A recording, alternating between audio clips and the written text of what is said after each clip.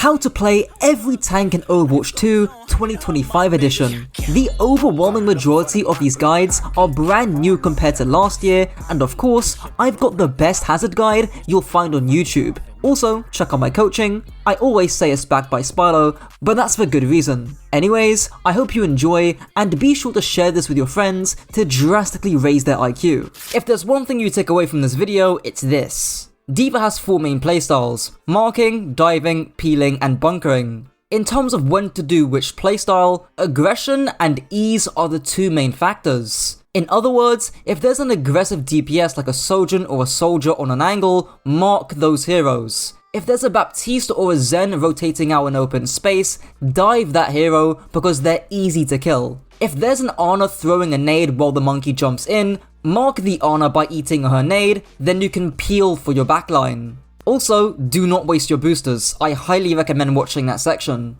D.Va's weapon, the worst shotgun in Overwatch, makes D.Va shoot her twin, short-range, rotating cannons, dealing up to 22 damage per shot, coupled with a 30% movement penalty, a short fall-off range starting at 10 meters, alongside infinite ammo. Likewise to most primaries in the game, there isn't anything too complex about the cannons. You'll use them for basic poking and combining them with micro-missiles. However, spy checking is really the only unique piece of advice for D.Va's blasters. You can pretty easily search for Sombras with your cannons due to them having a wide spread, being hit scan, and having infinite ammo. This is best done on open areas like Watchpoint Gibraltar first point defense, New Junk City with the outside open area point, and to be honest, anywhere on New Queen Street. Lastly, and this is to do with D.Va's mech, do not take too much damage before the beginning of a fight, because you'll limit your options for what you can actually do in the mid-fight. D.Va's first ability, the Boosty Boys, makes D.Va fly at over double her normal speed for 2 seconds with a 3.5 second cooldown. By far and away the most important advice you will hear not just in this video, but across D.Va guides on YouTube is to use your boosters intentionally. This will literally change your rank overnight, and it's why I'm dedicating over 5 minutes to this section alone. Here's me and Coffee explaining it. So I think the best way to explain how to properly use D.Va's boosters, that no other guide is going to tell you by the way, is to first off understand how D.Va fundamentally works, how to play into D.Va, and how boosters can sort of counteract that. So on the screen is a professional tier 2 coach called Coffee, who's got a proven track record. He's a very well respected coach, so I'll let him explain it here and then I'll build off it later. I want you to imagine D.Va with an imaginary circle around her. This circle demonstrates safety for her team or uncontestable ground for the enemy team. With this in mind, everywhere D.Va goes, the circle follows her. It's super important that we keep this in mind, because the simplest of movements should be seen as her making a new area uncontestable. But people don't realize that space acquisition for D.Va is always going to be space sacrifice elsewhere. An aggressive play that uses boosters means that she can't get any new space for at least 4 seconds. This is why we don't see many high level D.Va players moving very far without their space being transferred or replaced by another member of her team. If D.Va's on her backline, hold angles, hold the point, stay far away. Wait, they can't play for the objective if they don't move. And if they do, change angles, leave the point. Make the enemy backline contemplate uninstalling the game. The big solution here for me is to actually just walk, and it sounds kind of dumb, but pressing W key and actually saving your boosters and making sure you don't waste them for no reason is really important on D.Va, because again, you're going to lose a ton of space if you misuse your boosters. So I'm going to go over some good and bad examples from the most recent pro play. This was from the Esports World Cup 8 days ago, August 6th. This is very relevant, very recent, so we'll get into it. So all Bernard is doing here is pressing W key, moving with cover, forcing the point, just doing basic stuff. He's not wasting his boosters here, which is really important. I will say the forcing point bit here is important because if Bernard just sat on top of his backline, again as Coffee said, Toronto are just going to take angles around Zeta and dive Zeta, and their backline's going to get blown up. Notice here that the Tracer is taking an angle on Bernard. Now, what is Bernard not doing? He's not using his boosters. And how many D.Va players do you know, even yourself watching this video, would booster straight onto the Tracer here? And the reason why is because the Tracer isn't killable. The Tracer's playing far away, and the Tracer isn't really a big threat to Zeta at the moment right now. If Bernard did actually use boosters to go onto the Tracer, that leaves a ton of space down main for someone, Vega, RuPaul, and Merit to actually get a dive on top of the backline of Zeta, and Bernard couldn't do anything about it because he would have just used boosters to go on top of the Tracer. I will say here there was a slight miscommunication, so he uses boosters right now, but that's mainly because he didn't know that Finn was going to window. If he was staying here with window healing, he could just walk forward and then booster straight onto someone who's already low HP, he's got no jump, he's got no bubble, and that would essentially be a free kill. And that's why boosters are so important. Now Bernard gets healed, and he rinse and repeats, he does the same thing. He's going to force point here with decent cover, micro missiles are good here, but the really questionable thing that I don't understand is why Bernard uses boosters. Like, that is a really bad boosters. And as you can see, what Toronto do is that they dive and look at what happens. You know, there isn't a diva there to mark Merit. Now, in fairness, Bernard didn't know that Merit was actually playing in this sort of cubby hole on the right here. If he did, this is a very killable target. I wouldn't mind him using boosters there. He just didn't know the Ashe was there. But hopefully you can see the principle being in play there. That because Bernard uses boosters, Zeta gives up a ton of space, and I don't know why he boosts this, to be honest. These boosters onto someone are actually great. Why? Because someone is very killable. He's low HP, no bubble, barely any jump pack left. Done. Here's another example of bad booster usage and why it's bad. So here, beginning of the fight, completely fine so far, but for some reason, Bernard boosters up to the Winston, and I don't know what this achieves. I don't know what the intention of boosting up here really is, and you can see how Toronto outplay this. Look at that. That's a Tracer that Bernard can't force out because he's already used boosters. Now, this is a bit different than the last example because the Tracer is a lot easier to force out. Why? Because the Tracer is closer to the diva, but Bernard can't force out this Tracer because he hasn't got boosters. I will say though, this use of boosters by Bernard right here is actually really good. You can see it right here. Good booster usage. Forces out the Tracer recall. That is a good usage of boosters. It's just a shame that it could have been done a bit earlier. To finish it off, here's a prime textbook example of great booster usage. So here, Toronto are going to dive with Pulse Bomb anytime soon right now. There we go, someone jumps in, and you can see Bernard boosters straight onto Merit, plus micro missiles, gets that kill. Absolutely textbook, and the reason why those boosters are good is because Merit is very killable. Merit's playing very close. Bernard's got the micro missiles. Merit is also very dangerous because if Bernard doesn't boost it onto Merit, Merit's going to get a ton of value there. So really important kill by Bernard. Good textbook usage of boosters. Now, in my Diva guide last year, I did talk about how to choose between marking the enemy DPS, diving the enemy backline, or peeling for your own, and all that advice does still apply. The trick is making sure there's a trigger, or a reason, or an intention with whoever you booster to. If their Widow wastes grapple on high ground and they're isolated, you can kill them.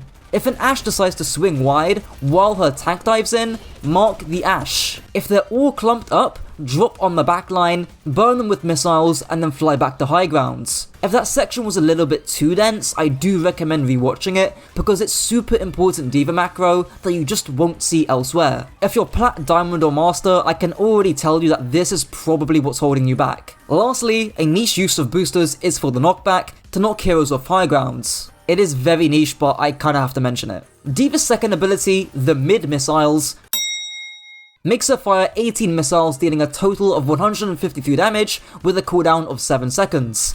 As of the writing of this script, it's very likely that Diva's missiles will be nerfed in the future. The damage of her missiles have been terrorizing the ranked ladder recently. For those who don't know, the combo is self-explanatory. Firstly, use the boosters to close the distance. Secondly, fire your cannons to add a bit of poke damage. Thirdly, fire your missiles when you're actually close to the targets in order to make sure they land. Try not to pop your missiles too early. Lastly, cancel your boosters up close and melee to finish them off. Even when your missiles will get nerfed in the future, this can still pack a big burst damage punch. The last use, which is obviously more niche, is to multitask your missiles alongside your DM. Most commonly, this will be up against Far's Barrage, a Reaper Blossom, or a Cassidy High Noon. The extra damage can make a big difference. Diva's third ability, the 3.5 second Transcendence, makes D.Va activate a forward-facing targeted array to catch and eliminate projectiles out of the air. The duration is 3.5 seconds, with a 10 meter range and a cooldown of 1 second. It takes 6 seconds to fully charge your Matrix from 0.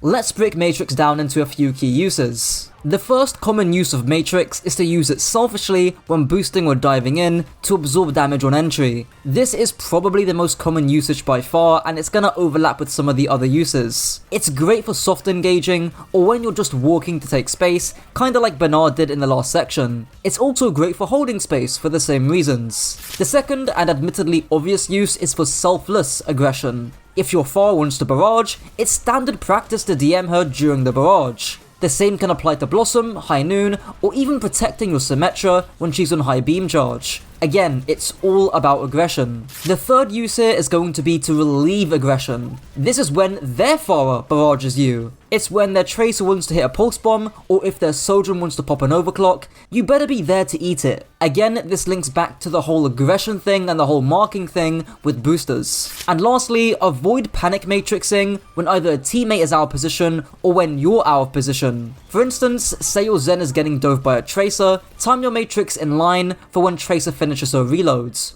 Here's an example of Bernard, a pro-level D.Va player, wasting his DM a lot and getting punished for it. So again, in the last section we went over the boosters here from Bernard, but this section I want to focus solely on the DM. So again, he boosts up here, DMs a little bit there, makes sense. This DM though, what is he DMing? What, Lucio shots? Winston Tesla Cannon? Kiriko Kunai? There's nothing really of threat that deserves the Matrix here. And it gets even worse because what is he matrixing here, you know? Like, if you're going to be matrixing Sugar Free or you're going to be matrixing Merit, make sure you're actually looking at those targets. But as you can see, once he turns around and looks at these guys, they're not in aggressive positions. Merit is in fucking no man's land, and Sugar Free isn't in an aggressive position to capitalize on Zeto's backline. Like, this DM is completely useless, and as you'll see, as we play the fight here, he's got no DM, and this will bite him back in the ass. And eventually, over time, so he forces out the recall here.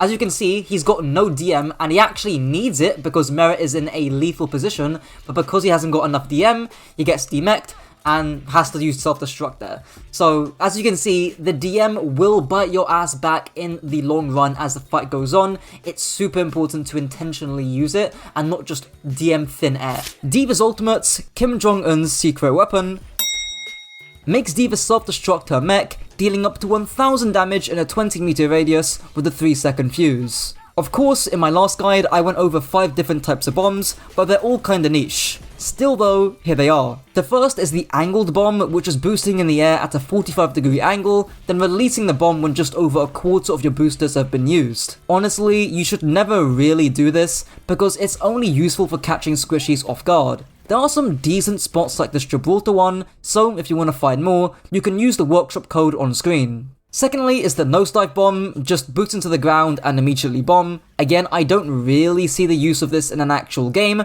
but it might be useful if you want to quickly remech.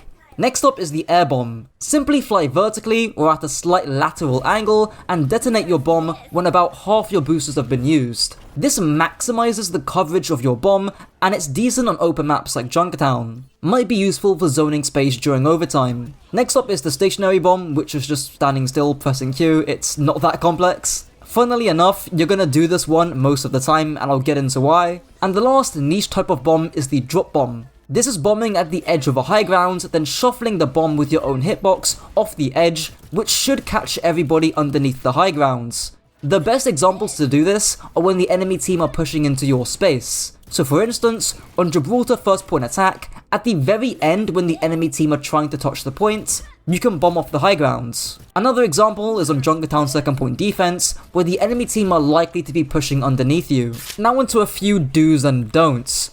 Don't bomb engage early. Thankfully, it's a dying trend, but the reason why you don't bomb engage early is because it's easy to avoid and you're left without defense matrix, meaning a barrage or blossom can catch you and your team. Do use bomb as a second life. It's very common for top level players to just use bomb like Meteor Strike to allow them to play way more aggressively, and if they get demeched, who the fuck cares? They've got another mech. In fact, you'll be doing this 90% of the time. Don't use bombs to break shield. Hopefully I will never have to say or see this ever again, but some lower level D.Va players unironically do this. Please don't. Now into the playstyle section. The most important thing to understand here is that your playstyles can switch dynamically as a teamfight progresses, and that the playstyles can overlap too. I already touched on the playstyles in the booster section, which I highly recommend watching if you skipped it. The first playstyle is peeling, meaning to protect and help your squishies. The key thing here is the range at which you play with regards to your team. You don't want to be stacked on top of your backline, but you also don't want to be isolated from them either. An example I used was on Blizzard World First Points, where you're within a decent range to help anybody. However, let's say in this example, their Genji Winston dive your Ashe on the high grounds. They're also playing an Ana too. What should you do here? Well, here's where it gets a bit complicated and where the second playstyle of marking comes into play. Of course, you should peel the Winston and Genji, but not before you mark the Ana by eating her nade. Then, after you've eaten her cooldowns, you should fly up to the Genji and Winston to punish them and make sure your backline are safe. There's an example of this that I will go through later. You might ask, why not just kill the Ana first? And honestly, that just depends on how killable the Ana is. Generally though, you want to force out flankers and frontline heroes first before you go for backline, and I explain all that in my dive guide. Speaking of diving though, you'll do this playstyle when your team has a lot of space and you have multiple triggers to actually hard engage. Again, a very recent example will be shown later. I spoke a lot about triggers in my Doomfist guide, but in short, you want to have a cooldown advantage, an HP advantage, an ultimate advantage, a numbers advantage, or a positional advantage, or a mixture of any of those in order to actually dive. The last playstyle, bunkering, is a bit more niche and I speak about it in my Brawl guide, so I'm not going to go over it in too much detail here. You can see Bernard do it in this example at the beginning of this fight, but he switches to marking later on. The purpose of bunkering is to mainly absorb dive pressure easier, and it's best done while you're forcing the points. Another visual example is how Spitfire did it against the Houston Outlaws on Antarctic Peninsula. To finish off this section, here's two actual in-game examples from pro play to help solidify these concepts. So this example here, I want you to pay attention to Atori, and this is going to be really similar to that Blizzard World example that I draw up on screen. And as you can see, Winston jumps in here and look at what Atori does. She doesn't fly straight to the Winston and just go down main. Instead, she's marking the Ana here, eating the sleep dart, really important eat there, alongside some echo damage. And now after the Ana's got no cooldowns and she feels that the Ana really isn't killable, she's going to turn around and do that peel playstyle. There you go, you can see peeling the Kiriko the best she can.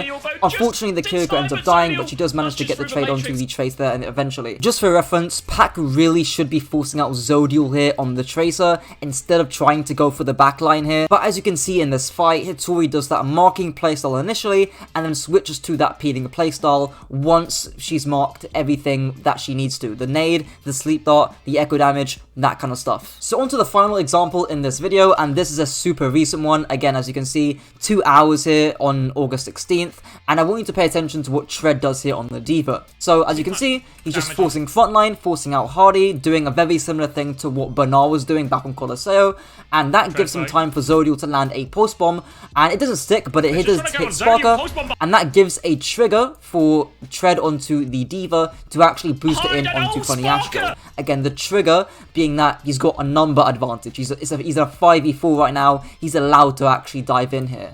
But as you'll see, Landon on the Ana does hit a nano boost onto Psycho on the Tracer, and he switches playstyle. He does that peeling playstyle now, and he's going to shut down Psycho the best he can. DM is decent there. Probably want a little bit more DM here if I'm being honest, but the boosters are good, the marker missiles are good, forces out the recall, really textbook classic D.Va play. Now on to D.Va's tag matchups.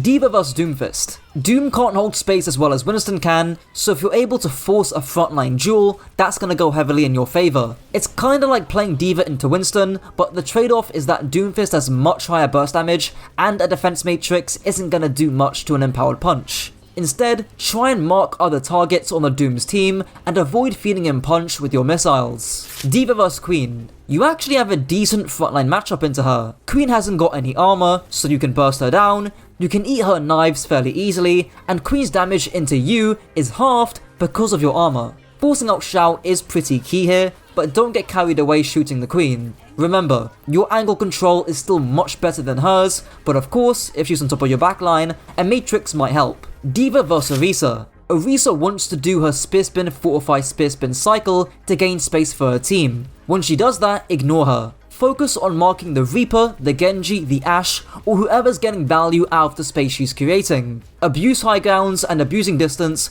can also help a bunch as well. The same advice also applies to Mauga. Of course, the obvious tip here is to save your Matrix for his cardiac overdrive, because you can pretty much eat all of it. So if he's inting onto your backline, Matrix his ass and burn him. D.Va vs Ramattra. The only thing you can eat from Ram is the Vortex and his Omnic form of fire. Knowing that, the Ramattra will look to barrel down on top of a squishy, and there's not too much you can do about it. You also lose that frontline duel as well. Instead, you want to make that Ramattra contemplate running on top of your team. If you're on high ground on top of his backline, he has to force you out, which inherently creates space for your team. D.Va vs Reinhardt. Get your ass off the low ground as D.Va. Of course, eat his fire strikes, but you have way better angle control than the Reinhardt, so abuse it. He'll probably try to pin your backline, in which case, just Matrix him off from the rest of his team, and you can burn him from behind. D.Va vs Roadhog. Don't bother burning the Hog unless he's killable. Play like a fat tracer, harassing the teammates around the Hog that he can't really help out. Of course, if you can, Matrix his hooks and his whole Hog. D.Va vs Sigma. The same advice applies just as I've said to the majority of the ground tanks. It's super hard for Sigma to directly involve himself if you're 2v1ing someone on the flank, or if you're sat on high ground marking the squishies. D.Va vs Winston. I've already gone over this in decent detail from the booster section and the playstyle section as well, but in short, you have the better frontline matchup on D.Va. Force the point with cover, force out the Winston with micro missiles, and don't use your boosters unless you see something killable and or something that's highly dangerous. D.Va vs Ball. Again, you can't Matrix his pole driver, but you can Matrix his teammates who will try to get value when he slams. When he's got mines, also look to kite back to high ground where possible. D.Va vs Zarya. People always think Zarya is the counter to D.Va, but again, the key is verticality. Yeah, no shit, Zarya's gonna beat you if you're sitting in front of her the entire time. Marking and diving are probably the most irrelevant playstyles here, and Zarya has some of the lowest mobility in the game, so you shouldn't need to worry about her controlling your angles. Well, that's it for the video. Okay, so my Doomfist guide is so old that I have to rework it at this point, so here we go. Doomfist is a surgical dive throw that specializes in extreme burst mobility and burst damage. The most important concept to understand with Doomfist is soft versus hard engaging. Soft engaging involves quick in and outs, like slamming in and punching out, and hard engaging involves going in with the intention to get a kill or force out a lot of resources. The 4 triggers being HP, cooldowns, ultimates, and positioning will dictate whether you hard engage or not. You also have 3 main playstyles on Doomfist: disrupting, diving, and dueling / flank control. Doom's hand cannon, the shotgun sniper, makes Doomfist fire 11 pellets that deal 5 damage each at around 3 shots per second. Honestly, there isn't much more to this than what I already mentioned in my old Doomfist guide, which is trigger discipline. Back on my old team, Warwick Angels, who were at a semi-professional level in tier 3 and finished 25th in stage 1 of OWCS, we had a running joke about our Doom player being unable to hit Lucios when trying to clean up teamfights. Just don't rush your shots or even your cooldowns against targets that are hard to hit. Take the extra half a second to readjust your crosshairs to actually hit your shots up close. The last thing to mention is to shoot before any of your abilities. Literally, just shoot.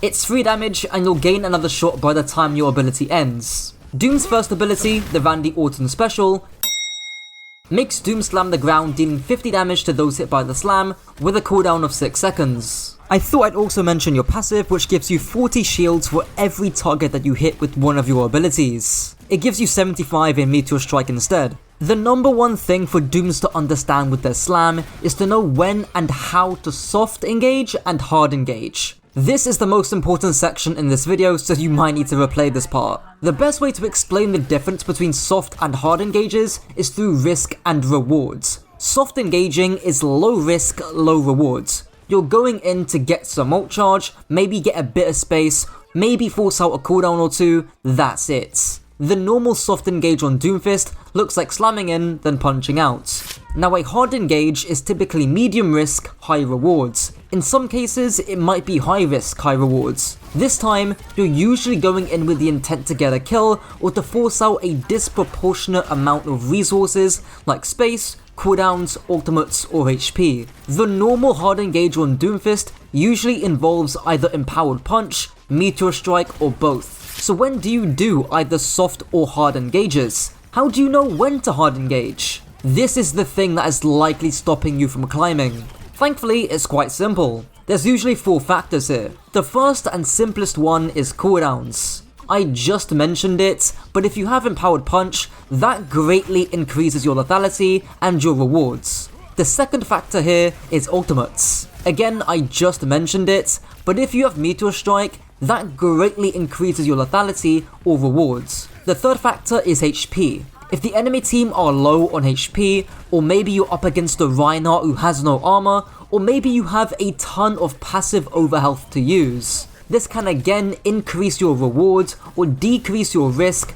based on how much HP you have. If you're low, you shouldn't be hard engaging. And the last factor, or trigger, is positioning. If the enemy team are in open space or are rotating in open space, or if the enemy ground tank has dropped from high ground, leaving their backline vulnerable, or if your DPS are in a prime position to actually engage, this can then increase your rewards and encourage you to actually hard engage. So that's a lot of talking, but it's such a vital concept to get down. To solidify things, here's a visual example of me coaching a Doom player on why this hard engage was a bad idea. Just play the corner here, 4 series to drop, and then seismic slam, punch the high ground, power block, and then punch out or punch in, depending on how your HP is. Don't engage this. Don't engage this.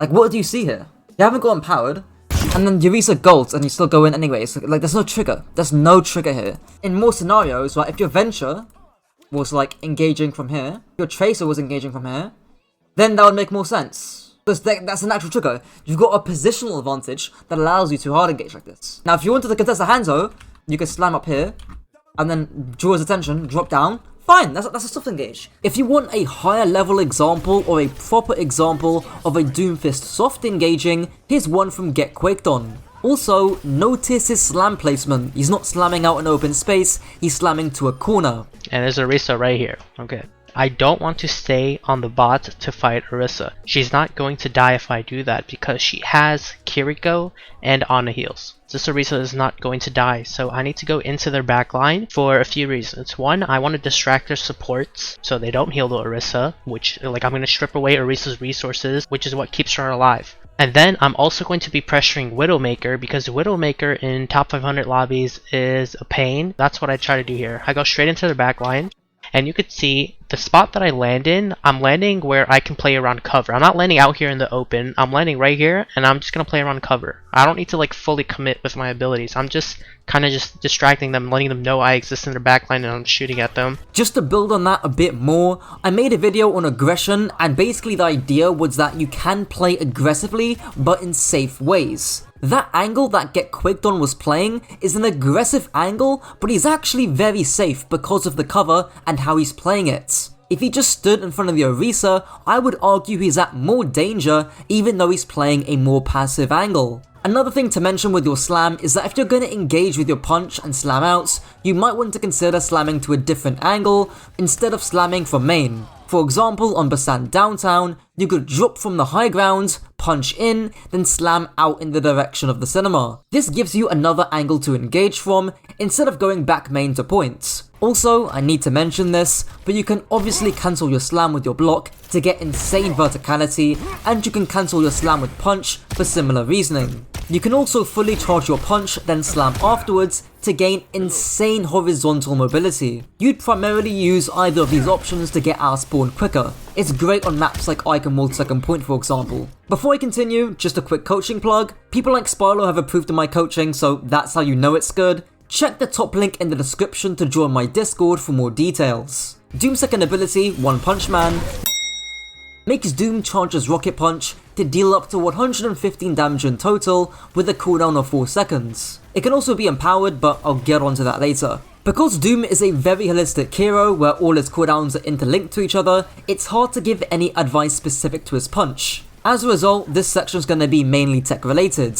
The first is obvious but fundamental, jumping at the end of your punch to conserve momentum. Everyone already knows this, but for good reason. The second is turn punching, when you turn the camera and jump to change the direction of where you want to end up at. The main use for this is going to be escaping around corners in a pinch. You're never going to use this for engagements because it cancels out your punch. The third is bounce punching, which I'm struggling to see how it might be useful in an actual game, but it looks cool, so there you go. And the same applies to diagonal punches, where you essentially punch off slanted surfaces. This might be useful if you already have Empowered Punch and you want a quirky hard engage. Doom's third ability, Ramattra block but worse, makes Doomfist block incoming damage from the front by 80%. If you block or mitigate 100 damage, the cooldown of your punch is reset and your next punch will be empowered. Empowered punches deal 50% more damage, meaning you deal up to 173 damage on a fully charged empowered punch. You also travel 50% faster and 50% further, don't forget that, and your blast back area of your AoE punch is greatly increased, meaning you can punch multiple targets at once. You do actually need to hit a target though, you can't just miss the punch. The first thing to mention with block is how damage mitigation works on it. Get Quick Dawn explained this pretty well, but in short, if you take 100 damage, only 80% of that is going to count towards your empowered punch. The remaining 20% you take as damage. The second thing is that, as Get Quick Dawn showed, you can build block faster by looking downwards a bit to expose your head hitbox. Now in terms of why you use block, the intention behind it is to get empowered punch 95% of the time. Empowered punch is your trigger to hard engage, because if you hit a squishy into a wall, it's a free kill more often than not. Now in terms of how you use block, there's two main ways.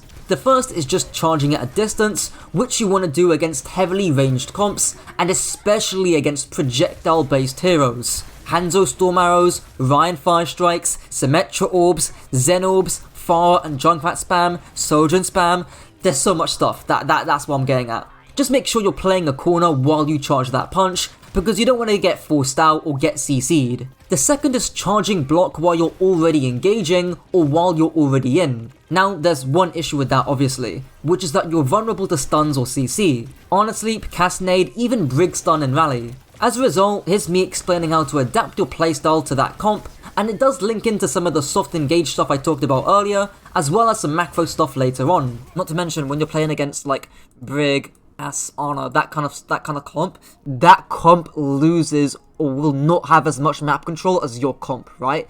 So these guys will play very, very stacked a lot of the time, which allows you to just slam them from different angles with cover and get essentially from like free ult charge, and then you can actually hard engage, right? So maybe you build up an empowered punch from range, hard the dive the BCA backline, stuff like that. Before I move on, it's worth noting that just because you have empowered punch doesn't mean you need to use it as soon as possible. Get Quick Dawn mentioned this in his video, and on this example with Zarya on Circle Royale, the reason why he isn't punching is because there aren't enough triggers. More specifically, the enemy team still have a lot of HP, cooldowns, and more importantly, Get Quick Dawn doesn't have a positional advantage because the enemy team's backline haven't walked out yet. That is why he keeps baiting the punch, and again, it links back into everything I've said about soft and hard engages. Doom's ultimate, the escape plan, makes Doomfist leap into the air, striking targets on the ground. The inner sphere of your meteor strike does 300 damage, and the outer sphere scales from 100 to 50. You also get 75 feeling while in the air,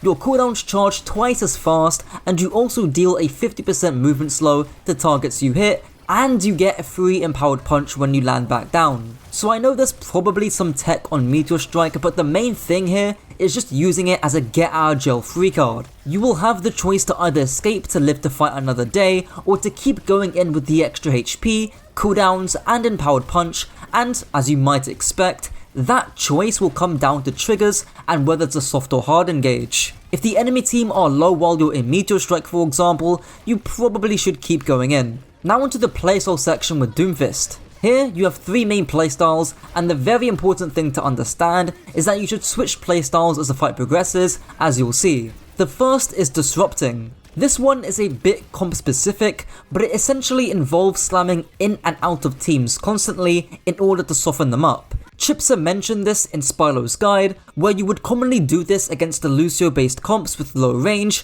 and you'd also do this against comps with a lot of CC, like Ana or Cass, and play to bait their cooldowns, but I think there's some extra macro we're missing, which I'll cover in the second playstyle, dueling. Now, dueling doesn't necessarily mean taking heroes one-on-one. Obviously, you can and should mark that squishy hero who's taking an angle by themselves, but this more so refers to controlling space and controlling angles thanks to your insane mobility. My old team, Warwick Angels, who are very high ranked, commonly ran Doomfist with either a Genji or a Tracer, and also with a Kiriko more times than not. The mobility that the Doom Tracer or the Doom Genji had, plus with the support of the Kiriko, meant that we could take any angle that we wanted.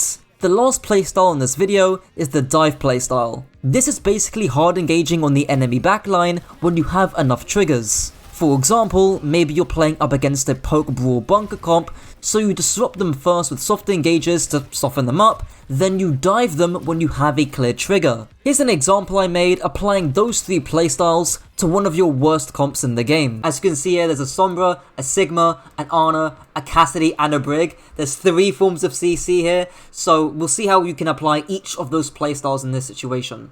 So the first one is disrupting. Now obviously this includes slamming in then punching out, but when you're against so much CC, Sigma Rock, Cass Flashbang, Sombra Hack, and Ana Sleep Dart, that playstyle can often be really hard to do. So an example of applying that here will be trying to slam to off angles or to positions that aren't directly in front of this stunned backline, this Ana Brig Cass backline, and then leveraging your mobility around them. Maybe you slam here or slam here, then punch straight out, and because these guys have such low mobility, they can't chase you if you decide to go on this angle. Now, I know what you're saying, right? Maybe their Sombra decides to play here, right? And then maybe the Sombra hacks you while you're going in. So what do you do about that, right? Well, the key thing here is actually having some backup or some other DPS source to disrupt and push out that Sombra, right? So for example here, there might be a Genji dashing in from a different angle, that could be a Tracer staging behind and then helping you out with the Sombra, disrupting that hack. All of that stuff is really useful and really important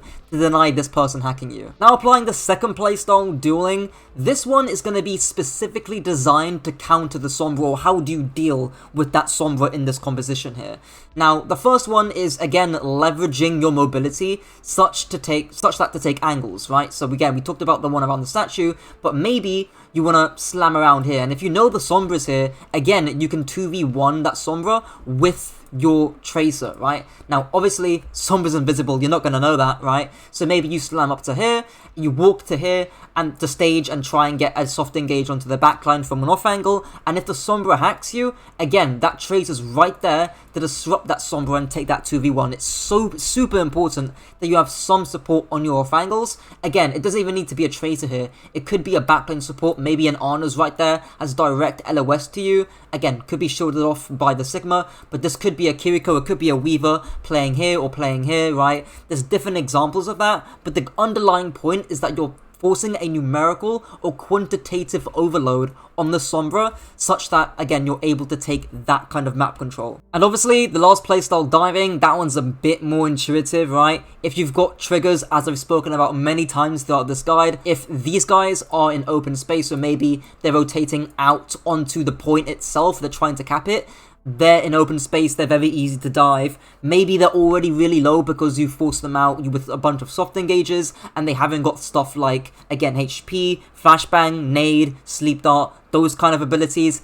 That stuff is really important for you to actually dive the backline. The really important thing here, especially in team play, now I know if you're gold watching this and you're playing ranked, this won't apply as much, but ult tracking is really important because again, things like Rally and EMP and Flux can stop you from actually diving. So again, maybe you bait that, right? You pretend to go in, he fluxes you, you meteor strike out of the flux, that kind of stuff.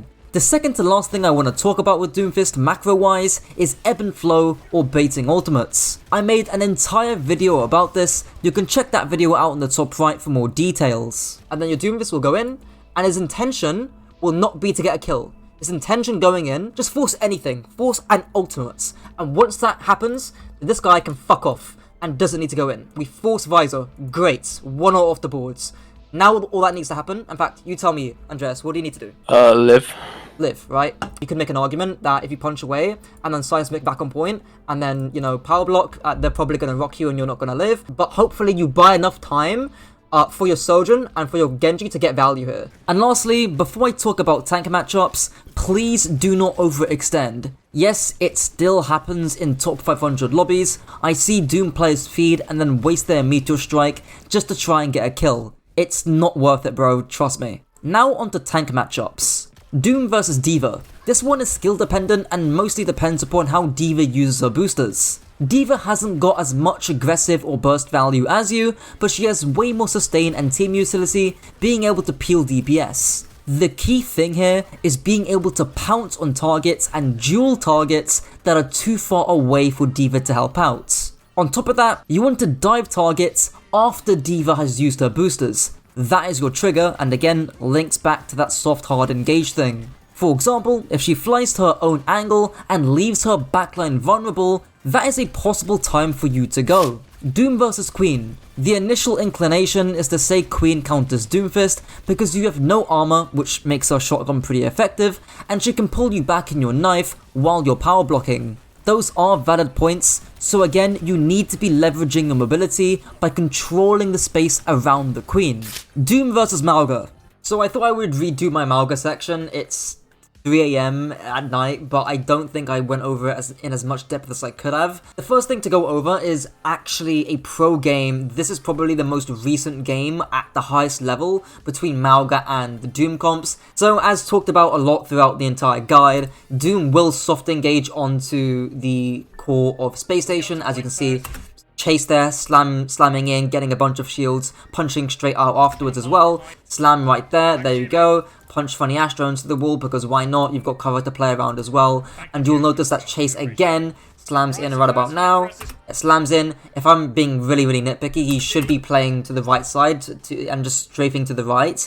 Instead he slams out an open space, which forces him to punch away. Not the best soft engage in the world, but the idea is that he's softening up the core of Space Station to get ult charge, to get cooldowns out, that kind of stuff. And he'll hard engage once Space Station decide to use TP or actually go onto the side or rush someone on the side of Ent. So as you can see, they TP to high ground or they TP to the other side of the point here, and this causes, again, Chase to actually go in harder on the side of Landon. He gets him really low. That forces Suzu, that forces Cardiac Overdrive, and unfortunately, Kevster gets traded out here. We don't see Kevster's POV, but Chase has actually done a really good job here. And I think if Kevster actually lives this somehow, some way, Ents have they're in pretty good shape to win this fight, especially with the cooldown trades. And I want to skip over to where Cardi has Cage and how Chase decides to try and outplay this. Chase doesn't actually get caged here at all. And the previous fights were just macro ebb and flow stuff, nothing much more to mention there, specific to Doomfist. And again, you'll see how sort of wide Chase is playing here, away from Hardy. Cardiac Overdrive has been used by Hardy pretty early. Again, Chase threatens that punch on the TP earlier on as well. And afterwards, again, you see Hardy cage here. Unfortunately, again, Kai gets his Ryuko forced out, not great. But again, look how disciplined Chase is playing. Round around that corner, super hard and super risky for Hardy to try and cage him. And actually, this is just a feed by Master there. Cages him, but he already dies instantly. And Chase nowhere to be found in that cage, right? So again, you're seeing that 15-meter distance that Chase is playing. Very surgical, playing the cover, playing the corners. Actually a pretty good job by him. The other thing I want to go over here is trying to apply this to ranked. Now, dealing with Mauga when Mauga isn't being played with the Lucio Kiriko is a lot easier, actually. Mauga needs a Kiriko for the Suzu, and one of Mauga's biggest weaknesses is rotations, you know? Mauga hasn't got a shield, like Sigma, to block things like Arnonade, and more importantly, block that for his team. And you'll see Hardy say this here. Can't really cross, he's too fat. Right, he's calling Mauga fat, right? But the idea here is that this distance that Mauga has to cross, he and his team, most importantly, not just him, his team as well, they will take so much damage on the rotation from White Room back over to point, right? And Hardy's trying to utilize that distance to force out things like Cardiac Overdrive. And he does that to a T here. So he'll toss 5 strikes. Sim beam there, right, and Cardiac Overdrive will be one popped burn. right now, you know? And it's just so hard for that Mauga team to actually rotate to the side of where Hardy's playing. Now, I know Hardy's playing Reinhardt here, not Doomfist, but the same idea still applies. And you'll see it here in this example. I'll actually play the audio clip out. I'll stay silent for this. And this is where I want to slide into the third stage, the exit stage. This is where we forced enough resources from the enemy team, so we stabilize, pull, or exit, and then once that Queen shout is over, we push back in with Kitsune Rush and a nice Mei wall. We bait the Junkerqueen into us by playing slow and playing seconds. This idea was actually so that idea there, obviously that applies to Junkerqueen, right? But again, we bait the Junkerqueen onto point, that forces commanding shout, then we re-engage afterwards once that cooldown's gone. And it's the same thing with Cardiac Overdrive effectively. Now, I know Brig isn't great into Mauga, and this comp that we're playing isn't great into Mauga, but Ana Zen, Life Weaver, that kind of stuff, the same macros still applies. So hopefully that goes over how to play Doom into Mauga. It's pretty lengthy, but hopefully pretty detailed, and hopefully concise as well. But yeah, Doom vs Orisa. It seems like she's a hard counter on paper, like many people believe, and that's mainly because of her Javelin. But again, if you're playing the spaces around the Orisa, particularly marking her backline, doing soft dives correctly by slamming in then punching out, then there shouldn't be much to worry about. Get Quickdon made a great video covering the matchup, which I recommend you go and watch. He essentially marked the squishies, and Orisa couldn't do much about it. Doom vs Ram. To be honest, you're not going to interact with each other a lot of the time. The only time it's going to happen, at least against a good Ramattra, is when you're punching out with a dive, or when you're low HP and you have no cooldowns. It's really important that you respect Ram's Nemesis form when you are on the back foot. It's not as bad as Mauga, but it's still something worth bringing up. Barring that, keep controlling the angles around the Ram. Doom vs Reinhardt. His 5 strikes basically lead to a fully in-charged and power punch. You're just one singular point of damage off of one. Just try not to get pinned or shattered while you're power blocking. It should be fairly telegraphed, and actually you can bait the shatter and intentionally power block and cancel it to try and make that happen. Macro wise, the same stuff applies as I've said about the ground tanks with Doomfist versus Roadhog. Because of Hog's range and his hook threats, playing against Hog requires nuance, and it depends a lot on your backline. If your backline is Ana Zen, burn the Hog at distance and leverage your Zen to take unfair duels on angles.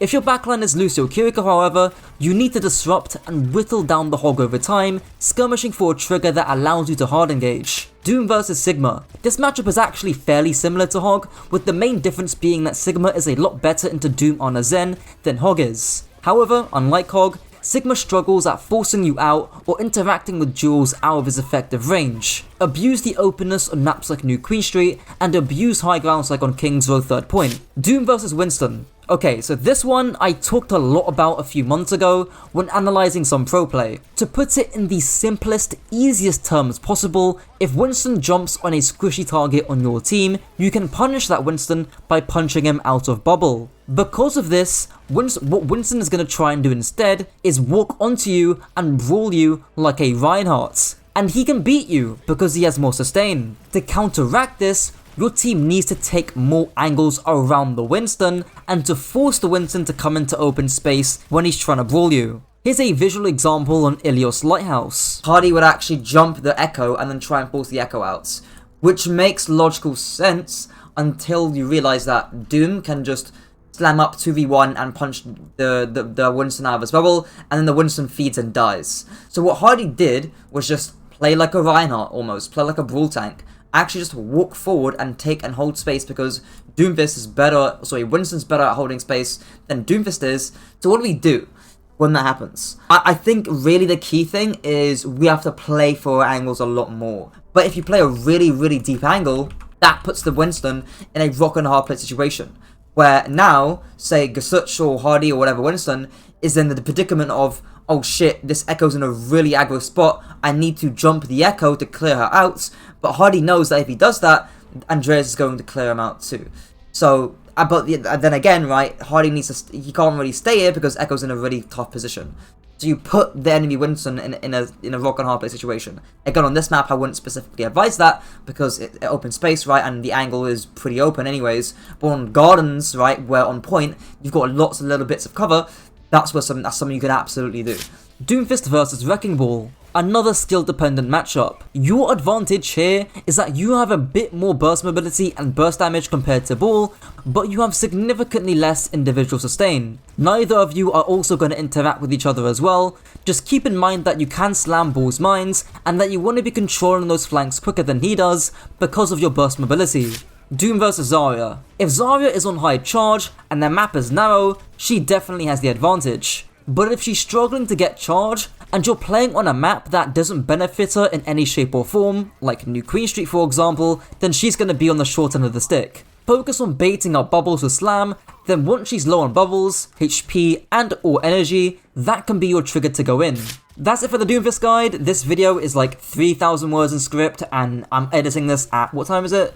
5 past 12 in midnight. Yeah, just share the video please.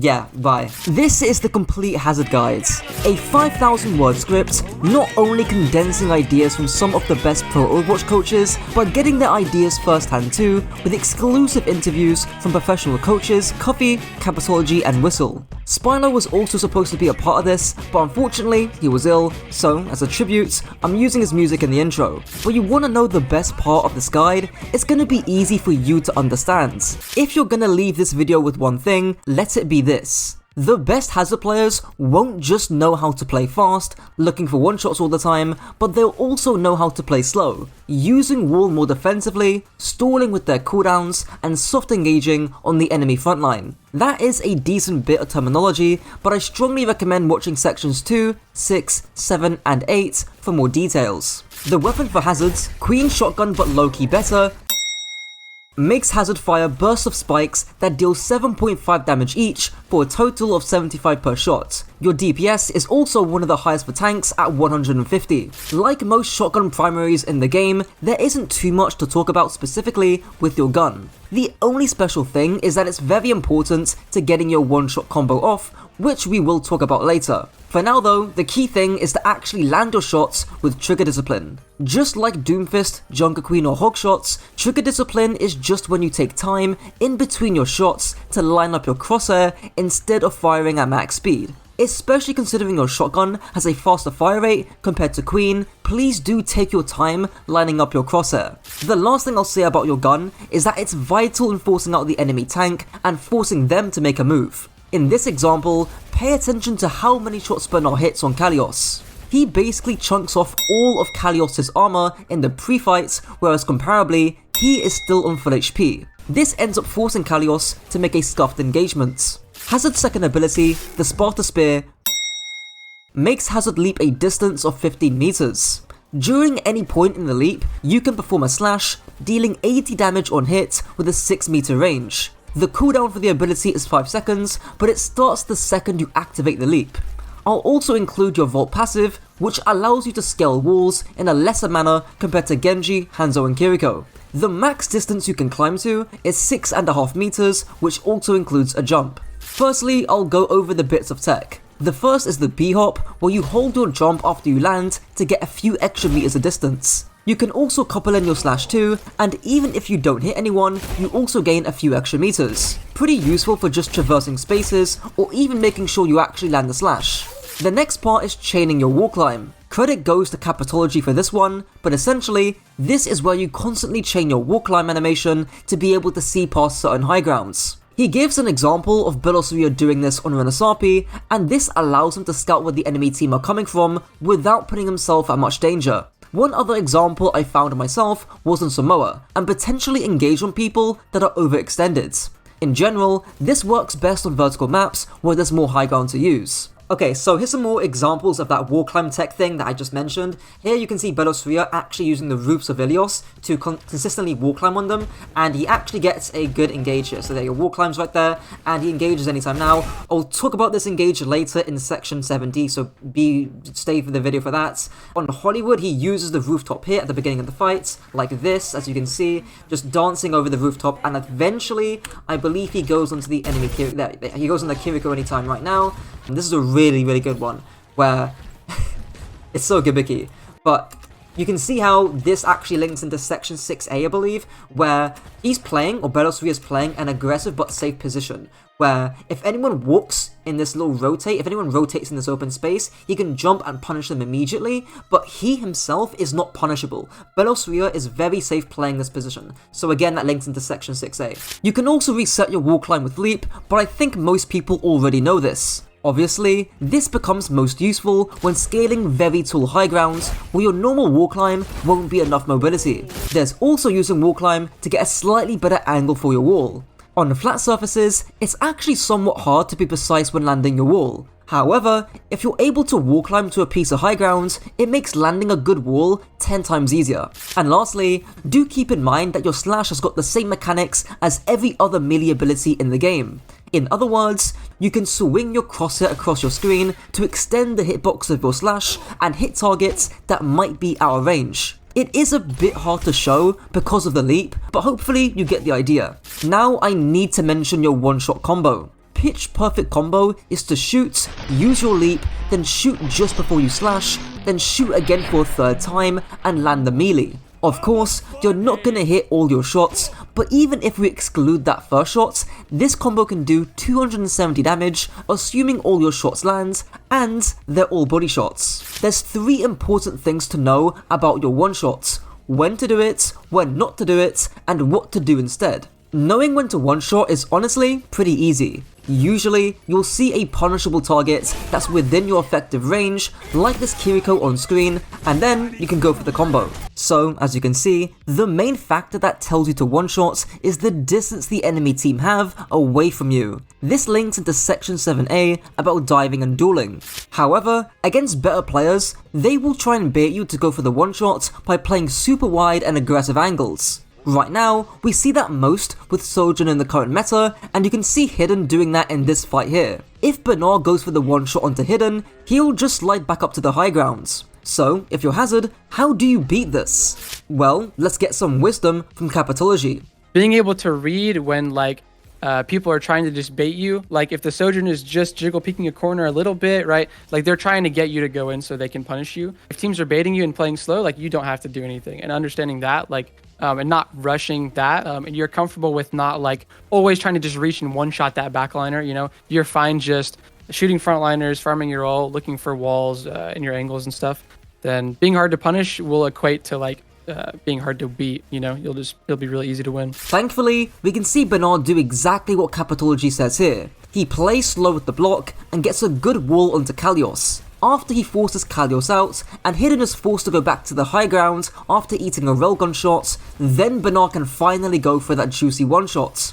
He even manages to get both the Sojourn and Ana. You can basically summarize this section as soft engaging, which just means to do plays that are low risk and low rewards in order to get a bit of space or even force out a cooldown or two. Why soft engage? Because you can't yet hard engage, which, in reference to Hazard, looks like getting your one-shot combo off. Of course, I can't forget to mention that your leap and wall climb are both very useful in controlling high grounds. From the little I've seen in scrim environments, this becomes super powerful on maps like Suravasa, where you can straight up deny people like Genji from controlling the high grounds entirely. Considering traditional ground tanks like Reinhardt or Queen are played on those maps as well, they can't contest you either. This also links to the zoning playstyle in section 7B. Hazard's second ability, May Wall but low-key worse, makes Hazard deploy a spiked wall with 400 HP that deals 50 damage on contact. The cooldown is 12 seconds, and if you're curious, the width is 5/8 of a May wall. If you don't already know as well, the wall can pass through players like normal, but can be blocked by shields or eaten by D.Va's Matrix. Firstly, let's talk about a quick setting change. This was from a Cron.up YouTube short, but basically, you want to go to Options, Hero and HUD, and copy the settings you see on screen here. This will allow you to hold down your wall button so you can get precise placement of your walls, but it also allows you to just tap the button and you can immediately fire it like normal. Best of both worlds. Now I do need to address that in the gameplay trailer, you can see Hazard use his wall to essentially allow him to climb high grounds that he couldn't do otherwise. but in 99% of cases, this is a big waste of your wall, because you can just use your leap in the majority of cases. Instead, the most obvious use for your wall is to treat it like a Mei wall. In other words, using it to isolate targets, splitting them off from their team, and even guaranteeing kills. In this example, you can see that when I dive the Sojourn, I use my wall to block her escape path, and I end up finishing off the kill onto her. This is also pretty common in pro play, as you can see Bernard popping the wall behind Kalios, guaranteeing the kill by isolating him from his Sojourn Kiri backline. However, what about using walls when you can't get good splits on certain maps? How do you use the wall on open maps? Here's what Capitology, Cuffy, and Whistle said. After you use your slash and your combo and you try and one-shot somebody in your block, you can use it to just extend the amount of time that you can live somewhere. It becomes a really, really good stalling cooldown. And I think that's probably the way that would be easiest to use on maps like that. I even wrote down a whole bunch of things as to how we can use the wall, and I could say you can use walls to block damage, block sightlines, block rotations, allow Hazard to traverse the map because he has his own wall claim and stuff like that.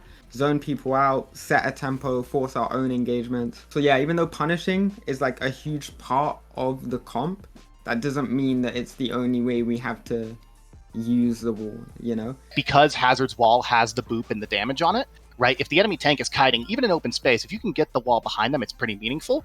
But, that's kind of situational. Other than that, I'm almost seeing it used like a Soji, right? Like a you can't stand here.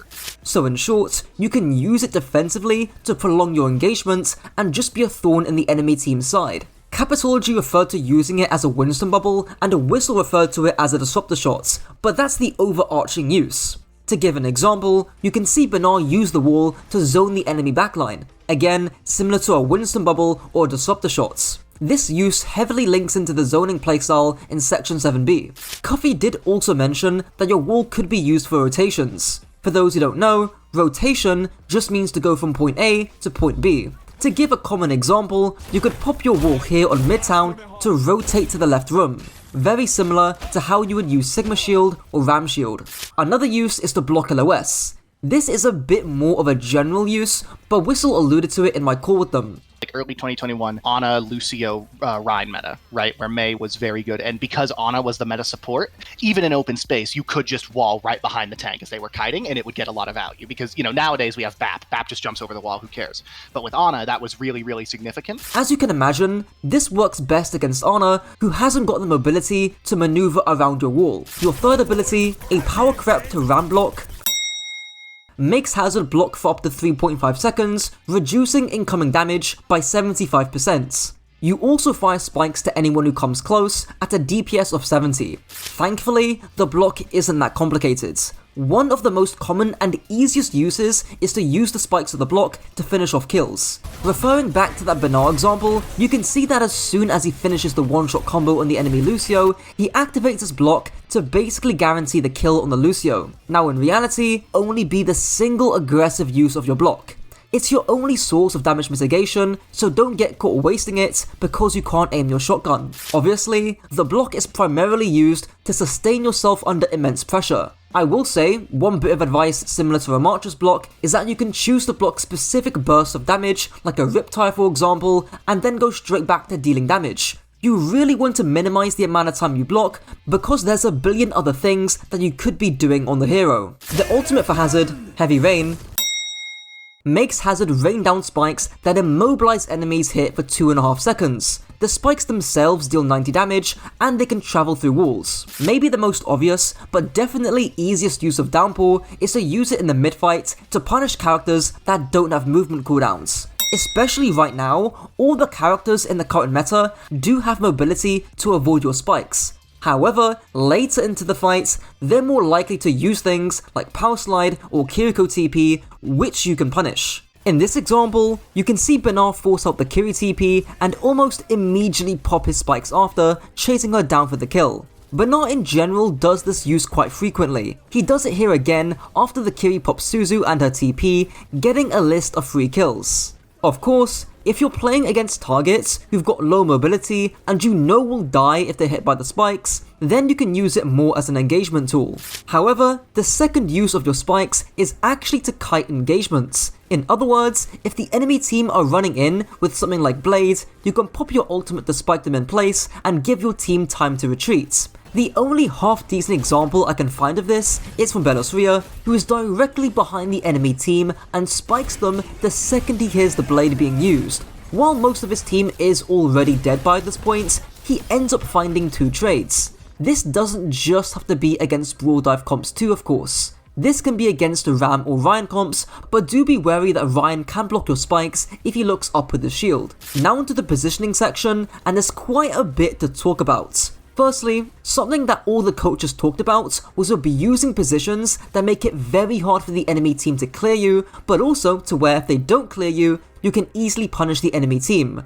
Learning how to position yourself in a way that it's really hard to clear you or force you out. If you set up so that people have to rotate past you and that it's really awkward to take angles on you to try and spam you out, then like it becomes really easy to set that up for yourself. And sometimes you'll end up like people don't want to rotate past you if you're set up well and you're hard to clear. So instead of actually getting kills, your pressure is just enough to zone people entirely sometimes. I would say intensity without feeding. He's a character, like I said, being given way too much utility, which means that he's one of the only dive tanks that has the utility to stage himself, so set himself up, but also give himself the trigger, give himself the wall to actually go on something. One thing that you'll notice if you watch the pro games back, it's very rare that you see 2 Hazard players have head-on conflict. The Hazard player doesn't look for the other Hazard player. It's almost a complete understanding that I'm going to go on your backline, you're going to go on my backline, and I am going to kill your backline before you kill mine. Do you see what I'm saying? A lot of it's going to be like kind of similar stuff to like how you're playing Winston at a higher level. You look at pro Winstons, they're, you know, taking these weird tracer flank routes, flanking around the map to find like little ways to where they can get to these high grounds, get to these jumping positions without just like taking damage the entire time. And I think that's going to be the key, right? Where can Hazard be where he's like really hard to poke before he goes in, but he can still get to where he wants to go? Personally, I like to call this aggressive but safe positioning, and let's take a look at a few examples. Here on Oasis, I take the high ground with my wall climb. This is an aggressive position because of how close I am to the Cassidy, but also it's a safe position. Nobody on the enemy team can actually clear me from taking the high ground. As a result, I'm able to safely engage onto the Cassidy, getting a free kill. And that was all enabled by the starting position that I took.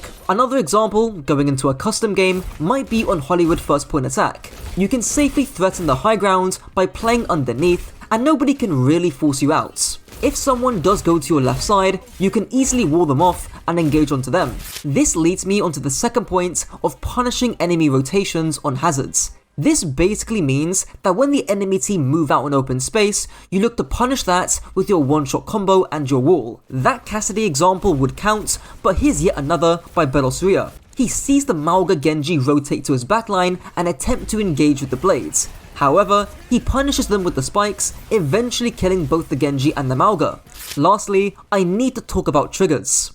I've talked about these a billion times before, but the advantages or triggers can be HP, cooldown, ultimate, numbers, or positional. HP, numbers, and ultimate advantages are fairly obvious.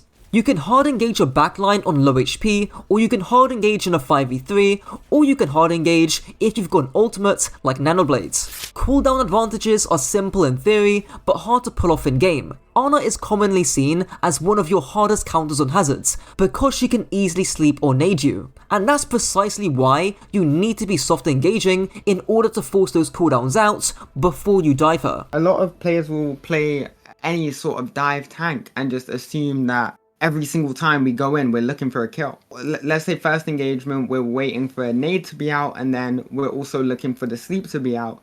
The second engagement is going to be an engagement where we're now looking at an Ana Brig backline where they don't have nade and don't have sleep.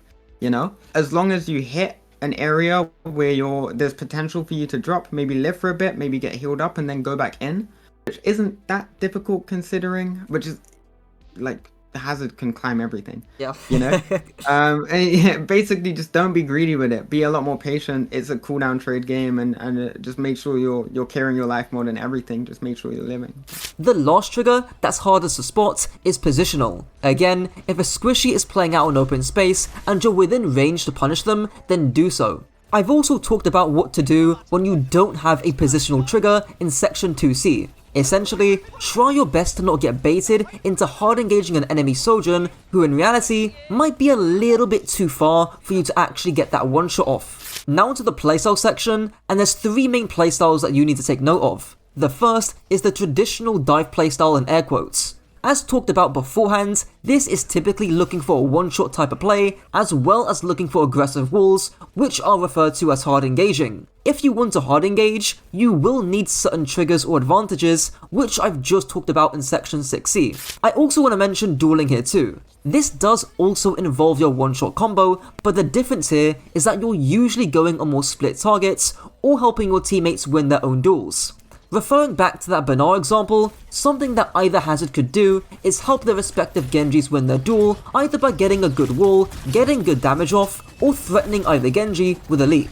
Now onto zoning. This is gonna be the playstyle that the majority of Hazard players are gonna need to master.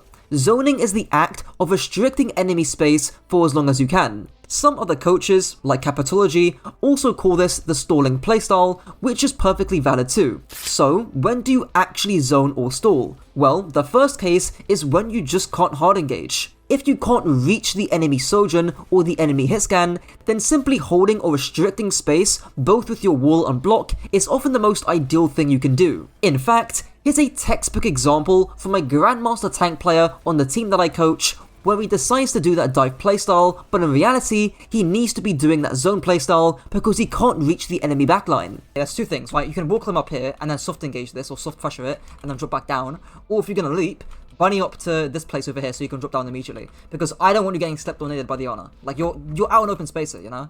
But what is this wall? Did you walk because of the Ana? I was trying to wall the stairs, but I'm pretty sure when I did it, I got. Oh my days, fam. Your mentality is trading backline here again, and it really shouldn't be. All you need to do is zone the backline as much as you can. Physically look at their position. Is this person threatening? No. No, no. Like, none of them are threatening. So your backline's like chill, you know? That's all your character needs to be doing.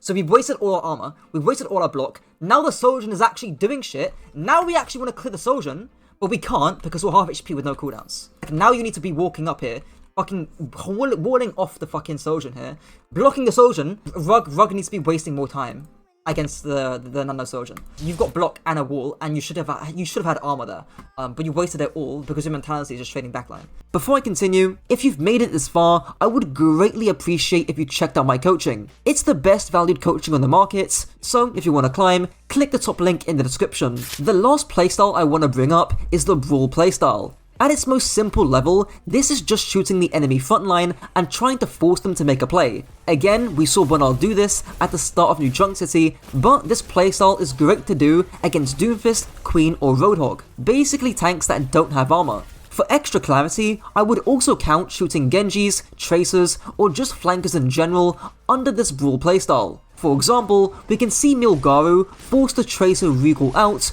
just with his gun before switching to that dive playstyle, going onto the Sojourn and eventually getting the kill. Lastly, as I almost always do in these guides, I need to talk about the dynamism between your playstyles.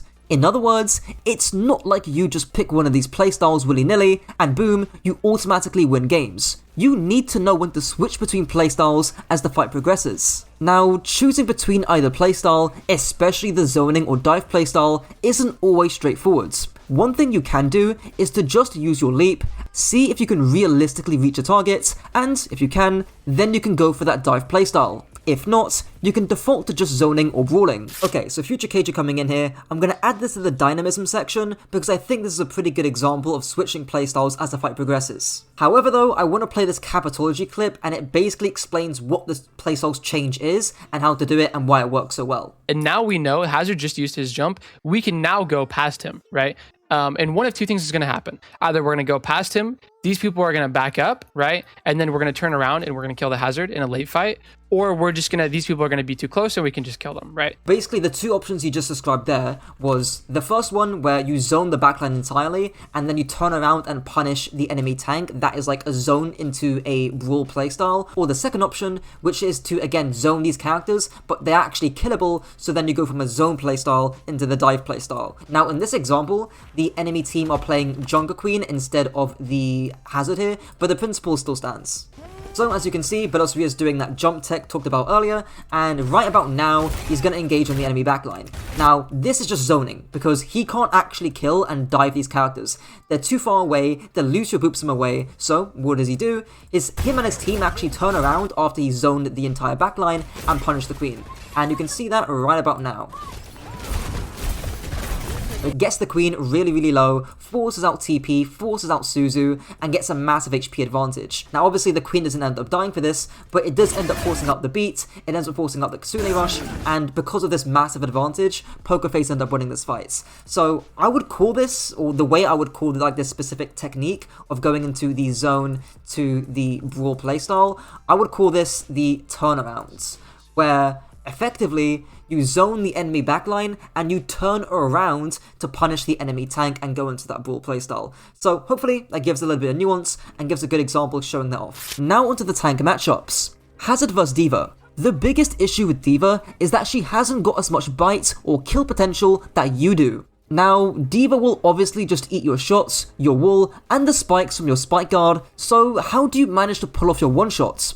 Well, it's all down to her boosters. In other words, if you see D.Va use her boosters, that is your window to completely avoid her entirely and engage onto her target. Bad D.Vas will just waste boosters whenever they want to, but to force boosters from a good D.Va, you and your team need to be threatening her team with angles. Your DPS need to be swinging wide to threaten the D.Va to booster onto her, and once that happens, you just win the trade onto their DPS because you have the better kill potential. Hazard vs Doomfist, fairly straightforward in my opinion. Brawl him up close and you'll win, and once he goes in, then it's time to zone their backline, especially if it's an Honor Brig, or alternatively, you can actually go for a dive yourself. That choice depends on whether you can reach and kill a target, as talked about before. Hazard vs Queen. On paper, you should be able to walk up and force the Queen out because your armor can actually half the damage that the Queen does. Not to mention, you also deal more DPS than the enemy Queen too. However, if the Queen is playing smart, she'll be trying to bait you to engage, because her engage is weaker than yours. If that happens, you can certainly get knifed and you'll get pulled back like a Winston does. In cases like these, it's more important than ever to get the Queen to engage first.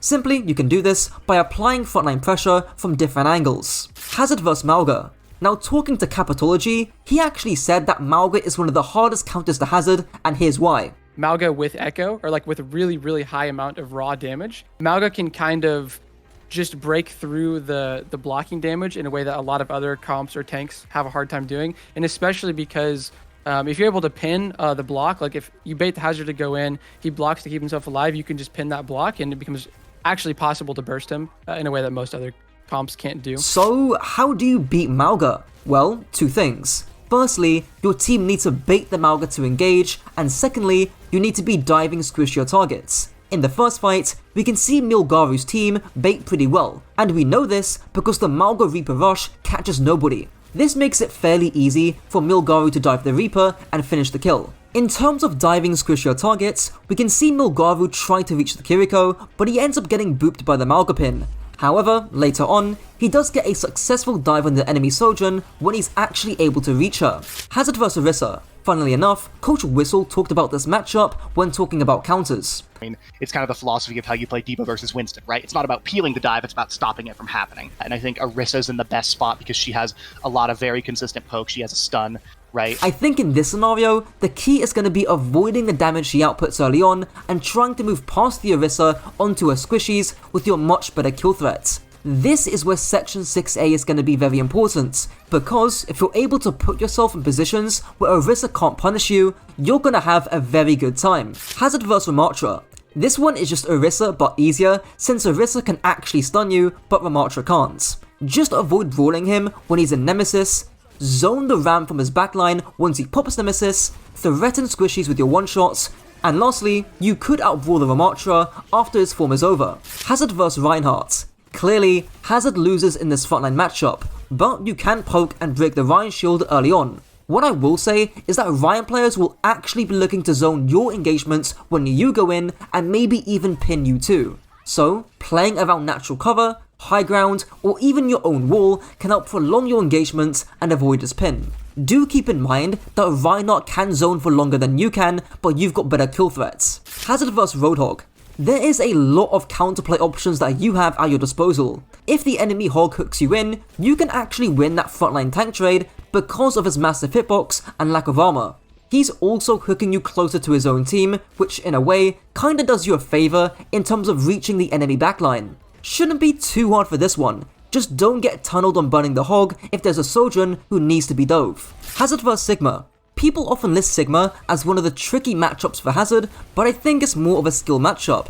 Sigma will look to rock you during this block as well as poke you down in the pre-fights. However, if you manage to split Sigma entirely with a good wall, you can definitely outbrawl him. And that's not even mentioning your burst damage kill threats that Sigma just doesn't have. What is Sigma supposed to do if you just leap onto his hit scan DPS playing the high ground, or you zone off the Sigma entirely? Hazard vs Winston.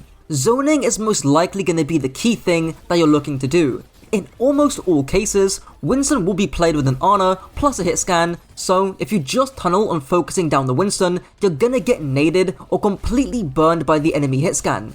Again, Section 6A as well as Section 7B should get you all the coverage you need. Hazard vs Wrecking Ball. Haven't seen much of this in pro play or scrims, but should function in a similar way to Winston. No matter what you can do, you can't chase ball and you can't mark the ball, so the playstyles listed in this video should be your guidance.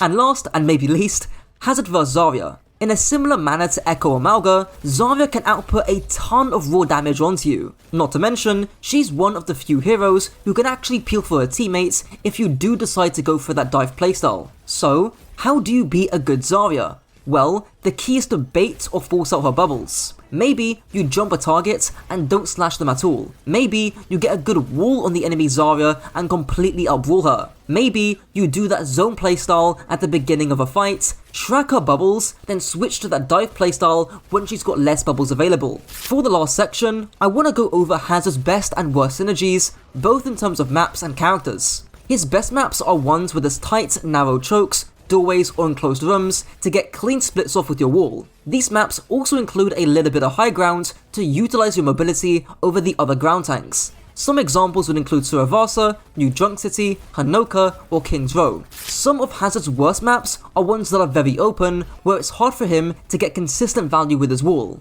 The two biggest examples would be New Queen Street and Junkertown. Honestly, I would go so far to say that Hazard isn't even bad on these maps. On Junkertown, you hopefully should be able to take some weird pathing to traverse the high grounds so you can reach and dive the enemy snipers. And on New Queen Street, there should be enough high ground for you to utilize and abuse that aggressive but safe positioning. Now onto Hazard's best synergies, which is honestly just the characters that we see in the current meta. I'll let Coffee talk about this one, since he predicted it 2 weeks before Hazard even got released. I mean, honestly, you kind of predicted it 3 weeks ago, because it's kind of the meta now. I showed you that I kind of predicted the characters that work well with him, and it goes back to a tweet that I said ages ago about we're kind of going into a consistency meta where it's we've been seeing a lot of Genji play, that's no secret, but Genji isn't the best flanker, he's not the best at securing kills, he's not the best flanker at holding space.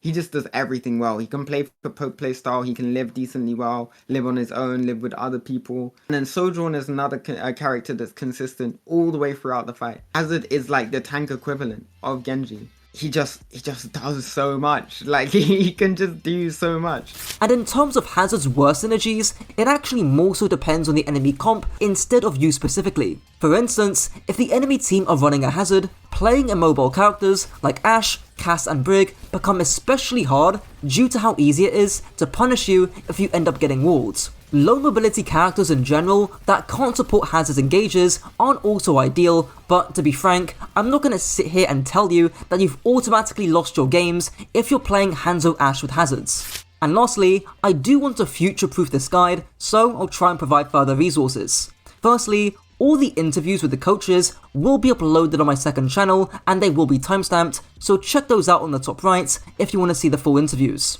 Secondly, I highly recommend you check out Capitology's Hazard video. It's currently sitting at 2.3k views, which should be a crime against humanity considering how good that video is. Thirdly, pay attention to this channel because I am planning to post more Hazard content over the coming weeks. And lastly, just talk to coaches. You can DM me or any other coach in this video over on Twitter. Anyways, after a 5,000 word script, that's it for the guides. My Junkerqueen guide is almost 3 years old and probably the worst guide I've ever made.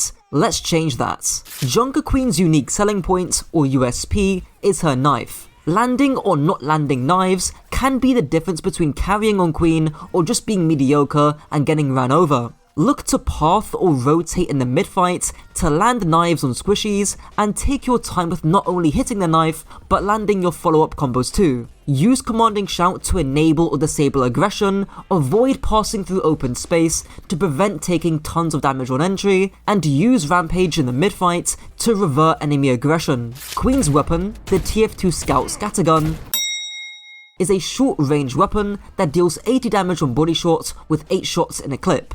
There's 2 simple but key ideas here. The first is making sure that you've got a full clip before you start brawling. You don't want to knife a target and be unable to follow up because you need to reload. Just do it behind a corner or before you walk in. Secondly, as with any close range weapon in the game, ensure you've got good trigger discipline when firing your scattergun up close. Your pellets are hit scan and enemies move faster relative to how close up they are on screen. So taking the extra half a second to readjust your crosshair to land the juicy meat shots could be the difference between landing a kill or not. Queen's first ability, Hog Hook but worse, makes Queen toss out a knife that deals 65 damage on impact and 30 additional damage over 3 seconds. If you hit a target, you can pull them in at any time, and if you miss a target but retract the knife through them, you will deal 15 wound damage over 3 seconds. Not to mention, the cooldown is 6 seconds. Hopefully the editing version of myself will put clips in the background of Queen players hitting their knives and confirming many kills based off it. Tons and tons of lower level Queen players will just toss out their knife without any thought to actually hit it. It needs to be treated like a hog hook instead of a random disposable cooldown. If you are not already locked in on hitting your knives consistently, you will see a notable increase in the amount of knives you hit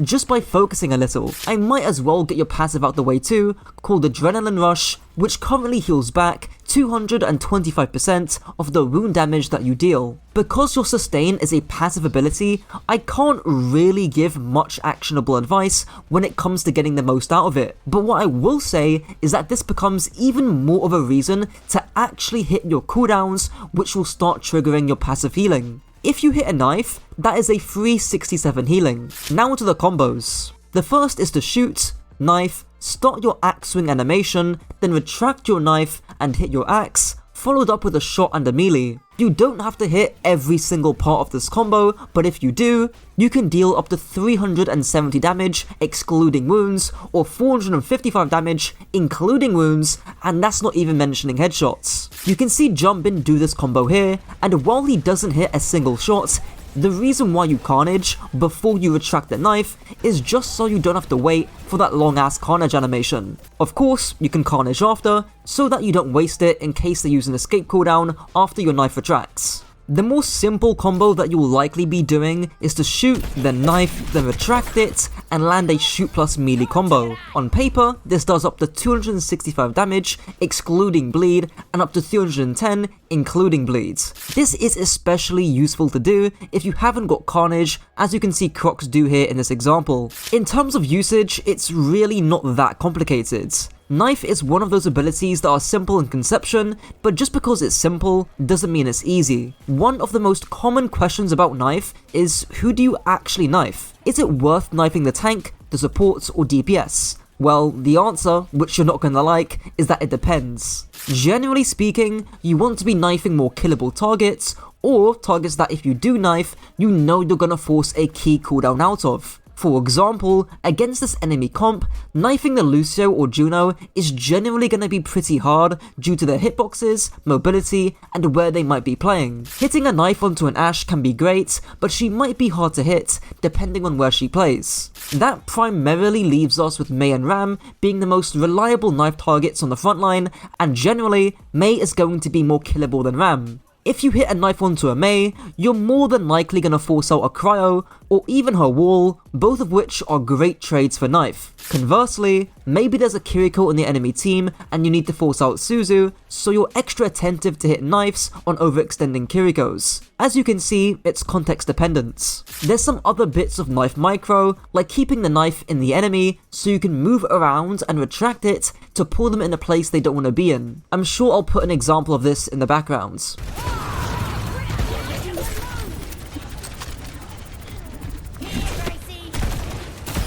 And conversely, there's some cases where you might not want to retract your knife at all. If you're running away from annihilation, knifing the enemy Ramattra and pulling him closer to you might not be what you want to do. However, if he's close to ending his form, knifing him towards the end and pulling him when he exits Nemesis can be pretty potent. Queen's second ability, B-Tech Reinhammer, makes Queen slash an axe across the enemy, dealing 105 damage, as well as 40 bleed damage over 3 seconds on an 8-second cooldown. However, for every target you hit with Carnage, it decreases the cooldown by 2 seconds. I'm not gonna lie, just like Reinhammer, there isn't much more to talk about Carnage than there is with Hammer. You can swing your camera around to manipulate the hitbox and hit multiple targets, and of course, you can charge up your Carnage behind corners, but this is all fairly basic stuff. And of course, there's the combos I went over in the last section, pulling enemies close to slash them after. However, a topic I don't see talked about at all is when it's beneficial to not Carnage, and actually when it's better to miss a Carnage to preserve your own life. This might sound a bit crazy, but bear with me for the next 2 minutes as I explain this with an example from Junbin.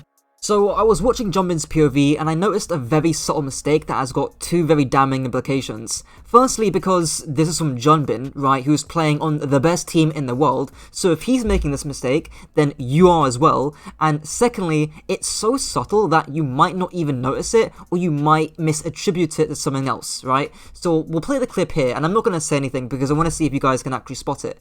But we'll play the clip here and see how it goes.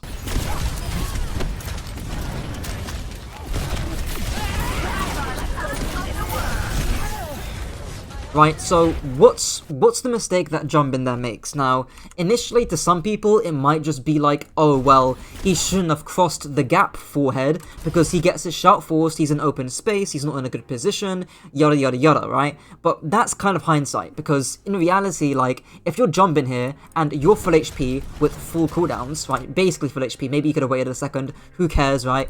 He's got a man advantage here, and frankly, he should be pushing slowly, which I think in fairness he is doing, to be fair. And actually, if you play the clip even more, even though he gets a shout forced, he's actually safe here. The mistake is actually greeting the Carnage for legitimately 0 reason. So we'll play it here and you can see what I mean. And it becomes obvious once I point that out, right? Where he sees Heesung jump in on Winston, he thinks he's punishable, but he doesn't realize, or he doesn't put enough importance on the aggro he's taking from these DPS over here, on the fact that he's half HP, and on the fact that he's also lost his commanding shout, right? He doesn't put enough stress on that, so he ends up greeting the Carnage. The overall point that I don't want you guys to miss here is you shouldn't die for Carnage. That's the simple point being made. It is super easy to get lost in the fact that there's so many small benefits to hitting Carnage that, you know, you can actually die for it. That's something I wanted to bring up here because it becomes obvious once you point it out, but don't greed your Carnage if it means you're going to die, right? Maybe if you look at this in another scenario, right, maybe in a different world, if Junbin was full HP and he also had commanding shout, then maybe he can actually walk here and go onto the Winston because he can live that, right? And therefore, he can actually greet the Carnage. But in this situation here, there's no reason to do that. Queen's third ability, Cry of Fear, adds 175 health to Queen, 50 HP to those around Queen, as well as a 30% speed boost on a 12-second cooldown. The duration is 5 seconds for you, and 3 seconds for allies. To explain how Queen Shout works, I kinda need to do a brief history lesson on how it used to work. I'm sure many of you already know, but Queen Shout used to be so broken that it spawned the so-called Jokes meta on her release. Queen Shout applied 100 healing to teammates instead of 50 and lasted for 4 seconds overall. Not to mention, it was on a shorter cooldown too. I bring this all up to say that Queen Shout back then was a heavy piece of team utility specialized in enabling the aggression of her teammates, specifically her Genji, instead of her own aggression. That's now changed. Now obviously, there's nuance here. In this very recent example by Toronto Defiant, the Queen shouts her Genji as soon as he blades in. But the overall point I'm trying to make is that shouting for teammates is kind of a secondary use. The primary use is about enabling your own selfish aggression. Either you're making an aggressive play, or someone is making an aggressive play on you. In this example, you can see Croc shout because he's about to make a very aggressive play on the Lucio. He wants the extra speed to catch him by surprise, and the extra HP to absorb the aggro. He shouts for the same reasons here when he knifes the Cassidy because he wants to aggress off the knife he hits. Of course, there are going to be defensive examples of him shouting, like in this case here, to escape the blizzards, using both the speed and HP to avoid the aggro. However, I do want to mention this idea of not wanting bad positioning to force bad cooldowns. In other words, you don't want to get your shout forced because your positioning wasn't great. For example, in this situation, R3K on Queen splits himself when the enemy Venture ends up burrowing in. This means that he gets isolated and shot from multiple different angles, which leads to his shout being forced. Another common case when Queen players get bad shouts off is when they traverse through open space. In this example, R3K pops his shout early, just across the open space and reach Hanbin. But look at how far Hanbin plays off the corner. As a result, it's super easy to disengage and melt R3K, and Hanbin just feels like he's got a permanent HP advantage. Capitology talked about this idea of baiting and playing off corners, so credit to him for this idea. Queen's ultimate, the windmill, makes Queen charge forward, dealing 40 impact damage and 90 wound damage over 4.5 seconds. Targets that are hit also receive an anti-nade effect for the duration. Thankfully, Queen ult is both simple and easy to get value out of, at least in the current meta right now. As long as the enemy team don't have a Kiriko, or they don't have sustain cooldowns like Cryo or Fade that can cleanse your ultimates, it can be a pretty decent option to open up a fight and win it quickly. Alternatively, and what we've been seeing a lot fairly recently, is Queen players using Rampage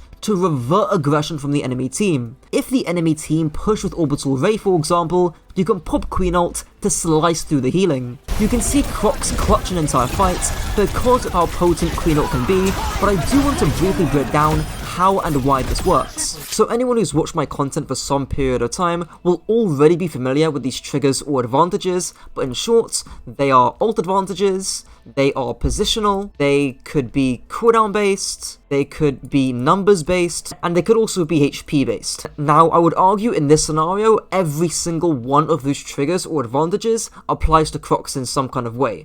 Ult advantage, very obvious, he's got Queen ult right there, so right here, yeah, he's our nemesis right now. Crocs also has the shout that just came back off cooldown, as well as the Carnage swing as well, so he's got a cooldown advantage he can utilize. There's also the HP advantage because he's actually full HP or basically close to it. He's also getting healed by Orbital Ray. Comparatively, the enemy Ramattra is very low right now, and the Ashe is also half HP. He's also got a positional advantage because the entire enemy backline are playing on low ground, swinging the corner, and they're all playing in such a way where Crocs can hit all of them with a Rampage. And the last advantage, which isn't explicit, is numbers. Now, sure, right, Crocs does not have a numbers advantage, technically speaking, because he's currently in a 1 versus 4 scenario. But I mean numbers in terms of how many people he can affect it, right? Because if the Ashe and if the Juno just played on high ground, or they played in such a way where they can't be hit by the Rampage here, then Crocs doesn't really have a numbers advantage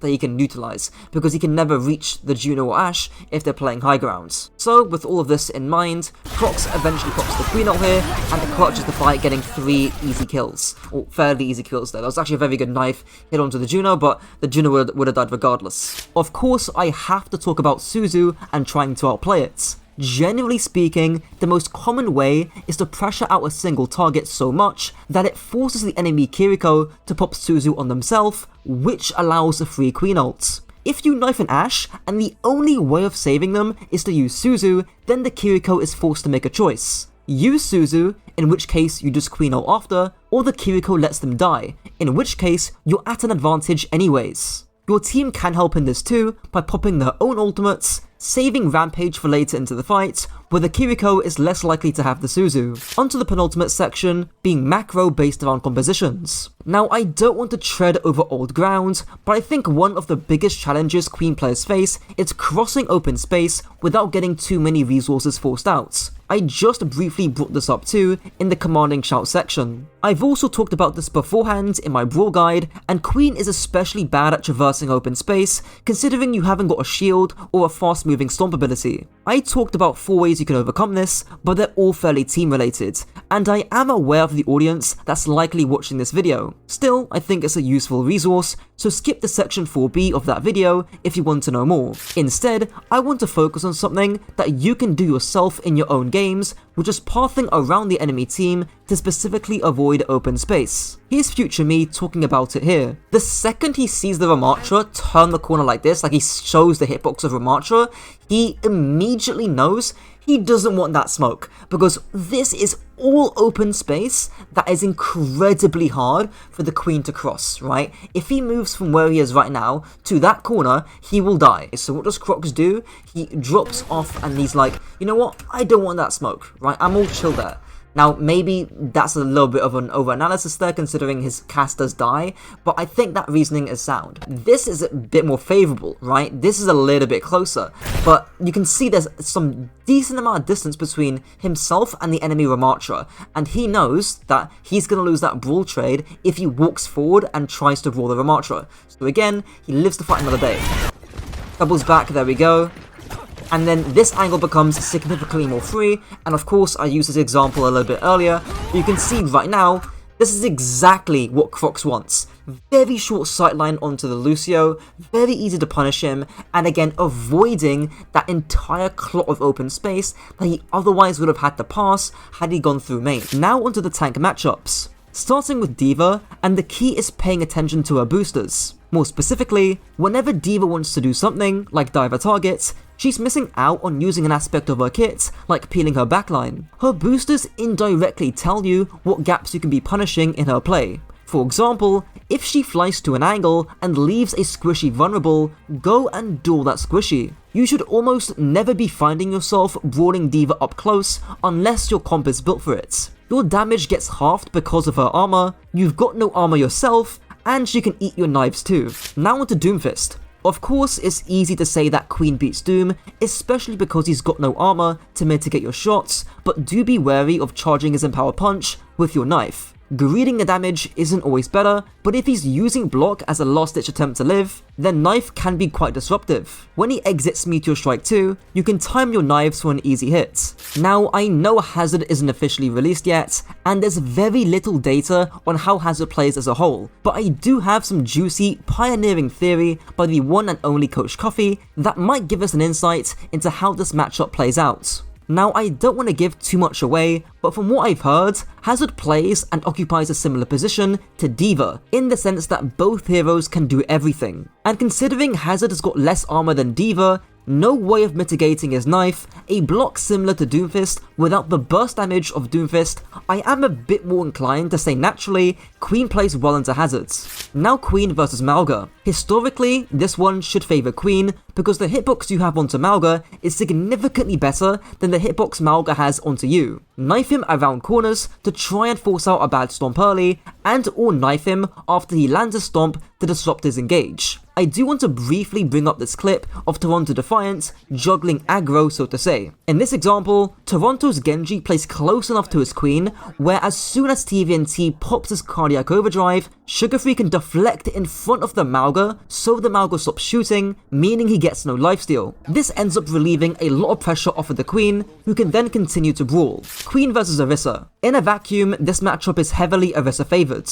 She's got infinite armor, more range, and if she hits a good spear, she could force out your shout too. I'm not even gonna dwell on the possibility of her stunning you out of your ultimates. Instead, the times we have seen Queen being played into Orisa is with a Zen, and fortunately, being the extremely efficient content creator I am, I've explained that matchup in the past. In short, the Queen team plays to burn the CDs of the Orisa, either by poke or by Queen knife, and then after the Orisa CDs have been burnt, Queen should be better in the brawl. We saw Gambit 2 days ago try and play Zen Queen, using the Zen spam to pressure Orisa CDs to give the Queen more leeway. We even saw O3 Splash in America try do it, but with an Echo variation instead of the Zen. In this example, the Echo spams the Orisa from distance, which forces the Orisa to turn, which allows the Queen to get a good knife. Romani gets the Fortify out with his knife, which allow him to just walk up on point and almost kill the Orisa outright. So why isn't Queen being played universally? Well, in short, Queen sustain is minimal. No armor, low standard HP, and a Juno Kiriko backline can stop your ultimate entirely. We saw this with Gambit, where the Queen gets melted before the Juno can even get the raid down, meaning that the raid was wasted. Queen vs Ramattra. Generally favourable for Queen for similar reasons to Mauga. Just avoid open space, since the ramp can slow you and land consistent headshots while you sit there doing fuck all. Queen vs Ryan. I don't want to keep repeating myself here, but it isn't too dissimilar to the Ramattra matchup. Where Reinhardt has less poke than Ram, the new issue you've got to deal with is Shatter, which, I'm not gonna lie, becomes very hard to actually deal with without having your team bail you out. Try and avoid directly brawling Ryan unless he's low, and the goal should almost always be getting on top of squishies. Queen vs Hog. Generally a very favourable matchup for you as Queen. You've got the way better hitbox, the better ultimates, the more flexible hook, and the better gun. This shouldn't be too complicated, just don't fully tunnel vision on the Hog, especially if he isn't dying. Queen vs Sigma. Sigma can whittle you down at distance, he can block your knife with both his shield and grasp, and even up close, things aren't looking better as he can still rock you. The key here, similar to Orisa, is winning the cooldown trade either by sneaking in knives whenever the Sigma retracts his shield, or straight up ignoring the Sigma and focusing on more killable targets. Queen vs Winston. Every human being on this planet has talked about knifing Winston to pull him back when he jumps out. It's pretty obvious. What's not so obvious is when to ignore the Winston. Here, Jumpin sees the enemy Winston drop his bubble, and he immediately switches target and pathing to go onto the enemy Ana. How many Queens do you know would have just walked at the Winston, got naded, and got little value? Queen vs Ball. He's an easy knife after he lands Pile Driver, especially when he comes out of his ball form to keep shooting. Ball's mobility allows him to avoid you entirely, and he can focus on controlling sections of the map that you've got no business in being in. This can be hard to deal with, but when Ball is busy around balling, don't necessarily try and match him. Instead, focus on zoning the Ball's backline whenever he does go in, which will be the easier and more valuable thing for you to do. And lastly, Queen vs Zarya. On paper, of course, Zarya can beat you. The bubbles cleanse your ultimates, and any brawl move you want to make, like swinging your Carnage, you can't always do because Zarya will just bubble it. You can potentially bait a bubble by activating your Carnage and purposely missing it when the Zarya bubbles. But on a macro level, the key to beating Zarya lays in your team comp, either looking to run over the Zarya with a Mei, Sim or Reaper, or looking to go past the Zarya with a more mobile DPS lineup. Well, that's it for the guides. If there's one thing you take away from this video, it's this. Mauga is one of the few tanks in the game where your sustain is directly linked to the amount of damage you deal. You need to be paying attention to your armor because you're basically unkillable with it during your cardiac overdrive. You also need to be paying attention to your bullets, otherwise you're going to run out of ammo, be stuck in a long animation, and not get your passive sustain up. Baiting with pins is also a key idea. You can cancel your pin to stop a bad engage, and don't forget you can disengage with it too. Lastly, cage isn't complicated, just walk up and cage to split their front line, or if you catch a squishy, you can burn them in the cage too. Mauga's gun, the B-Tech TF2 heavy minigun. It costs $400,000 to fire this weapon for 12 seconds. Makes Mauga fire either his incendiary chain gun, which ignites enemies on fire for 15 DPS for 4 seconds, or his volatile chain gun, which deals crit damage to enemies on fire. They both deal 4 damage per bullet, dealing 72 DPS each, reducing your movement speed by 15%. They can also be fired together for double the DPS, but the guns have a lot of spread and your move speed is reduced by 30%. This would also be a good time to bring up your Berserker passive, where Mauga converts 50% of all critical damage as overhealth. This is extremely obvious advice, but I need to bring it up in case new players are watching this. In pretty much all scenarios, you want to light enemies on fire with your incendiary chain gun, then use your other chain gun when they're on fire. Super basic stuff. Now into the more interesting micro. The first part hasn't even got to do with your gun, but your HP.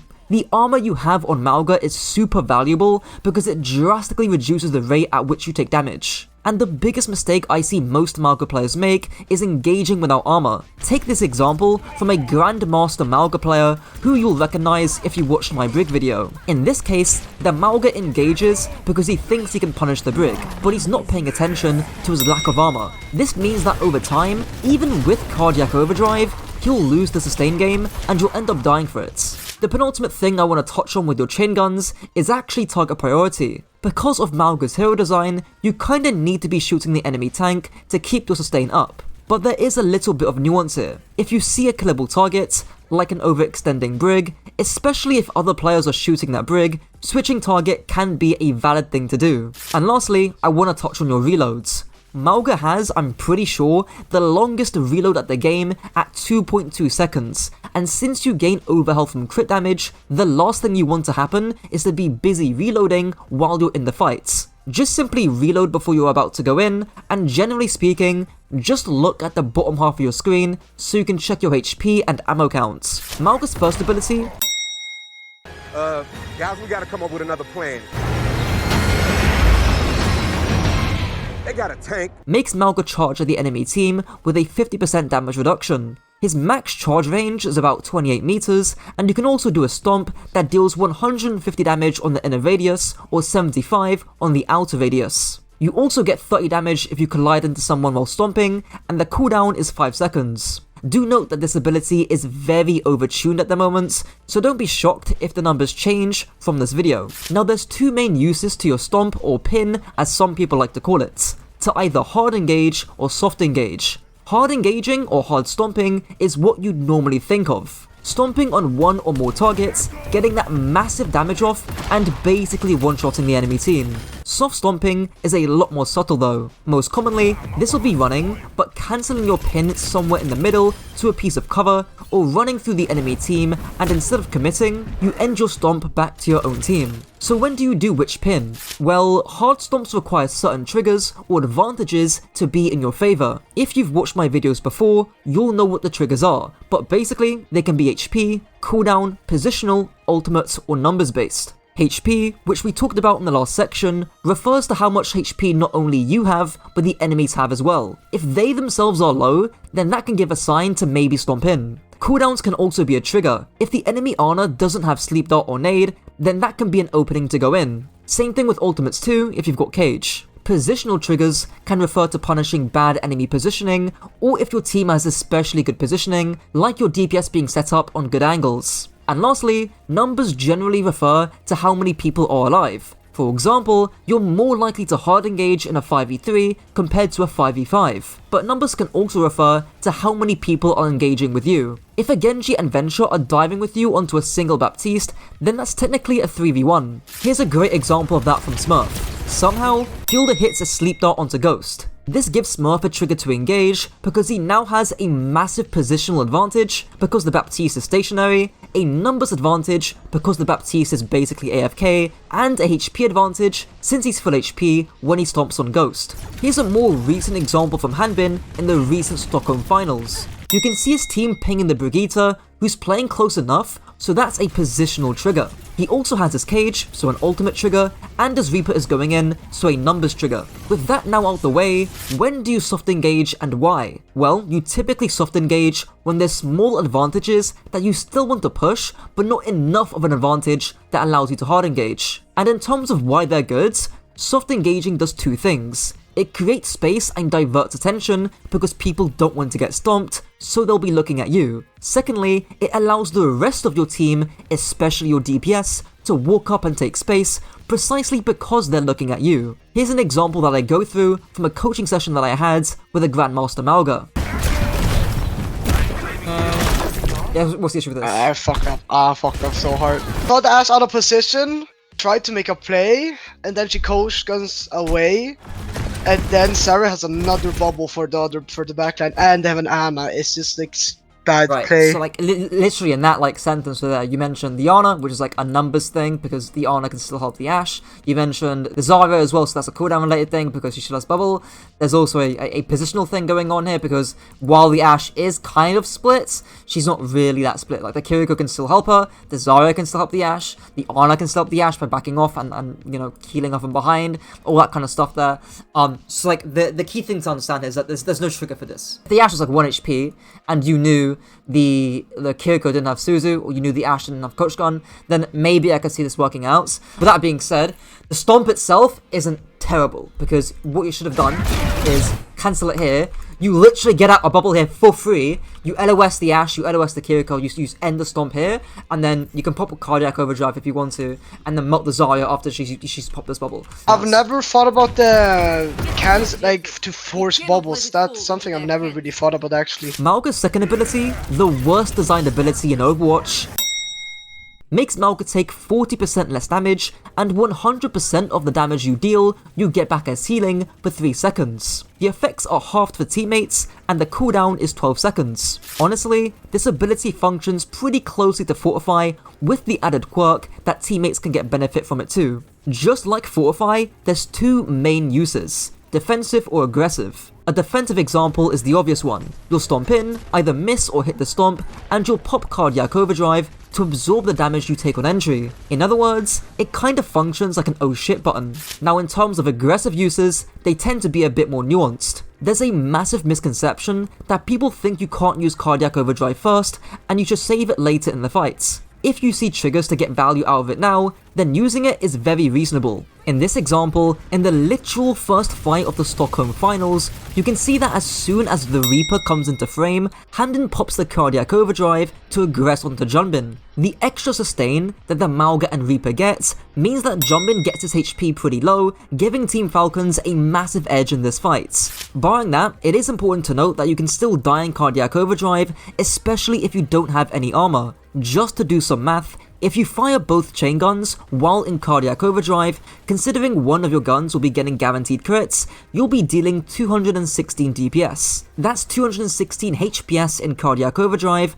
and add your armor, you're basically getting a 3-second Transcendence on cooldown. Mauga's ultimate, 2 chains, makes Mauga deploy a 1500 HP barrier with a 7 meter radius that locks in himself and enemies. The barrier has an 8-second duration, and you can cancel it anytime. Thankfully, the way you use Cage isn't that different from how it was on release. The most obvious solo queue way of using Cage is to just force an advantageous duel with characters that don't want to fight you up close. In particular, people like Hanzo, Widow, Iliari, Soldier do not want to be in your cage, and squishy tanks like Doomfist, Queen, or a Zarya without bubbles also don't want to be in your cage. However, in the recent Mauga mirrors that we've been seeing, these options aren't always available to you. Still, Cage isn't that hard to use. In these cases, you want to isolate the front line, basically splitting the tank or a specific hero from the rest of their entire team. In this example, you can see Hanbin cage Junbin when he stomps quite deep,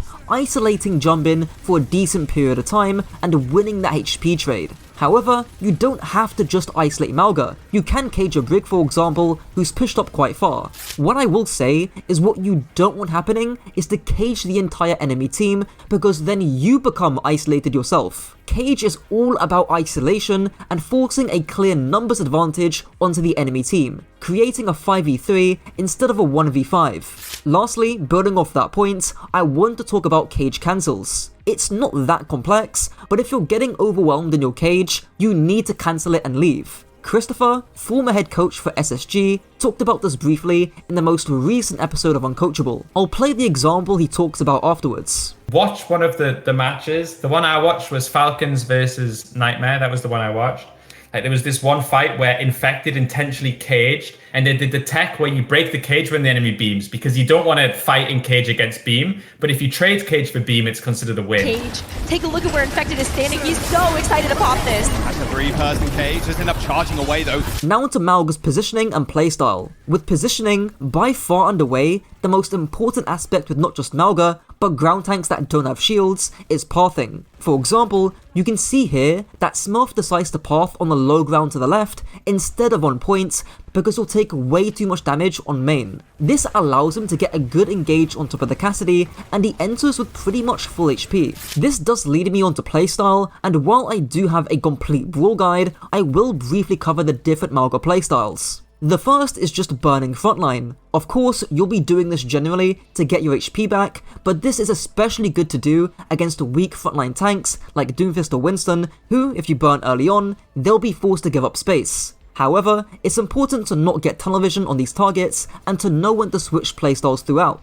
The second is diving or dueling squishies. In this game that I've been using throughout, from Falcons and Ents, we see Falcons pretty much try their best to always get on top of Ent's backline. This is because Ents on the whole have significantly more ranged pressure, and Kevster can just mark the Hanzo if he needs to. In other words, if Smurf sits main shooting the Sigma, he will certainly lose. As a result, he and his team will look to skirmish for those triggers talked about earlier to be able to hard engage on the backline. Whether that be landing lucky sleep darts, or a big ult combo, or just getting a big positional advantage, those are all key to reaching the backline. The third is baiting. This is just stomping away and absorbing the enemy team's engagements. This might sound obvious, but there's one very subtle but important tip to be able to pull this off. In this example, Hardy walks forward with Hypering, but look at how far Hardy swings away from the corner. This gives him distance away from Infected, which allows him to safely stomp away. Honestly, this fight would have been won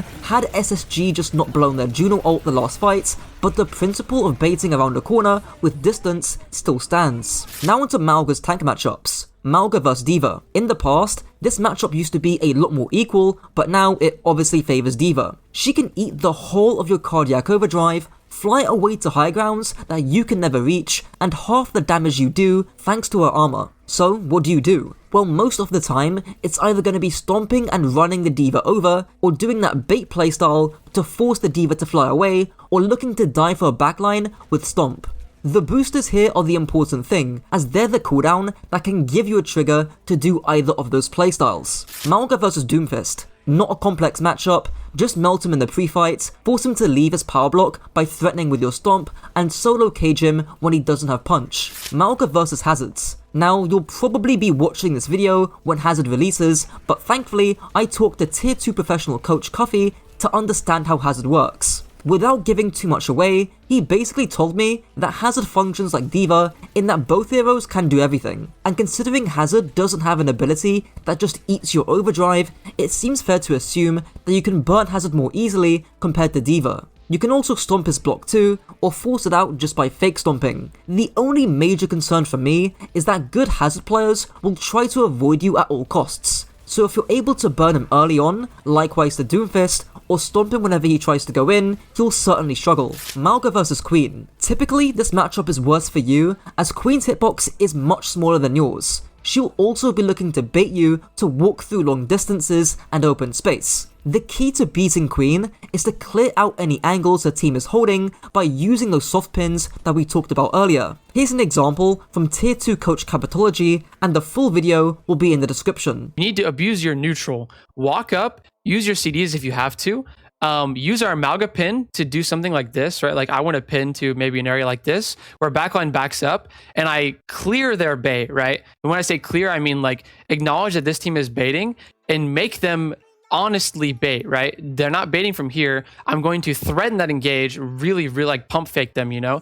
Then they'll back up. Then I can 5-man shoot the queen. And if backline doesn't walk up for their queen, we will kill their queen, right? So they have to walk up, or queen just has to leave, right? If queen leaves, I chase. If backline walks up, I kill them all here in this area, right? And that's my kind of third turn style where I'm playing for a mid-fight engage based on pump faking this bait, right? And clearing these people. Mauga vs Orisa. Orisa is one of the few tanks who are very hard to burn because her Fortify counters your overdrive. So the main way you'll beat her is literally by stomping past her entirely and inting onto her backline, which honestly is probably how Orisa fell so quickly out of the meta. Mauga vs Ramattra, generally in Mauga's favour, since Ram can't do much against your miniguns except block. One thing I will say is to not tunnel on the Ram when he's blocking because of the damage mitigation. You'll do close to no damage, which means you'll get close to no healing. In cases like these, it can be useful to force the Ram form, then wait until it's finished, then walk or stomp in, and Ram can't do much about it. Mauga vs Reinhardt. People often think that this matchup favours Mauga, but actually, it's pretty decent for Reinhardt. Ryan can shield off your overdrive, meaning you get no healing, and his shield allows him to rotate through open space, unlike you. There's this infamous clip by Hardy, who outplays a Mauga by keeping as much distance as possible to make it painful for the Mauga to walk up. So what do you do in this situation? Well, soft pins are very useful. In that Lijiang example, maybe soft pinning to the piece of cover, waiting for cooldowns, then pinning around the Reinhardt can be a nice way to bypass him. Mauga vs Hog. Generally a favourable matchup for Mauga. His whole hog does kinda counter your cage fight, so do be wary of that, but barring that exception, you kinda shred Hog. His healing and damage mitigation is much more limited compared to Ramattra, and he's got no armor, meaning you get free HP. Just be careful to not get baited by his hook, either off the map or deep in the enemy team, otherwise you'll likely die. Mauga vs Sigma. We've seen this matchup a fair amount in pro play, and it almost always works out the same. Sigma wants to prevent you from getting on top of his backline with the amount of poke he has, and he wants to absorb your engage by rocking you and grasping your cardiac overdrive. In examples like these, pathing and gaining triggers by soft engaging becomes super important. In rare cases, if you've got a Mei, you can just run over the Sigma. Mauga vs Winston. This one is super map dependent because on vertical maps, if you're playing against Winston Ana, it's super difficult to outplay the Winston, but on horizontal maps, it usually becomes much easier. The big choice you have to make is whether to burn the Winston or zone the backline. And considering you're not great at zoning, burning the Winston and trying to stomp him when he goes in is generally the best idea. That is unless the enemy backline are hard feeding. Mauga vs Ball. It's kinda similar to Winston, so I won't spend too much time on it. Thankfully, Ball hasn't got a shield that nullifies your overdrive, but he can avoid you somewhat easily. Just burn the Ball when you can, and zone or dive his backline if he's completely inaccessible. Mauga vs Zarya. I've pretty much got an entire coaching session dedicated to dealing with this matchup, so I recommend to watch that. But in short, you really need to track and bait bubbles before you can do anything. Without bubbles, so getting her to walk in open space or baiting her with soft pins can all help get bubbles out of Zarya. You can also just cage her grav, which is something that I've seen Infected do in rank games. And that's it for the complete Mauga guides. If you take one thing away from this video, it's this. Orisa isn't just a cyclical brawl hero where you spin in, then use fortify where prompted. The best Orisas will know when to fortify first in order to push an advantage aggressively, and of course, they'll also be able to hit their javelins on squishy targets consistently. Keep in mind of your 3 playstyles too, being harassing frontline, diving backline, and zoning backline. Orisa's weapon, Spam, makes Orisa fire a bunch of projectiles, dealing 13 damage and firing at 600 RPM, dealing a total of 130 DPS. As of the making of this guide, the projectiles do not have fall-off damage, but that might be subject to change in the future. The first yet obvious thing I have to mention is the overheats. For some reason, even top level pro players let their gun overheat. Considering that it takes an extra full second to recharge your gun from overheating, the only time you should ever let your gun overheat is if getting that extra bullet or two is gonna lead to a kill. Otherwise, you're kneecapping your DPS. Aside from that, there's not too much else specific to your gun. We'll get into playstyle stuff to do with your range later.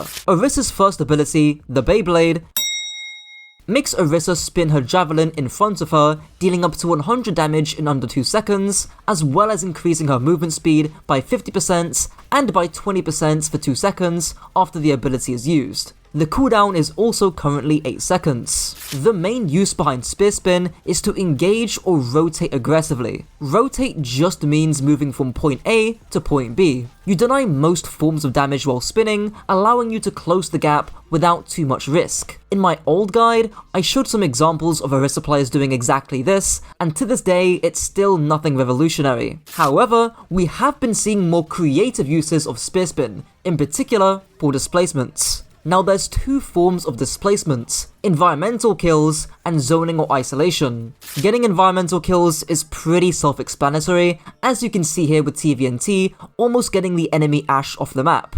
Now zoning or isolation is a bit less obvious, and it's an entire playstyle that I mention later. This can involve spinning people into your team, like how TVNT slightly boops the other Orisa into his team, or in this example, how someone boops the enemy Zarya right back into his own team. This could also involve spinning people out of their team. In this example, you can see how as soon as the enemy Winston gets nano boosted, the Orisa zones out the Ashe with Spear Spin, basically saying to the Ashe that if you want to capitalize on this nano Winston, you're gonna have to go through me first. There's also zoning or isolating people from their own ultimates. Likewise, when the Razor is close, you're going to see both Orisas try and play to push people out of it. We're going to see Hanbin try and do that here to Chorong, so keep your eyes on Hanbin in all of this.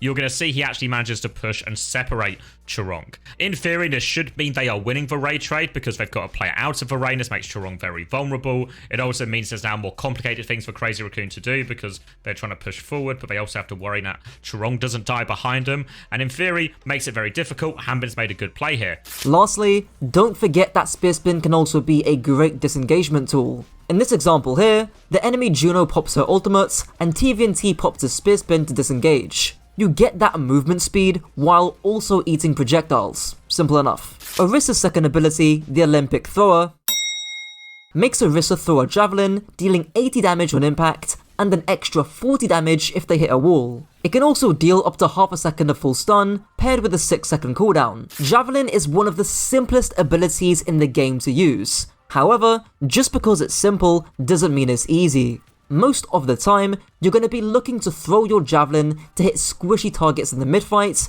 similar to how you would use Queen Knife or even Hog Hook. In this example, you can see TVNT switch his target priority from the enemy Orisa onto the enemy Juno, and even though he misses the javelin, that's not the point. The point is that the Juno is out in open space, and the return on investment if he hits the Juno is very high, because it could result in a kill. Now, how do you hit more javelins? Well, the easiest way is by taking your time. It sounds a bit silly, but especially if you're gold or plat watching this video, just taking your time to actually try and line up the javelin instead of tossing it out on a whim will allow you to hit more javelins than before. Aside from that, you're gonna need intentional practice in workshop codes like Vaxter or JPYHG, or even in Tryhard Deathmatch. Don't get me wrong, it's boring as hell, but if you want to permanently increase your javelin hits, this is one of the most surefire ways. Javelin can also be used for defensive purposes. If you're getting rushed on by a Ramattra or by a Reinhardt, using Javelin can create distance and buy yourself some time. Lastly, there's of course the stun aspect. Obviously you need to ult track, which 99% of people aren't gonna do, but if you happen to have Javelin, stunning the Barrage, Blossom or High Noon that's about to melt your team is of course highly valuable. Orisa's third ability, Invincible, makes Orisa, well, invincible. She gains an additional 100 overhealth and gives her 45% damage reduction and makes her immune to headshots and reduces the heat generated by her gun by 50%. It also has a 15.5 second cooldown, reducing your move speed by 10%. In my old guide, I had two categories of Fortify, which I still think is accurate, but there's a vital piece of information that will take your Orisa game to the next level. I even had to talk to former TSM coach Capitology, so credit to him, but we'll get into it very soon. The two main uses of Fortify are defensive or aggressive. For your defense cycle, you'll engage with Spear Spin, shoot and or throw a javelin, and disengage with Fortify.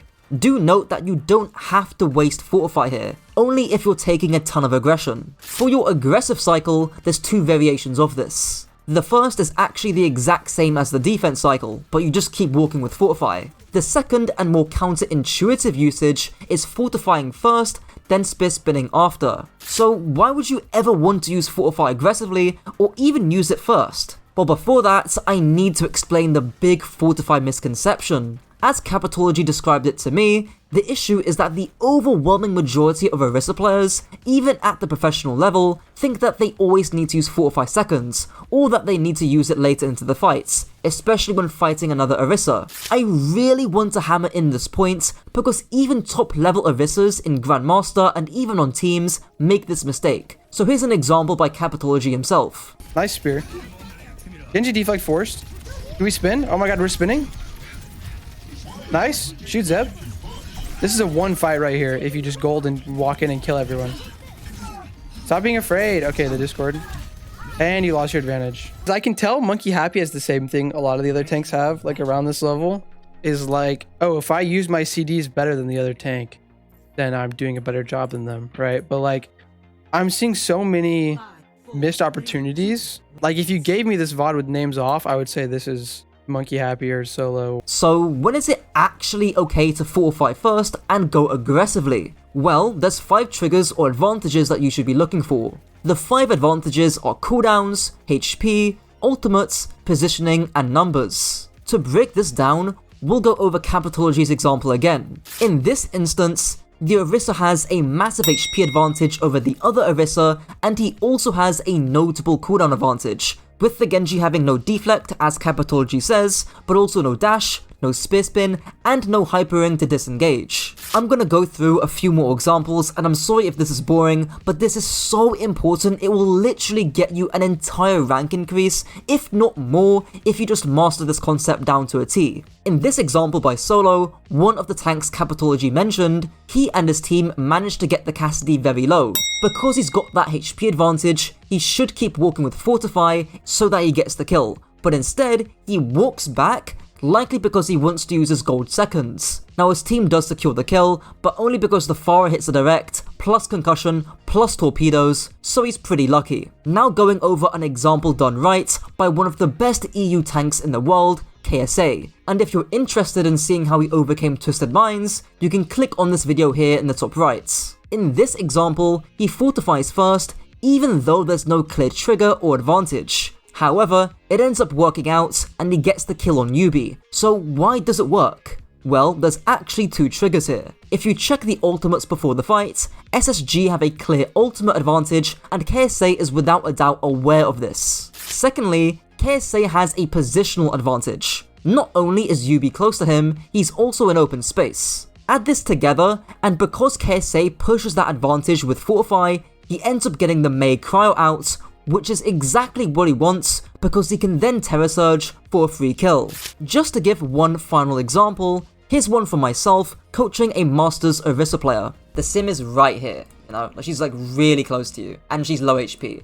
If you just press your left shift, walk at the sim, and then javelin her into the wall, she will die. They literally have no shield, no lamp, got a cooldown advantage, and you've got a positioning advantage. You can push it with gold and you will be fine. Before I continue, if you want to get my coaching, which is approved by Spylo, check out the top link in the description. Orisa's ultimate, the Thanos Snap, makes Orisa raise and spin her javelin above her head, pulling, slowing, and damaging enemies towards her. She deals 19.5 damage per second, and when she slams the javelin into the ground, it can deal anywhere from 72 to 500 damage. You also gain the effects of Fortify during Terror Surge. In terms of breakpoints, the Terror Surge does have 2 separate points of damage ramp up, with it ramping up much more quickly in the last 1.5 seconds of the ultimates. From my own testing, if you want to kill a 250 HP squishy, you need to finish that first slow ramp up.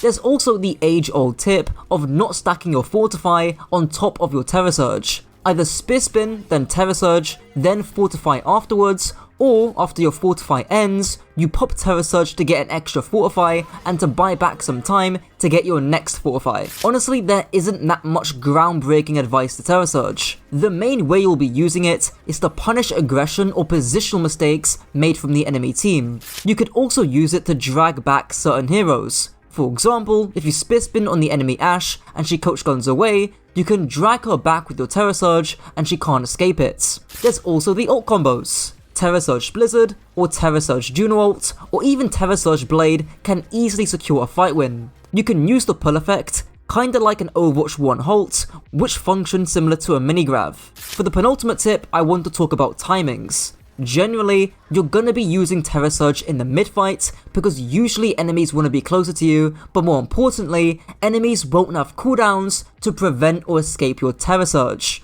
That could include drag back cooldowns like Coach Gun, which I just mentioned, or, as I went over with KSA, that could include intentionally forcing out Cryo, then Terra Surging after. Brig Bash is also another good cooldown to look for. The last bit of advice I want to shed on Terra Surge is what not to do, and the biggest mistake I see is popping Terra Surge when you're already low HP, thinking that the Fortify is gonna save you. Spoiler alert, it isn't. Say you're 100 HP, and then you pop Terra Surge. You gain that 100 overhealth, and you gain a 45% damage reduction, which makes your effective HP 290. That is not very high. Keep in mind that you're also stationary, and you're likely in the middle of the enemy team. It's usually a big risk to take unless you're fairly certain that you can live. Comparably, let's say you popped Terra Surge at full HP. Now your effective health is at least 1050, and that's not even me factoring in the armor, which I can't be bothered to do. Despite the nickname I gave Fortify, it does not in fact make you invincible. Now to the playstyle, positioning and composition parts. Positioning, similar to most tanks, stays the same, and playstyle usually matters a lot more. Stick to corners or walls, and where possible, try and avoid paths of long open space because you don't have a shield to traverse it. With playstyle, there's three main ones that stick out to me: harassing frontline, diving backline, or zoning backline. Now this is pretty similar to my Reinhardt guide in terms of playstyles, so we'll start with zoning backline. Very simply, this is just you threatening the enemy backline to walk up. I mentioned this in the spear spin section, but you can see Infected do it here, zoning off the backline of Toronto while the Winston jumps in. Now in terms of why he does this, I gave a 5-minute detailed analysis of that, so you can skip to that section. Now into the second playstyle of diving the enemy backline. We saw this playstyle done a lot towards the end of 2023, with the Boston Uprising Bastion Genji comp. Essentially, this playstyle was done because Boston's comp had more mobility than London's, so they were essentially diving their backline. I strongly recommend you check out my complete Overwatch 2 Brawl guide, where I spoke about this type of comp in detail, but it all comes down to one central point: getting a trigger to be able to dive the backline. Lastly, onto the harassing frontline playstyle. This is the easiest playstyle to do, and players often do it too much, but there's a time and place for it. This is just putting as much pressure on the enemy tank or the enemy flankers using cooldowns like Javelin or even Spear Spin. Again, I go through an example at the end, so stick around for that. You'd usually want to do this when there's no threatening long-range heroes like Zen, Ashe, Ana, Hanzo, Widow or Baptiste. In contrast, if the enemy backline is Lucio Kiriko or Lucio Moira, then harassing the enemy tank becomes a bit more viable. You also want to do this when the enemy backline just aren't that threatening. Back in my Ryan guide, I talked about how Cloudy pinned the Winston, so in this case harassing frontline, because the ranged heroes like Ana weren't threatening, mainly because they had no line of sight to the fights. This leads me on to the last point about playstyle, which is dynamism. In other words, switching between these playstyles on a whim. I'll show you how, why, and when with this example by Infected. So in the pre-fight here, the enemy team, Toronto, haven't dove yet, so he's just poking them out with his gun. And again, he's going to continue, harass frontline, still harass frontline, still do it, still do it, still do it, still do it. Good Javelin as well onto Vega. And now he's zoning backline. Now, why is he zoning backline? The first reason is that Mera is probably the most dangerous person on Toronto. You could argue that's someone, but the second reason that I'm going to get into is Mera is a lot easier to zone than someone. Like, someone is full HP, got nano boost, whereas Mera is very close to Infected. So in terms of the danger and ease dynamic, Mera is the clear choice. And again, we see him still do it, right? Still zoning, miss Javelin there, but it's whatever. And because Ashe walks back, he very quickly switches to the frontline playstyle, looks to shoot Sugar Free a bit, and then he goes back to zoning backline, or looking for the Ashe here. And because the dive's now over, he's just, again, back to harassing frontline. I think the Spear Spin was trying to boop in someone, but that's relatively okay. Again, still zoning, zoning, zoning.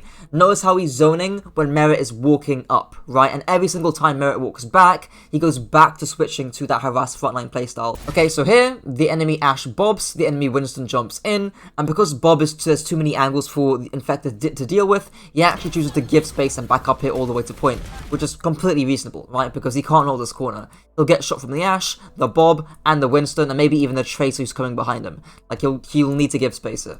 And right about here, the enemy Winston jumps in, and he goes straight to that harass frontline playstyle, right? He knows the Winston hasn't got jump pack, he knows the Winston's close to him, and more importantly, the enemy Ashe, he can't zone or dive, right? There's no trigger to dive the Ashe, and he doesn't know where the Ashe is at, so he can't really zone the Ashe either. He's also too far away to zone the Ashe, because he's playing this corner right here. Like, the Ashe is not going to be playing that. So again here, frontline, harass. Good.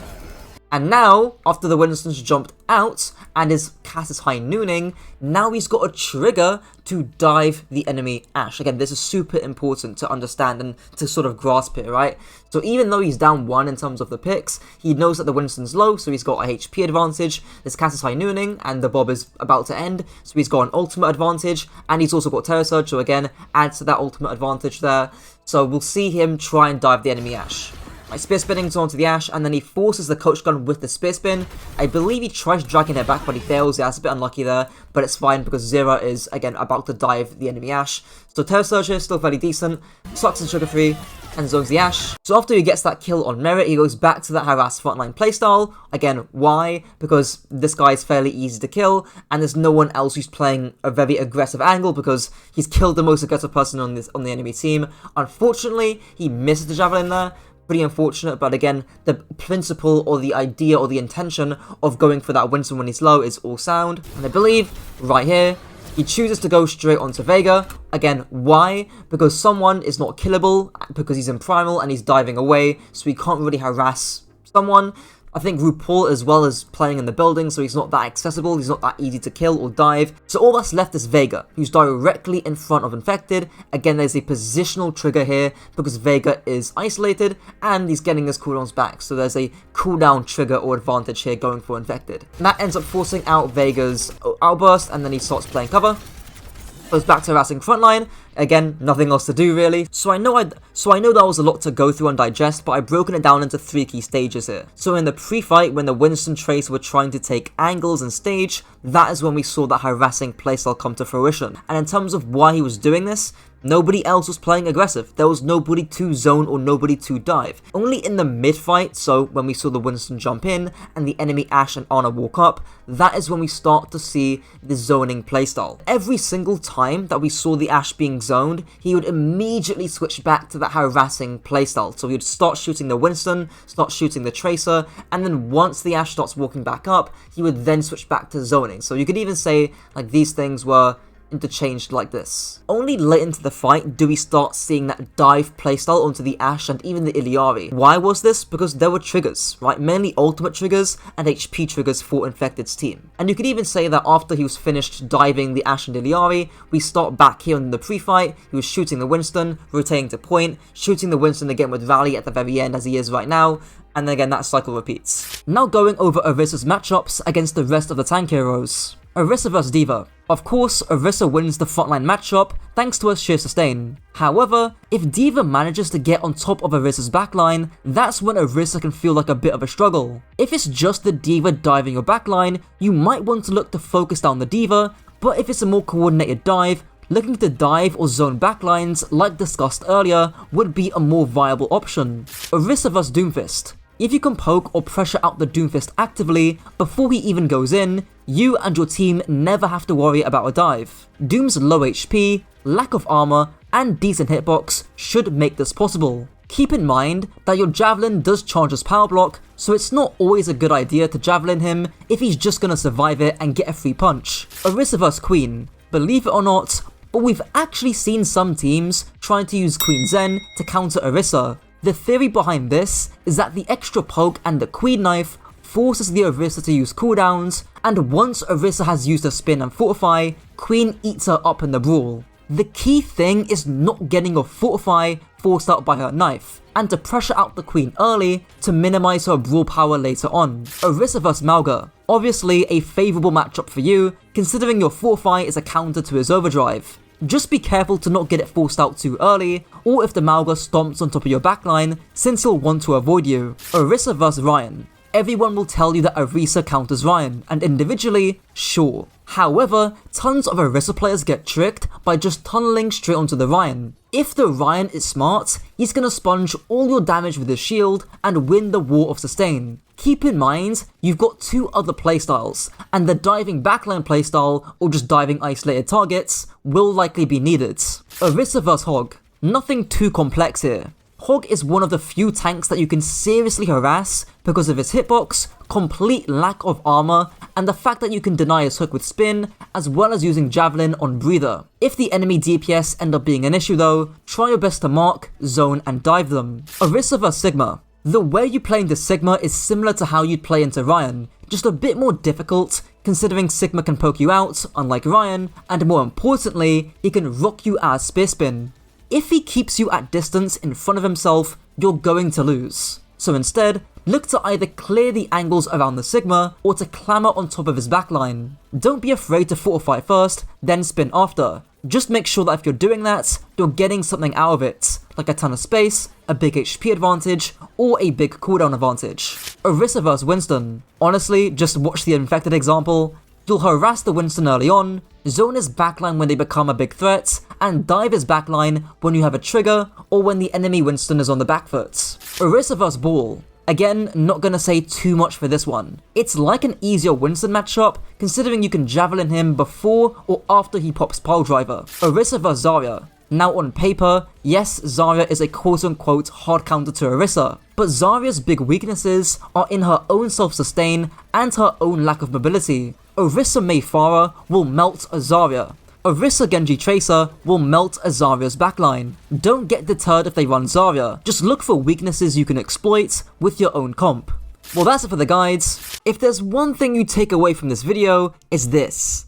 The best Ramattra players will know how and when to be defensive with your Nemesis form. Ram isn't just a press shift and run at them hero, and not to mention, if you are going to be doing that, you better get value out of your Vortex. Use your shield to zone range threats, know how to interweave your block while pummeling, and also keep good target priority while in your form. Ramattra's weapon, the Black Hole V2, makes Ramattra shoot out small projectiles at 1500 RPM, dealing 5 damage per projectile, meaning that you deal 125 DPS. You also have one of the shortest reloads in the game, and you also have no damage fall off. There's honestly not too much to your staff. Up close, you'll be in Nemesis form anyways, so in the majority of cases, you'll just be poking in Omnic form. The one big key idea though, is to know when to actually go into your form. 125 DPS isn't low, so if you're against a Reinhardt, soften up his shield, and when you start to see cracks, then pummeling might be a good idea.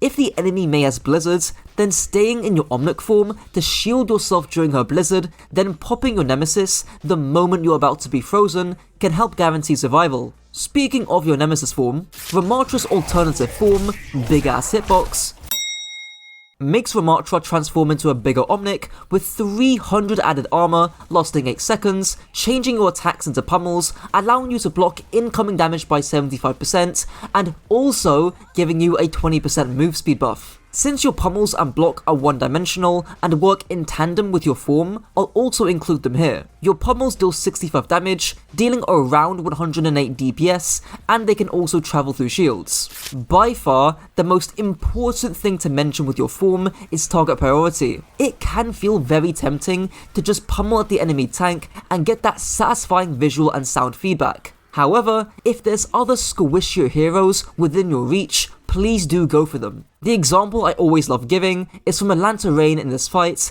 and you can see Hawk just pummel past the Reinhardt onto the Mei, forcing out her cryo. This gives the Rain a big cooldown and space advantage, which ultimately ends up in them winning the fights.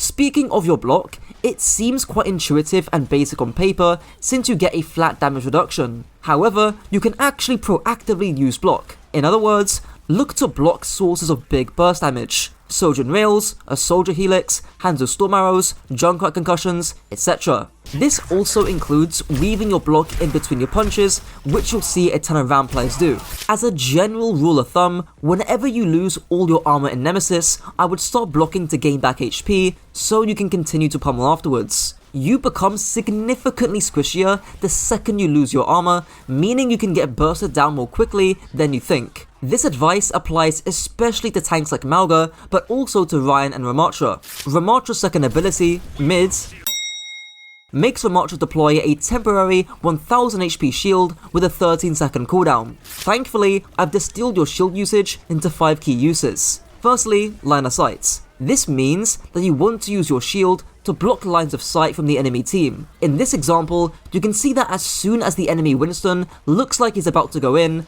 Astro shields directly in front of the Ana to block off her healing and any potential nade. I can't stress how important this is against dive, but we'll get onto zoning later in the playstyle section. The second use is for absorption. Basically, you just use the shield selfishly, putting it at your feet to absorb any damage. This is a bit more of a general one, but it's best against highly mobile backlines like Lucio Juno, since they can very easily outmaneuver your shield. The third use is rotation. This means that you pop your shield to move from position A to position B in a safe manner. For example, on Circle Royale, you can pop your shield on the high ground to block damage, so you and maybe a teammate can safely move to contesting high grounds. Alternatively, on Midtown, you can pop your shield anywhere in the open space to allow your team to rotate to the left enclosed room. The fourth use is based on reaction. This one is kinda shielding for stuff in the moment, and most of it is actually not based on reaction, but on anticipation. The best example is blocking Ryan Shatter. In this example, you can see Calling All Heroes winner, Hitori, do it with ease. The key thing is that this is entirely intentional. She walks forward to apply pressure on Harley to slam, and the millisecond she hears that Shatter voice line, she flicks to her team to block the slam. And finally, the last use is for dueling. Similar to Sigma's shield, if you find yourself in a pinch up close without Nemesis form, you can pop your shield by your feet and weave on either side to shield dance. You can see Hanbin do this here after his Nemesis form ends while he's getting pressed by the Mei, Sombra and D.Va. Ramattra's third ability, extremely underwhelming, makes Ramattra fire a nano ball, exploding when it hits the ground, dealing 23 DPS, slowing movement speed by 40% with an 11-second cooldown. You can use this ability in either forms. Okay, so I just need to have an aside about Vortex here. Please, for the love of God, stop tossing out this ability mindlessly. It's the same way people treat Queen Knife, and I still don't get it. This can guarantee you kills or save your teammates if it's used properly. So we'll get onto some uses now. The two main ones for Vortex are aggressive and defensive. Aggressive uses involve closing the distance to keep range against the enemy team. Referring back to the Astro example, he tosses Vortex as soon as he's about to start pummeling the Brig, and because the Brig can't jump up to the high ground, and because she's slowed, Astro ends up confirming the kill. That is the power of Vortex. Vortex doesn't just have to be on backline heroes though, it's also great for frontline pressure. This is super important against squishy tanks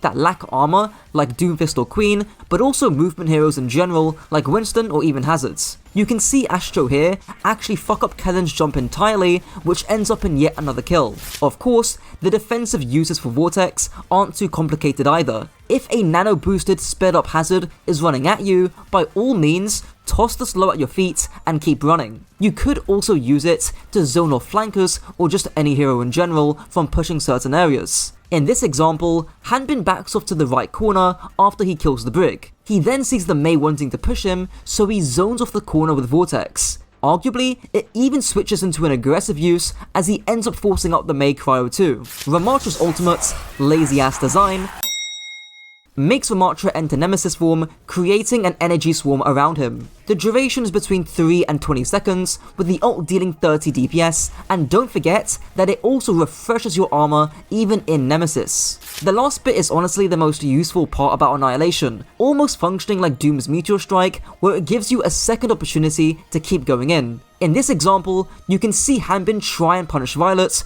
who, in all honesty, overextends. He then hears the enemy Juno pop her array, and because his form is close to ending, he pops the Annihilation, both to survive with that extra armor, but to also keep pummeling if he needs to. There's also the slightly more niche, but still important use of holding or denying space with Annihilation. In this example, you can see Hanbin pop the Annihilation to help force points. The reason this can work is that the enemy team are forced between a rock and a hard place. They either walk out of the Annihilation, in which case they give up points, or they have to walk into the Annihilation, neither of which they particularly want to do. Now to Ramattra's playstyle, positioning, and compositions. There's a lot of big, broad ideas that I want to get through here. The first is positional baiting, and here's me explaining what that is, how to do it, and why to do it in this clip here. Basically, what baiting is, and I've talked about it in videos beforehand, it's the idea or the ability to tease the enemy frontline to engage, but because you're playing distance,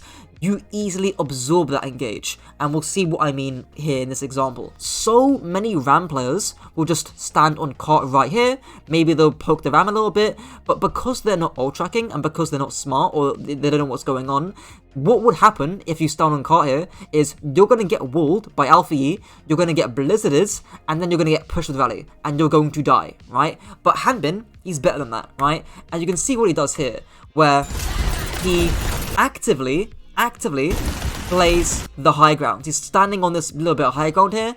Why? Because he's got distance away from the enemy Mei. He's got distance away from the enemy Brig, right? And we can see that coming to fruition right here. I'll lower the volume a little bit because it might be a bit high. So right now, all he's doing is just doing a little bit of poking, again, teasing the enemy frontline to engage onto him, giving them the cart as well. And what Hanbin wants is that he wants the enemy team to push him, right? This is a bait. He wants them to come at him, because if they do, well, guess what? He's just going to take 2 steps to the left, walk back in that little room, get walled by Stalker, and he's all good. And we can see that happen right here. He sees the enemy Mei walk, he sees the Brig bash onto him, he knows he needs to get the fuck out of there right now. And already, he's safe, because he's past this like little line, so he's not going to get walled by the enemy Mei here essentially. And you can see this very clearly, because the second the Brig activates Valley, Stalker gets a nice defensive wall. And don't also forget the Vortex as well. Vortex is really good for baiting, because you can slow down the enemy team rushing at you. So if you are baiting, Vortex is super key for this. But yeah, like now, he's like completely safe, and has just cheated that Valley, and he's in nowhere, like he's in no danger to get hit by that Blizzard, right? If he was on cart right now, he's dead.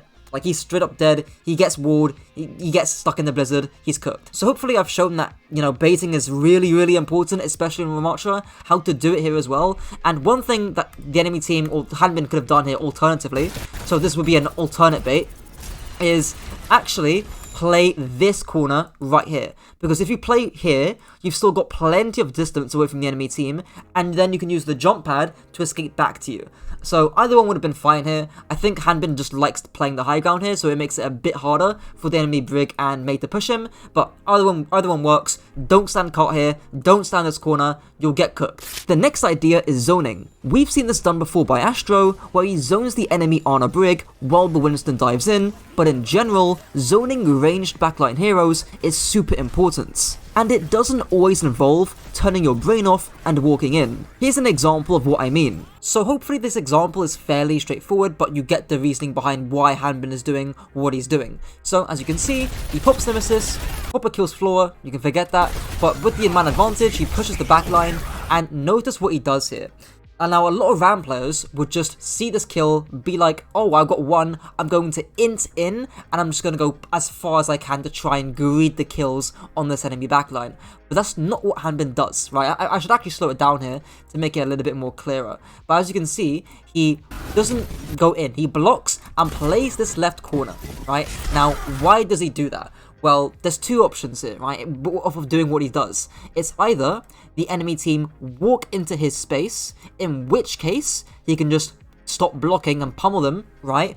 Or the enemy team walk away from the Ramattra, in which case he's also fine with that, because then he's actually winning that space and zoning off the backline away from the D.Va. Now, of course, I need to mention the generic brawling playstyle. There honestly isn't too much to this. You're trading blows on the front line, and again, target priority is the key here, not just tunneling at the enemy tank. The only thing I would add is that you can brawl against squishy ranged backlines like an Ana Zen, but you need to make sure they haven't got their CDs like Sleep, Nade, and or Discord that can burn you. Now onto broader macro ideas, I need to talk about forcing points and why it's so important. We saw in an earlier clip of Hanbin doing this, but essentially, forcing point makes the enemy team pick between two bad choices. They either walk onto points and play into Blizzard or Annihilation, in which case you just win, or they give up the points, in which case you also win. If you have the luxury of forcing points, do it whenever you can. Lastly, one of the most important ideas is understanding when to push and when to pull. I've got an entire video dedicated to this, but here's an example of it in action. Okay, so a little bit of context to this fight. All you really need to know is that Team Falcons here are looking to bait the enemy team, i.e. Crazy Raccoons, to come into them. How do I know this? Well, Filder's playing a billion miles away, and the enemy Mei, you can't really see this that well because of the bitrate, but she's actually playing in this corner right here, so a little bit behind her Ramattra. She's not playing an aggressive position, but that's not what I want to pay attention to. What I want to pay attention to instead is the ultimates being used here. So, as you can see, Crazy Raccoons are engaging, and anytime right now, they'll pop a ultimate here. I believe it's Blizzard they use. There you go. So right there, we get the wall, Blizzard, and the dual dash by Heesang. So they're engaging onto Hanbin right here. They force him to get frozen, and then Fielder responds with the Nano Boost and the Orbital Ray. And here's where things get very messy, because so far, all Falcons needed to do is just Nano the Ramattra, and he will live, right? But this is the key thing. They actually get a lot more than they bargained for, right? Crazy Raccoons get a lot more than they actually bargained for, and they get 3 ultimates out for just the Blizzard hit, right? So this is where Crazy Raccoons immediately back the fuck up to their spawn and try and kite this engagement. So right now you can see Max walking away. You can see Stalker actually commit the Blizzard here, which is another ultimate here, big mistake. And as you can see, they're just playing slow, chilling, kiting back, again that push and pull playstyle, and afterwards, after the Blizzard is gone, you'll see Crazy Raccoons push back in with the Orbital Ray, I believe, in the top right. We'll see it anytime here soon. Yeah, there we go, the Orbital Ray, and just mow down the side of Team Falcons here. They'll get at least a kill from this, and yeah, that's basically a very good ebb and flow or a push and pull fight, where honestly it was many Falcons making a big mistake there. But if you do see the enemy team use a lot more ultimates than you expect, make sure you kite back and pull away from their engagements so you can push back in. Now for your tanker matchups. Ramattra vs Doomfist. Obviously not a great one for Ramattra. You lack CC, you lack burst damage, and you're not even the best tank that can zone. Sigma can do that much more flexibly. So the best plan of action is to poke him out as much as you can and zone any follow-up that backline heroes like Sojourn, Ashe, Ana or Brig might try and get when they see their Doomfist engage. Ramattra vs D.Va. If D.Va can control a lot of angles around you, like on King's Row 3rd points, you're gonna have a tough time. However, on more linear maps like Nepal or Lijiang, your ability to brawl will usually come out on top.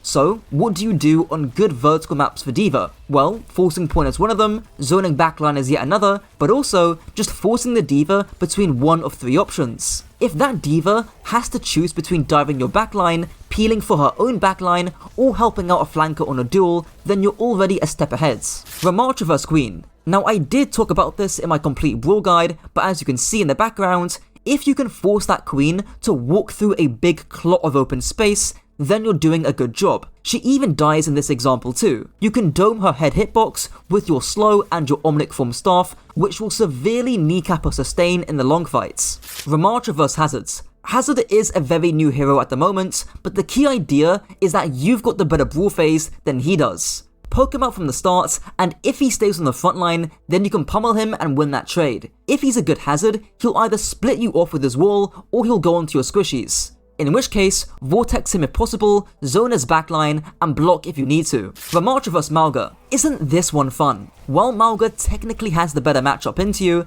it's not by much. If you can absorb his cardiac overdrive, probably just through blocking, he hasn't got much of a leg up onto you. Good Maugas will look to stomp you while blocking, so keep in mind the stuff about distance and baiting too. Ramattra vs Orisa. Honestly, it's not too different to Queen. She's got no shield, bubble or matrix to help her cross open space. only her spear spin. By far, your biggest weakness to her, as I talked about in my problem with the Orisa video, is that she's got way more sustain and CC than you. So, if you see her use Javelin, that can often give you a good window to go in aggressively. Please do remember, don't just tunnel vision on pummeling the Orisa. Ramattra vs Reinhardt. There is a lot of nuance to this matchup, but the key takeaways is that you have the advantage in the neutral because your pummels go through his shield, whereas he's got the advantage in the ult game because of how hard it is to block shatter. If he has slam, then that bait playstyle is going to be vital. Otherwise, just poke him in the neutral before entering Nemesis. Ramattra vs Roadhog. Hog doesn't care about your shield, you've got no CC to disrupt his hooks or breather, so what do? Well, you can actually burn him a decent bit in your Omnic form, and there's always going to be squishies that you need to be marking. You can also hold space way better than Hog can, especially after he's used Hook, so abuse that by sitting in places where the Hog is going to be forced to look at you instead of your team. Ramattra vs Sigma. Obviously, Sigma can rock you while you're in Nemesis, and he generally has better poke than you. The key here is using corners and distance to avoid the rock where you can, and using your shield to get yourself in close range. If you're playing against a full Zen Sigma BAP poke comp, then it probably won't be enough to just pummel the Sigma. You'll need to split the Sigma with your shield and bait Discord where possible. Ramattra vs Winston. I'm not gonna go into this one too much, but don't just pummel the Winston through his bubble. Unless you've already zoned off the key threats, like Ana Nade, or the Winston is just playing with a Lucio Kiriko, then you can default to your typical brawl playstyle and force him out where possible. Just when he's about to jump out too, try and catch him with your Vortex. Ramattra vs Wrecking Ball. You will pretty much never interact with Ball since you don't have the damage output of a Mauga or the CC of a Sigma Rock, plus he moves so quickly that it's hard to get a good Vortex. Instead, you'll likely be ignoring him and playing pretty slow to absorb any dive pressure that his backline puts out. The key is living against Ball because you can put up more sustained pressure than he can. Ramattra vs Zarya. 9 times out of 10, whenever we've seen this matchup, the Ram purely plays to pressure out Zarya bubbles. Even if she's high charge, you can easily block any of her damage, and because she lacks sustain, it shouldn't be too hard to force out bubbles either. That's what you're really playing for, to punish the Zarya in the mid-fight when she eventually gets the high charge. And that's it for the guides. If there's one thing you take away from this video, it's this. Reinhardt has 3 main playstyles: the Brawl Heart, Dive Heart, and Sponge Heart. The Brawl Heart is the classic Ryan play, 5 striking corners, walking onto squishies during your brawl cycles, like when there's a Mei wall or a Bastion and turret, and getting key kills with your shatter. The second is Dive Heart, playing fast in particular with your pin, either to clear high grounds, or to reach the enemy backline to directly brawl them, or to do the third playstyle, Sponge Heart. This is playing low resource by just holding up your shield and zoning off ranged backline squishies like Ana. Even better if you're forcing point while you're at it. The key is knowing when to switch between any of these playstyles. Ryan's primary fire, Torp's hammer but better, is a massive rocket hammer that deals 100 damage in a 5 meter radius that can cleave multiple enemies at once. Firstly, you can extend the range of Ryan's swing by drastically swinging your camera back and forth. It's pretty well known at this point, but you can see here how I can't hit the Hog, but the second I start jiggling my camera back and forth, I'm able to reach him. The second and last bit of crucial advice is target priority. More specifically, when you're playing against close range squishies like Mei, Sim, or Reaper, you need to be trying to swing onto them instead of just their tank. This advice is so important that it's not specific to Ryan. In this example of a Ryan versus Ram matchup, which I will talk about later, you can see the Ram from Atlanta focus down Mouthful, which forces his cryo early. You can also see Vulcan trying to do the same, but because the Mei wall on his team is just not very good, Vulcan on the Ryan can't really force the Mei's cryo. Ryan's first ability, Rectangle Man, is a 1600 health point barrier that decreases your movement speed by 30% and regenerates at 160 shield per second after 2 seconds of not using the shield. The simplest thing you can do watching this video is to improve your shield management. There's a good chance that if you're watching this, it's gonna be 2025 and Ryan players are still gonna make this mistake. Stop using shield to block meaningless damage at the beginning of fights, because when you actually need your shield to move or rotate, you're not gonna have much of it left. Now here's 6 ways to quickly maximize shield management. Firstly, learn how to shield hop. Again, a tip as old as time, but this is done by jumping forward when you shield. Do not do this if the enemy team have one-shot heroes, and if you're doing this against heroes like Ana, make sure you do actually block their nade or sleep darts. Secondly, stop flashing your shield in front of the enemy team for no reason. It's less common nowadays, but I do still see some Ryans flash their shield for their teammates, and they never let it regen. Thirdly, if you are swinging onto the enemy tank, please be wary of vital cooldowns that can shut you down entirely, and more specifically, I'm of course talking about Sleep Dart and Nade. We'll talk about this more in the playstyle section, but you can't always just rush and swing on the enemy tank if there's cooldowns like Nade or Discord that just melt you. The penultimate tip, which admittedly is quite niche, you can block healing or certain ultimates from landing with just your shield. So for example, if you shatter someone and the enemy Lucio beats, you can put your shield between the Lucio and the target that you shattered so they don't get the beats. Lastly, do note that you can block infinite amounts of burst damage even if your shield is 1 HP. Good for blocking burst damage ultimates like Diva Bomb, Junkerqueen, or even High Noon. Ryan's second ability, Hellboy, is a flaming projectile that Reinhardt tosses in a straight line, piercing enemies, dealing 120 damage. He's got 2 charges of his Fire Strike, each on a 6-second cooldown. Thankfully, Fire Strike is relatively straightforward.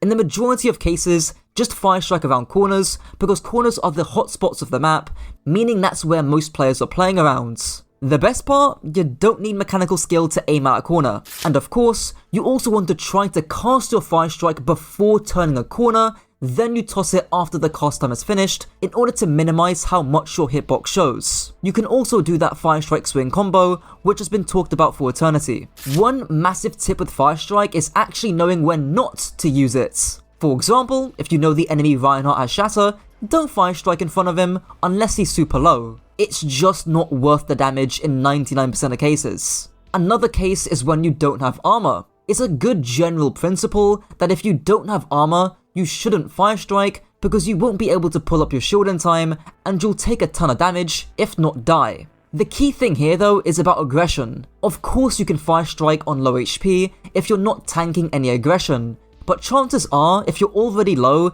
you're going to be tanking a lot of aggression. Lastly, I want to talk about Fire Strike gaps. Essentially, these are super tight narrow angles that allow you to get really good Fire Strikes onto spawn or past corners. You're seeing some examples in the background that I use personally in my games, but you could definitely go further than this. Ryan's third ability, Kamikaze, makes him charge in a straight line for 50 meters, in which he can carry an enemy into a wall. If he does, he deals 300 damage, whereas if he bumps someone during his pin, it's gonna do 50. You can also cancel your pin at any time. Now on a very basic level, a safe usage of pin is usually one with short distance and one that minimizes exposure to the enemy team. There's not much to say here on this basic level because the next level gets quite a bit more complex, so bear with me. Let's say a tank goes onto your backline. It could be a Winston jumping in, or it could be an Orisa spear spinning on your backline. There's 4 options you have. Option 1, pin the enemy tank. We'll call this peel pins for now, and it links to the Brawlhart playstyle that I mentioned later on. Pin or swing on the enemy backline. We'll call this trade pins,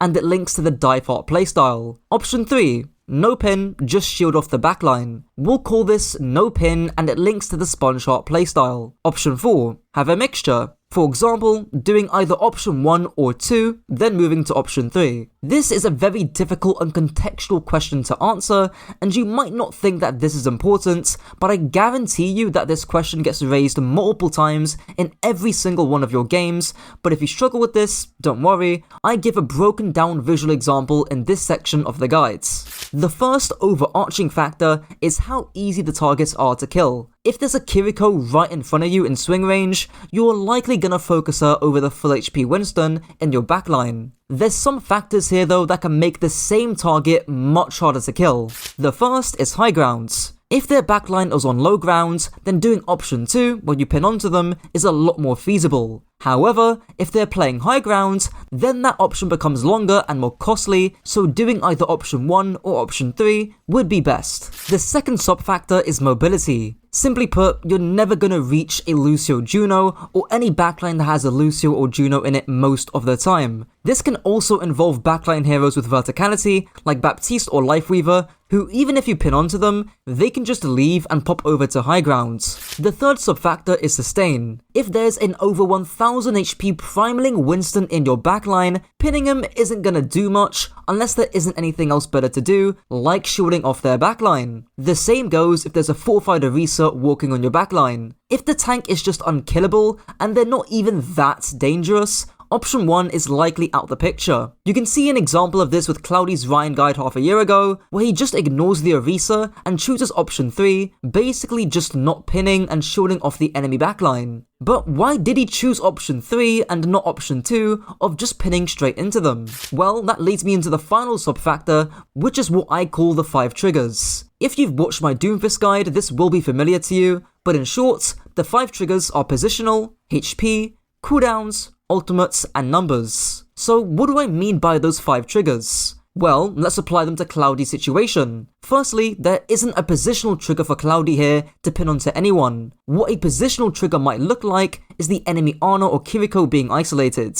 There's also no HP trigger, because the enemy backline are, get this, not low HP. There's also no cooldown trigger, because the enemy Ana still has her cooldowns, so Cloudy's shielding them off instead of pinning. There's also no ultimate trigger, because there's no sound barrier or Kiriko rush or any ultimates that could really enable Cloudy to dive the enemy backline with pin. Lastly, there's no numbers trigger, because Cloudy is currently in a 4v5 and he's the only one zoning off the backline. So hopefully, I've summarized that factor pretty well. Now onto the second factor being the danger or threat of the target. In other words, if the target is highly dangerous, like a nanoblading Genji diving your backline, you should probably try to either pin him or shatter him instead of blocking off range damage. The first sub-factor that plays into danger is LOS or line of sight. In other words, if the enemy backline does not have line of sight to their tank, you don't need to do option 2 or 3 because there's no danger or threat that needs to be marked. In this example, LH Cloudy's team are constantly pinging the Ana, and when the Winston jumps in, Cloudy decides to choose option 1 and pin the Winston. Why is this? Well, if we look at where the Ana moves, the Ana decides to rotate out of LOS from our Winston, meaning she can't throw a nade during the dive. This means there's no nade for Cloudy to block with his shield, so he can just pin the Winston for free. Even in the Overwatch League, we saw the Spitfire commonly Maywall the Ana so that Hardy can pin the Winston without the worry of his team being naded.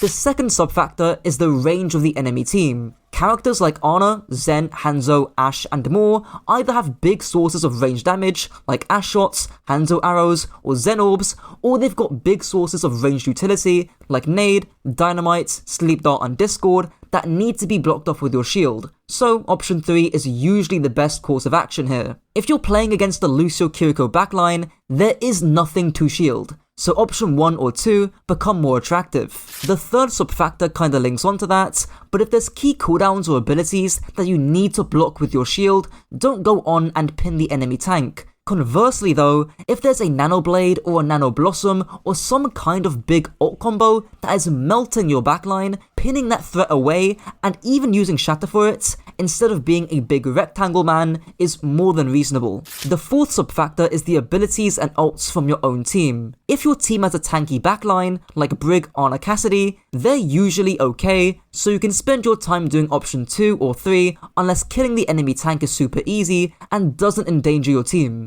But what if the entire enemy team is dangerous? Well, in short, do option 4. You can block the enemy Ana's nade, then, because she's less dangerous, pin the enemy tank if possible, or continue to be a big spongy rectangle, or dive and pin a squishy who looks to be dangerous. When I get into that playstyle section, there's going to be a really good example to show what I'm talking about, and I'll probably say on screen what section that you should skip to for that kind of stuff. Before I continue, gotta plug my coaching. It's approved by Sparlow, so that's how you know it's good. Check it out in the top link in the description. Ryan's ultimate, Earthquake, makes Ryan slam his hammer into the ground, taking half a second to cast, travelling up to 25 meters, and dealing 50 damage with a 3-second stun. If an enemy is hit in the epicenter of Shatter, you get a 150 damage bonus. The old Shatter section in my Ryan guide was pretty big and bloated, so I'm gonna keep it simple. 9 times out of 10, you'll be looking to shatter 1 or maybe 2 targets that can hopefully lead into a kill.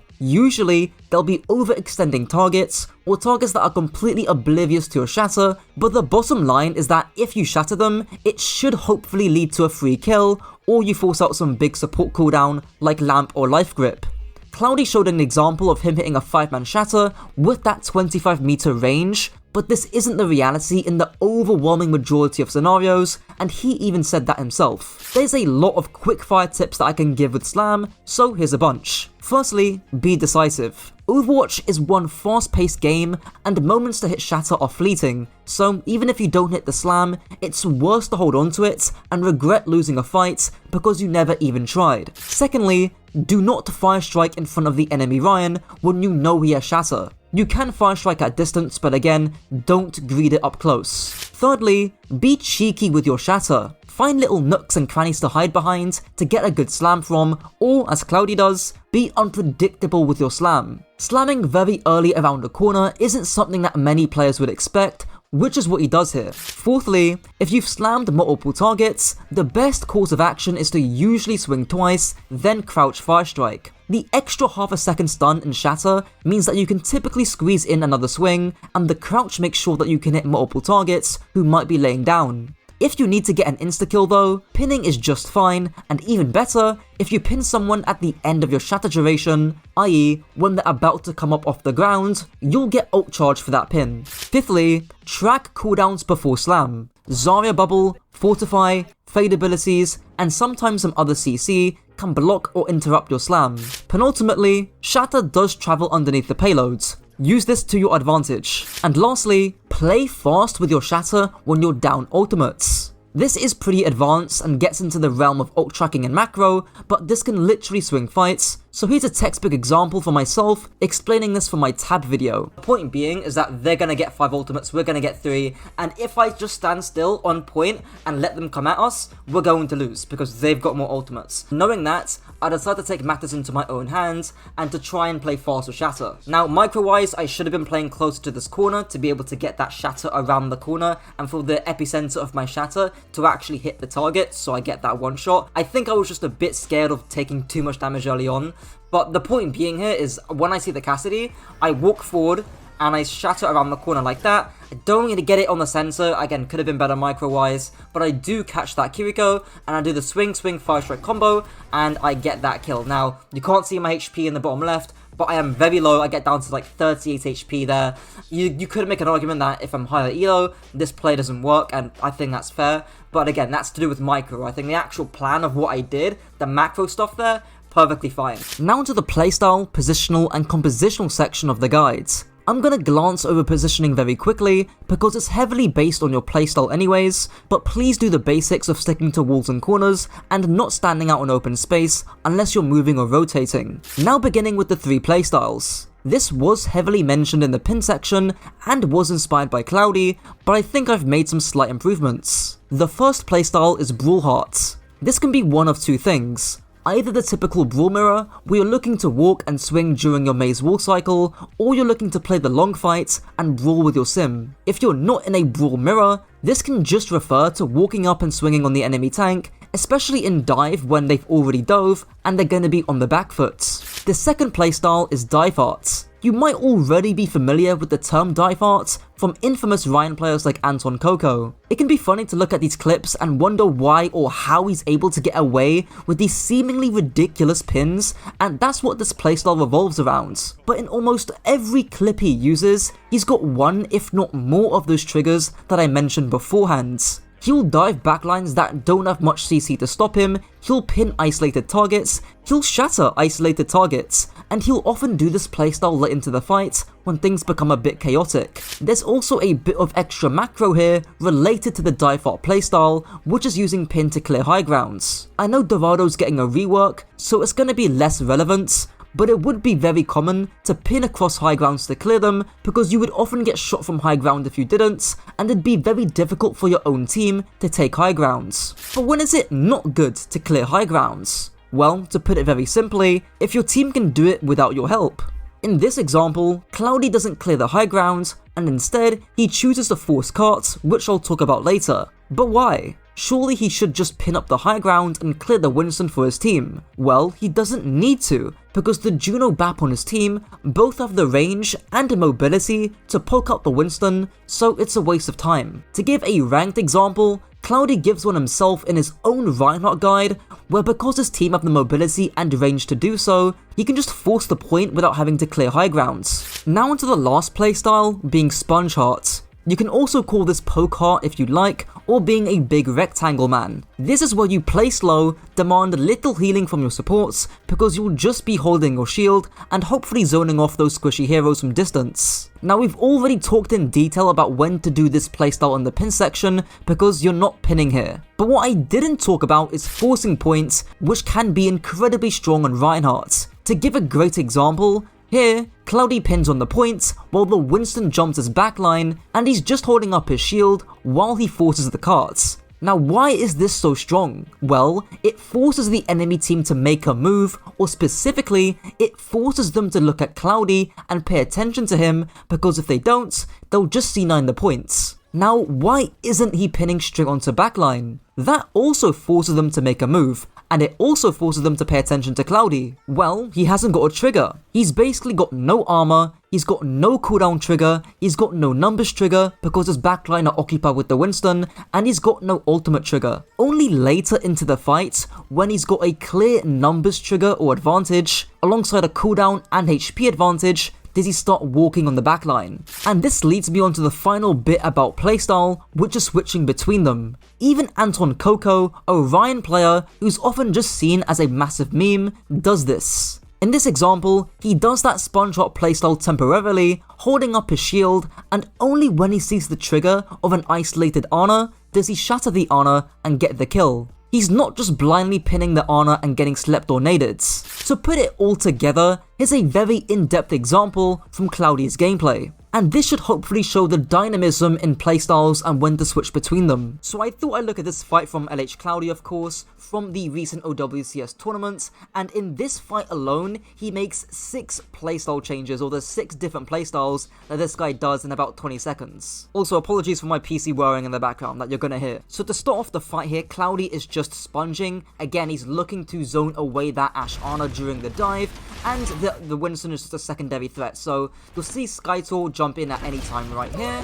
So he's in right now, hypering from Takuno, and instead of turning around and looking at the Winston, notice what Cloudy does. He sponges. Now the dynamite does still hit from the Ashe on Zoro, but he still looks to zone the Ashe, like make sure they don't get LOS onto the dive.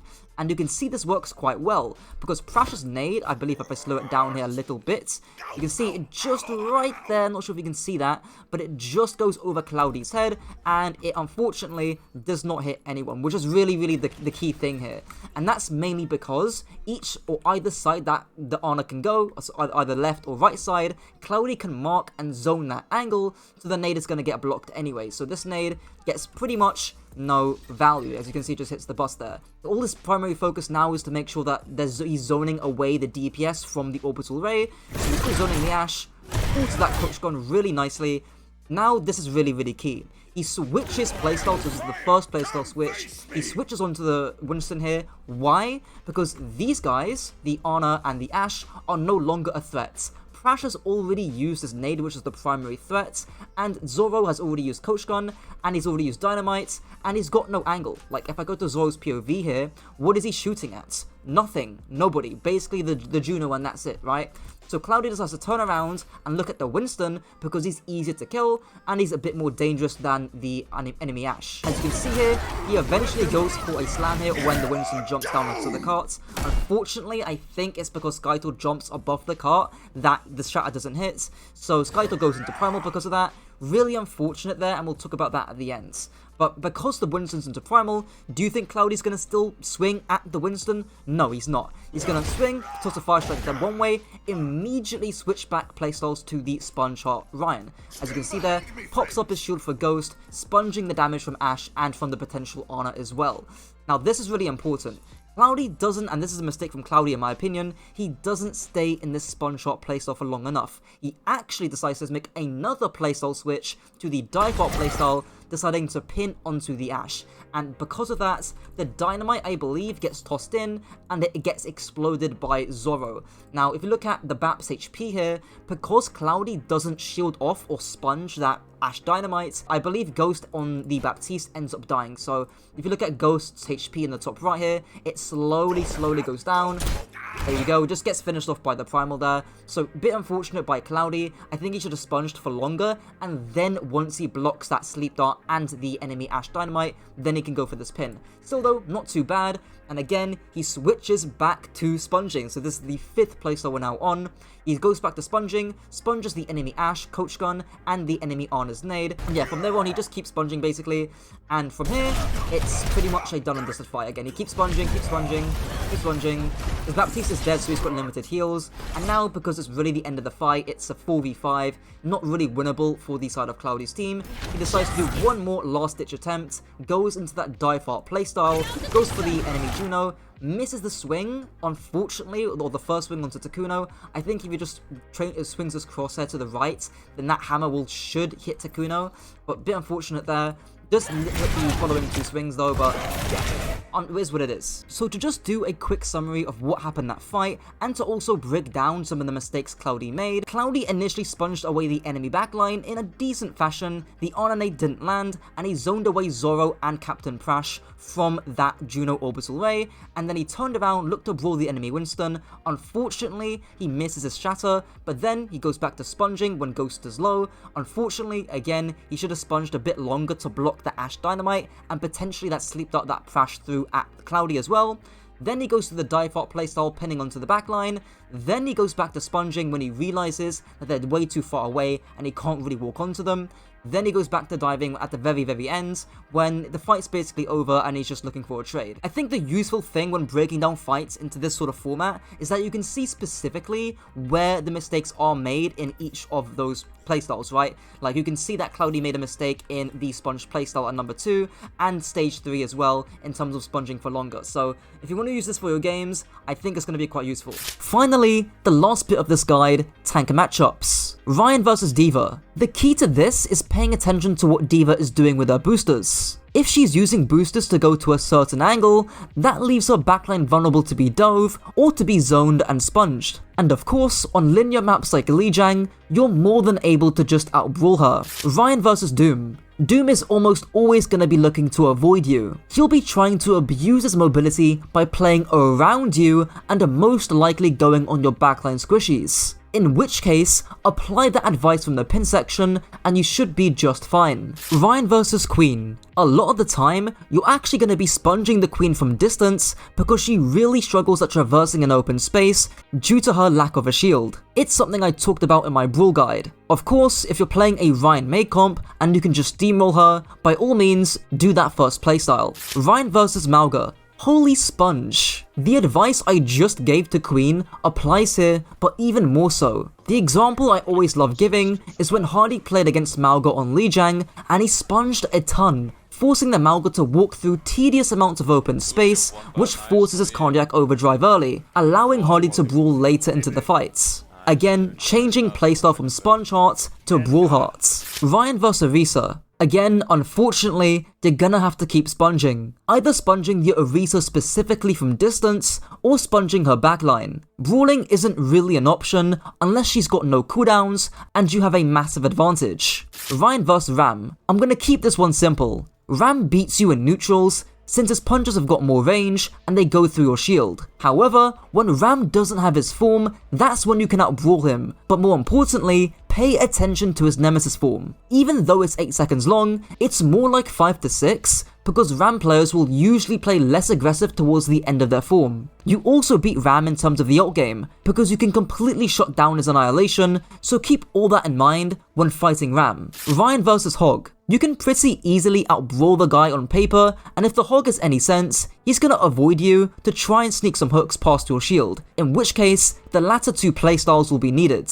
Rein versus Sigma. Definitely a good matchup for you, unless the map benefits Sigma a ton. Rein outbrawls Sigma because you can easily block his accretion, but the big trap here is just trying to outbrawl the Sigma and getting tunneled. There's tons of times where your DPS need you to sponge for them to be able to win their matchup, which allow you to brawl or dive afterwards. Here's a great visual example of what I mean. If you walked it with your Hanzo up to the side ground, you can actually pin off the Ashe and then catch the Ashe, right? If you kill the Ashe here, very likely to occur considering the nature of this matchup, you can just drop down and pin anyways. You can walk forward with the rectangle here, big fat rectangle man, maybe toss out a fire strike, and then after you get a kill, you can do that dive out stuff, you know? Rein versus Winston. If you're able to pin him when he dives, great. If you're able to shatter him when he dives, even better. But again, the trick is to not tunnel just on the Winston, and to sponge any ranged damage that comes your way. I highly recommend watching that Cloudy example, so you can get the full picture. Rein versus Ball. Honestly, the same advice to Winston, but should be easier to shatter the Ball, considering he hasn't got a bubble. And last but not least, Rein versus Zarya. Very easy matchup for you, since you can just completely outbrawl her. Just make sure you track her bubbles for shatter. Keep in mind that sponging can also be very useful to block her beam, then you can swing onto her during her reload, and once she's dead or it's let into the fight, doing that dive up playstyle becomes more reasonable. That's it for the guides. The reworked Roadhog is a ranged defensive area of denial tank with little utility or peel. He thrives in situations where the enemy team is forced to walk into his space, which is often on defense, meaning he can pre-place his traps around corners and hook targets into them. Against dive, Hog is half decent at the spar framework, go watch that video if you haven't already, and against the ranged poke brawl comps, Hog can eat a ton of damage and close the distance with his breather, marking ranged heroes with his hook. Play corners, land your hooks, and absorb those high damage cooldowns. Hog's damage, the worst shotgun in the game, makes Hog blast 16 pellets of shrapnel that each deal 6.25 damage each. He also has 4 larger central shrapnel shots that deal 15 damage each, meaning in total, Hog can deal up to 160 damage into one shot. With the 1.5 times headshot multiplier, this technically goes to 240. The main usage of your scrap gun is really honestly going to be consistent tank busting. Your DPS is actually quite high on paper, at 200, and the range on your 4 central shrapnel shots is not too bad, so keeping short to medium sightlines to burst down or pressure tanks, especially those with larger hitboxes like Ramattra or Reinhardt, is mainly going to be how you're getting value now. I'll talk about his one shot in the hook section. The last thing to mention is your trigger discipline. Especially against mobile targets, such as Tracer, it's not uncommon for Hogs to completely whiff their entire clip and their hook onto them. The solution here is to just take an extra half a second to chill out and readjust your crosshair. Before I continue, if you want to get the best private coaching around, hit me up in the link below and check out my private coaching to see that I'm the real deal. Hog's first ability, No More One Shots, makes Hog throw a chain at a target, pulling them into close range. The hook deals 5 damage with a 6-second cooldown and a max range of 20 meters. Let's get the elephant out of the room, your one-shot combo. Now there's a pretty big caveat with the one-shot, being that if you hit a good shot of shrapnel before the hook, the one-shot is basically guaranteed. But if you don't, then it's pretty unlikely that you're gonna get the one-shots. Still, here's the combo excluding that initial first shot. Firstly, walk forward.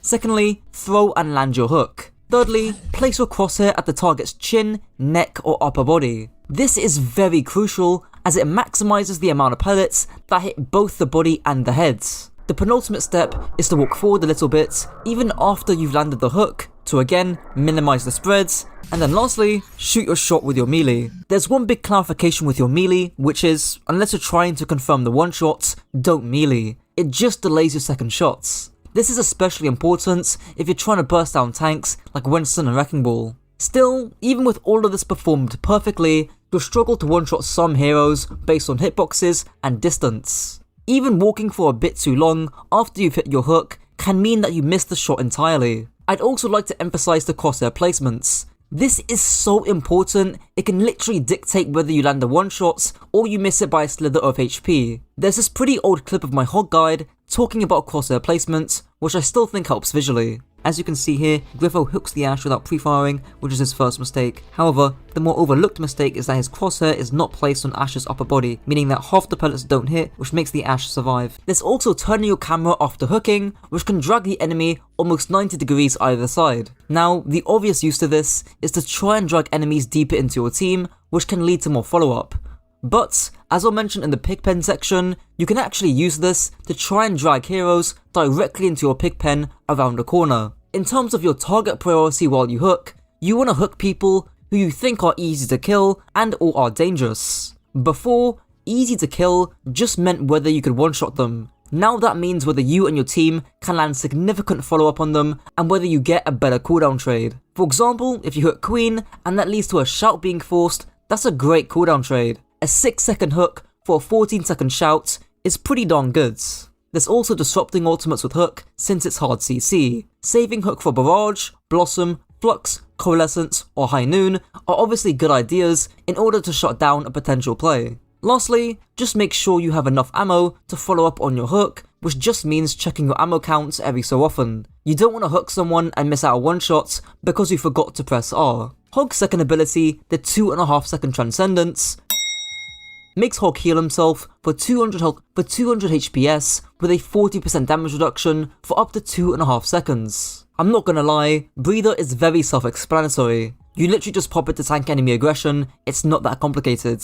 Even if you're antied, the damage reduction still persists, and even if you get stunned, you just pop your Breather the second after. The only additional nuance I can think of is that you don't want bad positioning to force bad cooldowns. In other words, if you're out in open space, tanking a bunch of damage, you're going to be using your Breather a lot early on, whereas if you played more disciplines, you'd be dealing more damage and taking less of it too. You also want to find this balance between healing up damage that you just randomly take, while also not wasting too much of your Breather. Hog's third ability, the worst 12-second ability in the game, makes Hog toss out a trap that when triggered, deals 60 damage on impacts and 30 DPS if you stay in the trap for up to 3 seconds. It also applies a 40% movement slow. There's one universal rule with your pigpen, and that's if you're pre-placing it, and that's a key if, it needs to be around the corner. I don't care if you use pigpen to mark a flank or fish for a one-shot. If you're not looking to get immediate value the second you throw your pigpen, it needs to be around the corner. Otherwise, it's just gonna get destroyed and you waste a 12-second CD. However, the question is, should you pre-place it? And the answer to that is, well, it depends. It depends mainly on whether you're holding space or taking it. So for example, here on New Queen Street, I pre-place my pigpen around the corner, and because I'm holding space defensively and the enemy team have to come into me, all I need to do is just hit the hook and drag them into the pen. Unfortunately, I'm bad at the game and I miss out the hook, but the theory is there. So in that example, I was pre-placing the pigpen to get a one-shot. But here's a few more different use cases on Hollywoods. Here, I've obviously got my pigpen pre-placed in this little bush over there. I can just shoot, hook, drag, shoot, hook, and then also double up on my pigpen when they're walking back, and then get 2 pigpens off at the same time and keep shooting, right? Again, the enemy team have to come into your space. You can just stay here and they have to move because, you know, you've got point control, you've got map control. If you're playing with Ana, a very popular hero, and say the enemy team have got a Genji and she's playing in this room, again, very common, then the Ana gets dashed onto by the Genji. Well, guess what? This thing will activate, Ana can just get the mini, and then the Genji takes an immediate 60 damage and the Genji can't walk in this area at all. Again, another great example. Another use case is to mark flanks or corners. So for example, if the enemy tracer wants to flank into a white room and she's not careful, she might actually end up hitting that pigpen, meaning that since she is slowed, I can get a hook, or more likely, if she's quick enough, she'll just recoil out of it. You can also put your pigpen here or somewhere in the back of this room too, to again mark this angle and mark this corner, and to deter people from actually peeking this in the first place. You can probably put it anywhere on the top of this desk, and again, they probably won't look at it, they'll hit it, they'll be marked, this entire space is now yours, they can't take it. That's another example. Now, what if you're not pre-placing your pigpen? Well, there's the obvious one, you just put the thing in front of you, and you hook someone along that path immediately. Since your pigpen is an open space, you have to be quick before it gets destroyed, but there is a small workaround to this, which is to throw the pigpen in the air in front of you, which gives you more time to hook someone without your trap being destroyed. But in reality, I don't know how practical this is. And the second use case, if you're not pre-placing your pigpen, which has already been mentioned, is to just toss it behind an enemy when you've hooked them in and hope they walk back into your trap.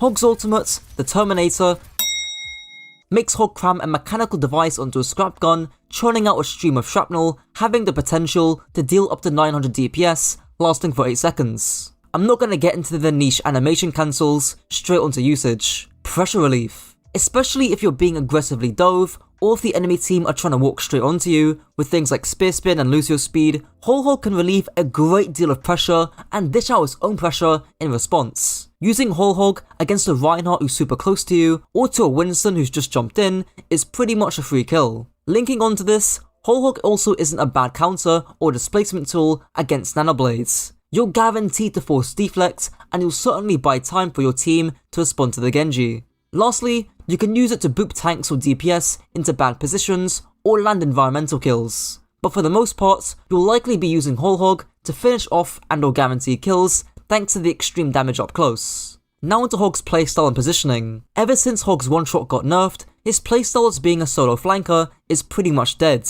His playstyle is now much more of a budget Sigma, looking to spam, threaten, and mark ranged DPS threats from decent distances with your hook. This is pretty similar to what Sigma does, but you can also use your thickness and high damage to bully tanks up close. For example, on Colosseo Neutral, this is where I think Hog would be best. There's not many flanks available, so you don't have to worry about trying to one-shot flankers. The midsection is also very narrow and spammable, and you have plenty of cover to use so you don't feed, and enough cover to walk up and brawl the enemy tanks. On Nepal Shrine as well, you just control and mark the elephants. If a Sojourn, Cassidy, Soldier, or any threatening DPS hero wants to use that elephant to get a good angle, you just threaten that with your hook. On Sigma for reference, you'd be doing the exact same thing, but instead of a hook and a scrap gun, you have a shield and hyperspheres. The main issue with Hog in these scenarios is that it's quite easy to feed and get overwhelmed.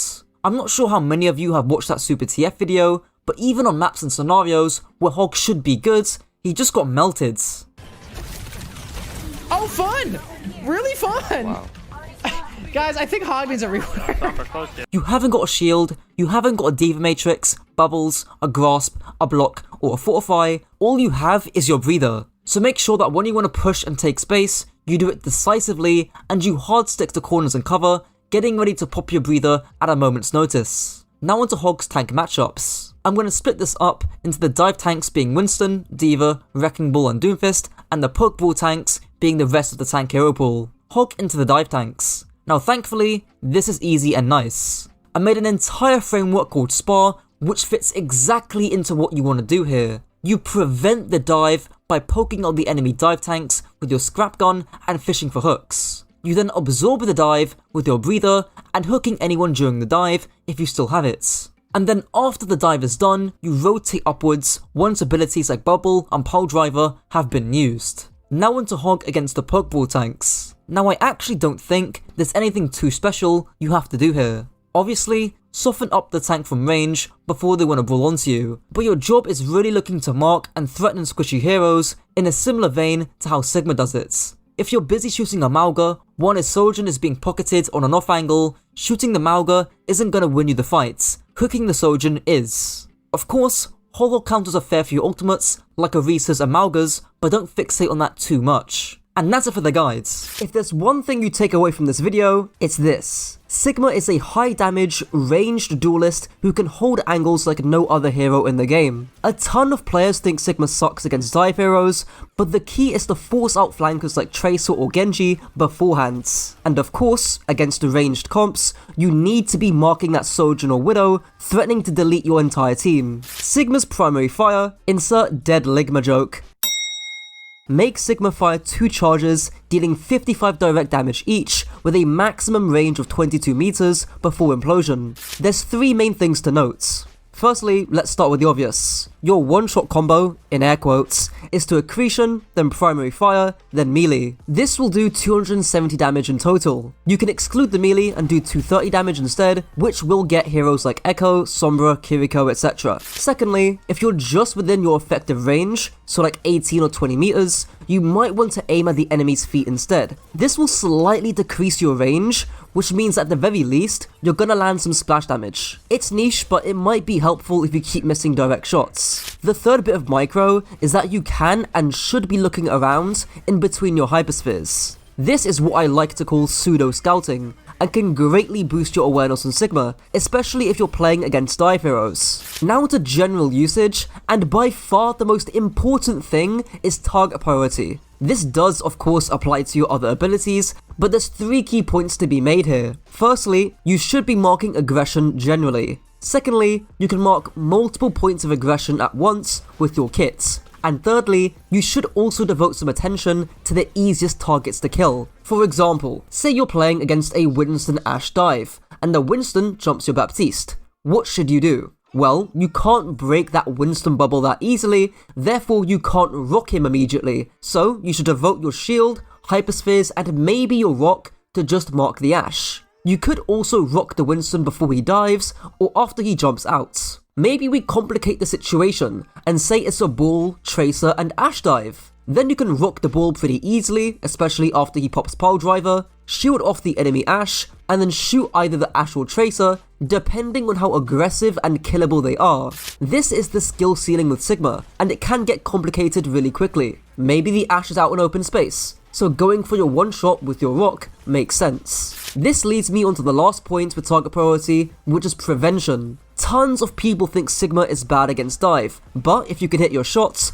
I actually disagree. You can see Vestola straight up kill the Genji here before the enemy team have even set up. And to go further, here's an example from me breaking down and analysing Tread Sigma. And the main 2 concepts I want to go over here is marking with your hyperspheres and marking with your shield. If you're mechanically talented enough and you can actually hit your hyperspheres onto these squishy targets before they actually dive, that makes things a lot messier, and that means that the dive is a lot easier to absorb. And as we can see here, Tread gets 2 really nice hyperspheres onto the Genji, and even better, he manages to flick and get the rock onto the Genji when the Baptiste is just 1 HP.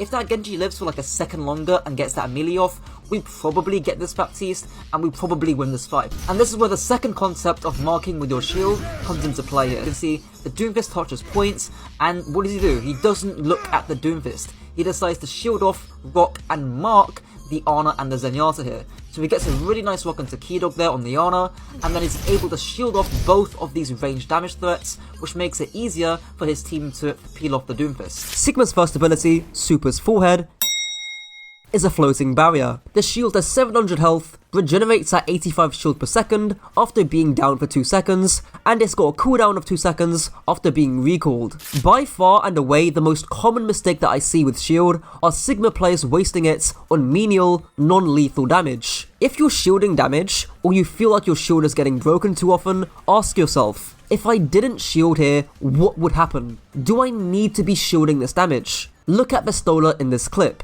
He initially shields the burst of damage to allow him to rotate or move to the left side. He then immediately retracts his shield, and even though he's getting poked at by the Genji and the Hanzo, he only shields for a flash of damage because the aggression level by the enemy team isn't that high. All the damage he takes can easily be healed up without much of a fuss, and the only time he pops the shield is to block the Ana nades, which does nicely lead me on to how the shield should actually be used. In general, as you could probably guess, is to prevent or mark bursts of aggression. For example, blocking a hit scan on an aggressive angle, blocking ultimates like Shatter, Barrage or High Noon, or blocking important cooldowns like Mauga's Cardiac Overdrive, Ana's Nade, or even the healing. In this example, you can see Vestola shield off the Ana heals right before he pushes the Mauga to finish him off. Now onto some quick fire tips to get the most out of Sigma's shield. Firstly, make sure to shield when using your ultimates to prevent any incoming damage, or more importantly, from you being stunned out of your flux. Secondly, you can shield dance against mobile heroes like Tracer,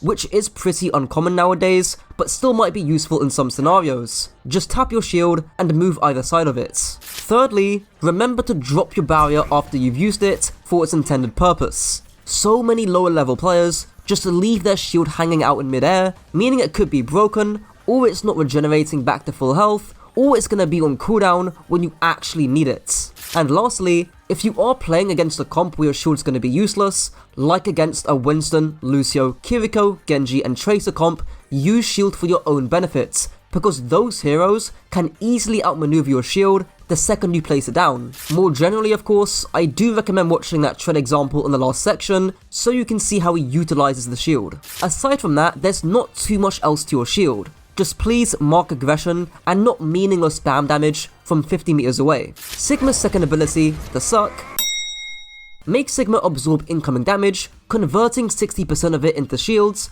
up to a maximum of 400 shields generated.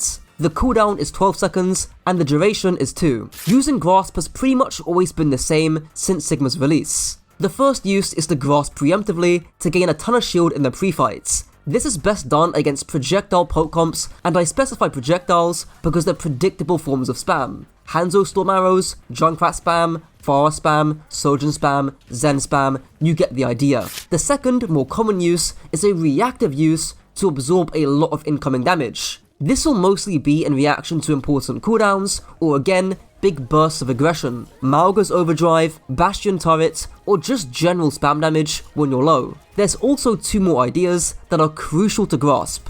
The first is hard playing corners and cover so you don't get rocked while grasping. This is something that I noticed when watching Vestola and Hanbin. Vestola would rarely get rocked because he would often grasp to where he can get back into cover in time, but Hanbin was often caught in open space while grasping, meaning his team had to bail him out, or he was obviously rocked. The last fairly niche tip is to pay attention to ultimates that you can eat with grasp. Blizzard is honestly the main one, but grab can be included too. It's rare and niche, but if you know the enemy Mei has got Blizzard, pay attention to her body language to see if you can catch the blizzards.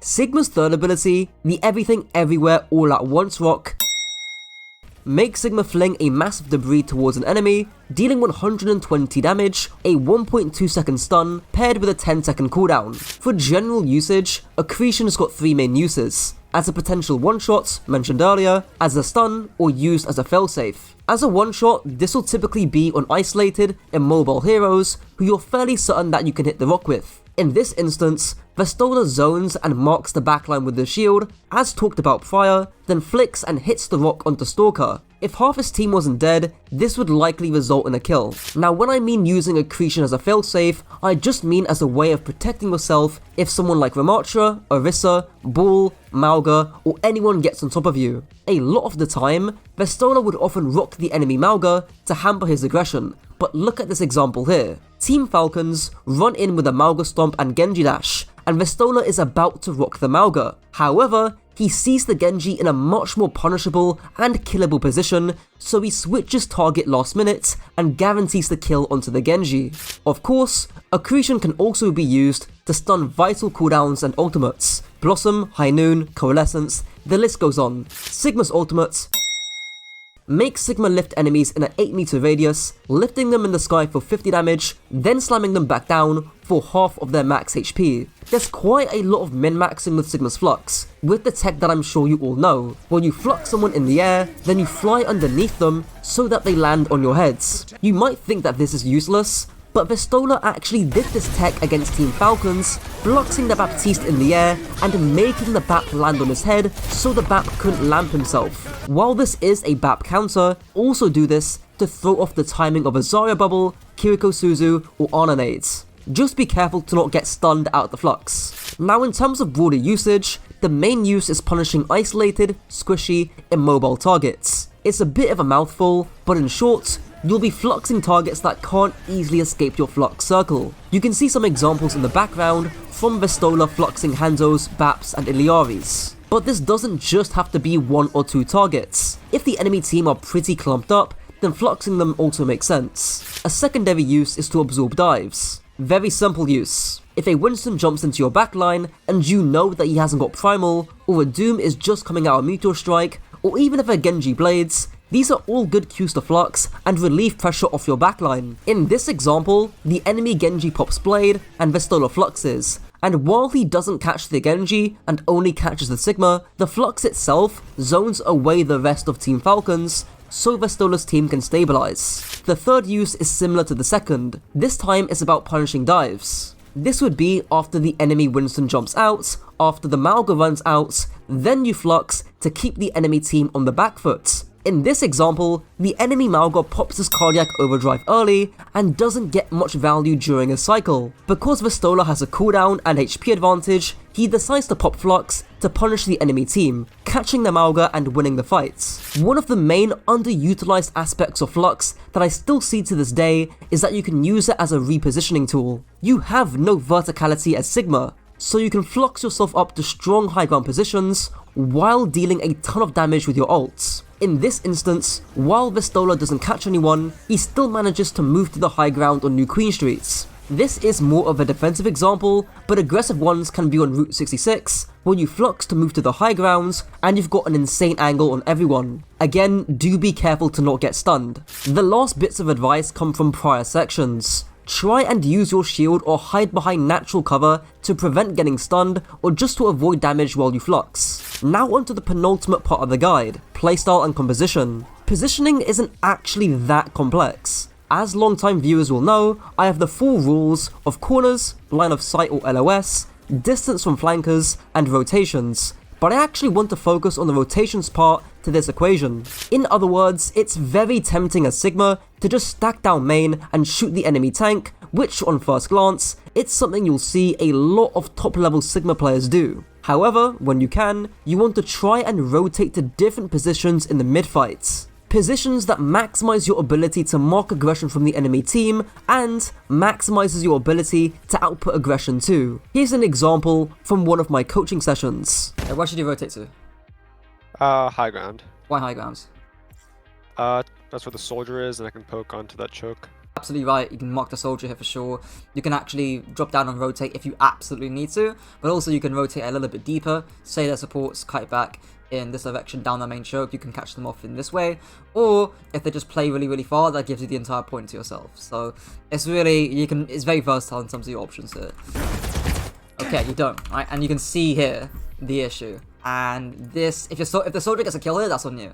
Before I continue, probably a good time to mention that if you want to get coaching yourself, check the top link in the description. It's backed by Sparlow, so that's how you know it's good. In terms of playstyles, there's actually not too much to mention here. I think the biggest thing most Sigma struggle with is playing Sigma into dive. That's when they typically swap off onto Orisa, Mauga, Ryan, or most other ground tanks. I've already made videos talking about how to beat dive, as well as multiple Sigma sessions on playing Sigma into dive, so I strongly recommend checking those videos out in the further resources section. Now onto the final section of this video, tank matchups. Sigma vs D.Va. D.Va's clear strength is being able to fly to positions that you simply cannot move to. The solution is to force her to make a choice. If she flies to high grounds, while you're busy beating the shit out of her backline, she will need to drop and help her backline. That creates space for your team and encourages that frontline matchup that you want. The second issue though is, what if D.Va flies onto my backline and blows them up? In cases like these, the best you can do is rock the D.Va and try to shoot or zone the aggressive squishy heroes that are blowing up your backline. Sigma vs Doomfist. You have 2 main goals on Sigma, poking out the Doomfist before he even goes in, and rocking him while he's already in, probably when he's power blocking. Still, a lot of the time, it's easy to get tunneled on shooting the Doomfist when he's so squishy, but don't let that distract you from the RNA that you need to shield, or the Ashe you need to be shooting at with your hyperspheres. Sigma vs Queen. Generally, you have a pretty good matchup into Queen. You can whittle her down at distance without much risk to yourself, and if she does get close, you can often rock her to stunt her aggression. The key thing is to not get knifed. Flash your shield when you see her toss a knife at you, then, unless there's other aggression you need to be blocking, retract your shield. Queen can easily force your grasp with a good knife pull. Sigma vs Mauga. Honestly, how tough this matchup will be will depend on how strong Mauga is and what map you're on. Your main win condition here is to find a way to absorb the Mauga's aggression, because more often than not, he'll look to go past you, stomp on your backline, and since you're not a great peeler, they'll just die. Unfortunately, there's no clear-cut solution to this. Team Falcons beat Vestola's team on the Mauga comp. What I can say though is that the fundamentals of zoning, stunning, and marking aggression still apply in full force here. Rocking that Genji who goes a step too far, shielding that Ana who's healing the Mauga, shooting that Tracer or Flanker who's about to go in, all go a long way in being able to live through a Mauga rush. Sigma vs Orisa, honestly not too much to say here. You can rock Orisa out of her spear spin, and even up close, you can absorb a decent amount of her pressure. The key thing is the distance management though. Especially in the Brig, Juno, Orisa comps that we've been seeing, you really need to be careful with when you decide to push up. Make sure you have enough advantages, whether that be cooldown based, HP based, numbers based, etc., so that you don't blow up when you push back into an Orisa comp.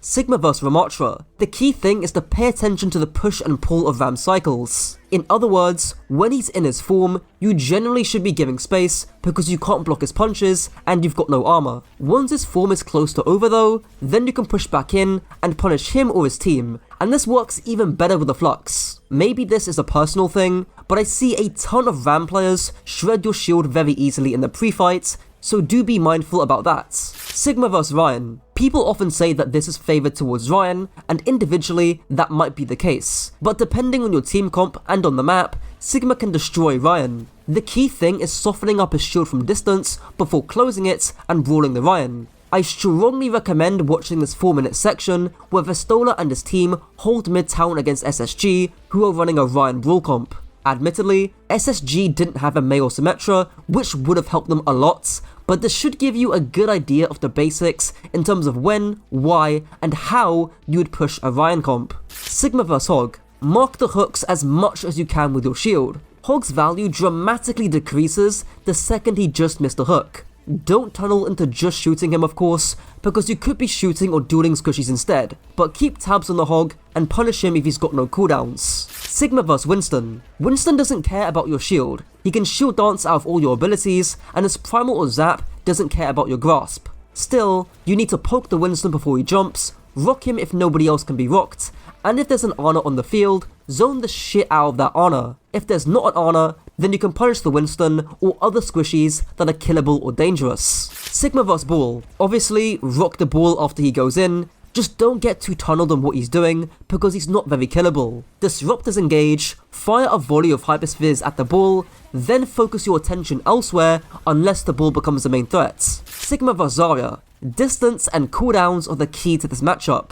Zarya is more than happy to go up close if she's got a bubble to eat your rock, so track her bubbles, force them out at distance by poking her or a team, and you can actually punish a Zarya with rock, and you can actually push a Zarya with rock if you know she hasn't got the cooldowns to hold space. Lastly, I want to end this off with further resources that about 1% of you will actually use. Of course, I recommend watching Vestola or Sigma POVs on the OBS Sojourn channel. Those should be linked below if I do remember. And of course, I recommend watching my various Sigma coaching videos, focusing on a wide variety of topics from a variety of skill ranges. Not to do a last minute plug, but if you want personalized coaching, you know where to go. That's it for the guide, until next time. This is the best way to play Winston in Overwatch 2. Firstly, scout and set up your dive. To do this, just gain access to high ground to actually see the enemy team and listen to the sounds the enemy team are making to know what heroes to dive. You'll be wanting to dive targets who are either easy to kill and or are dangerous, meaning that you'll be avoiding tanks for the most part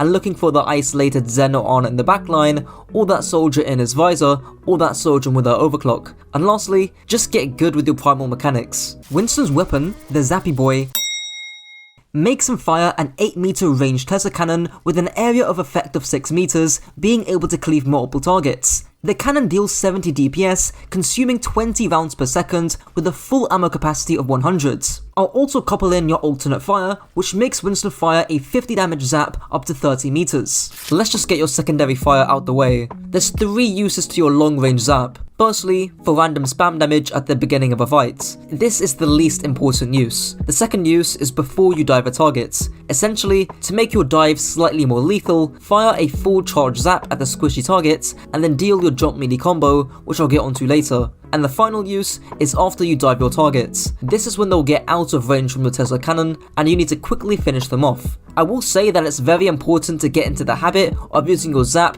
just before you dive. It's a hard habit to get into, and you'll even see me struggle doing this consistently in the background. What should she be doing right now? Charging my right click. Right. That's a lot of free damage we're giving up. And target acquired. What should we be doing right now, right? Charging a right click. Charging a right click.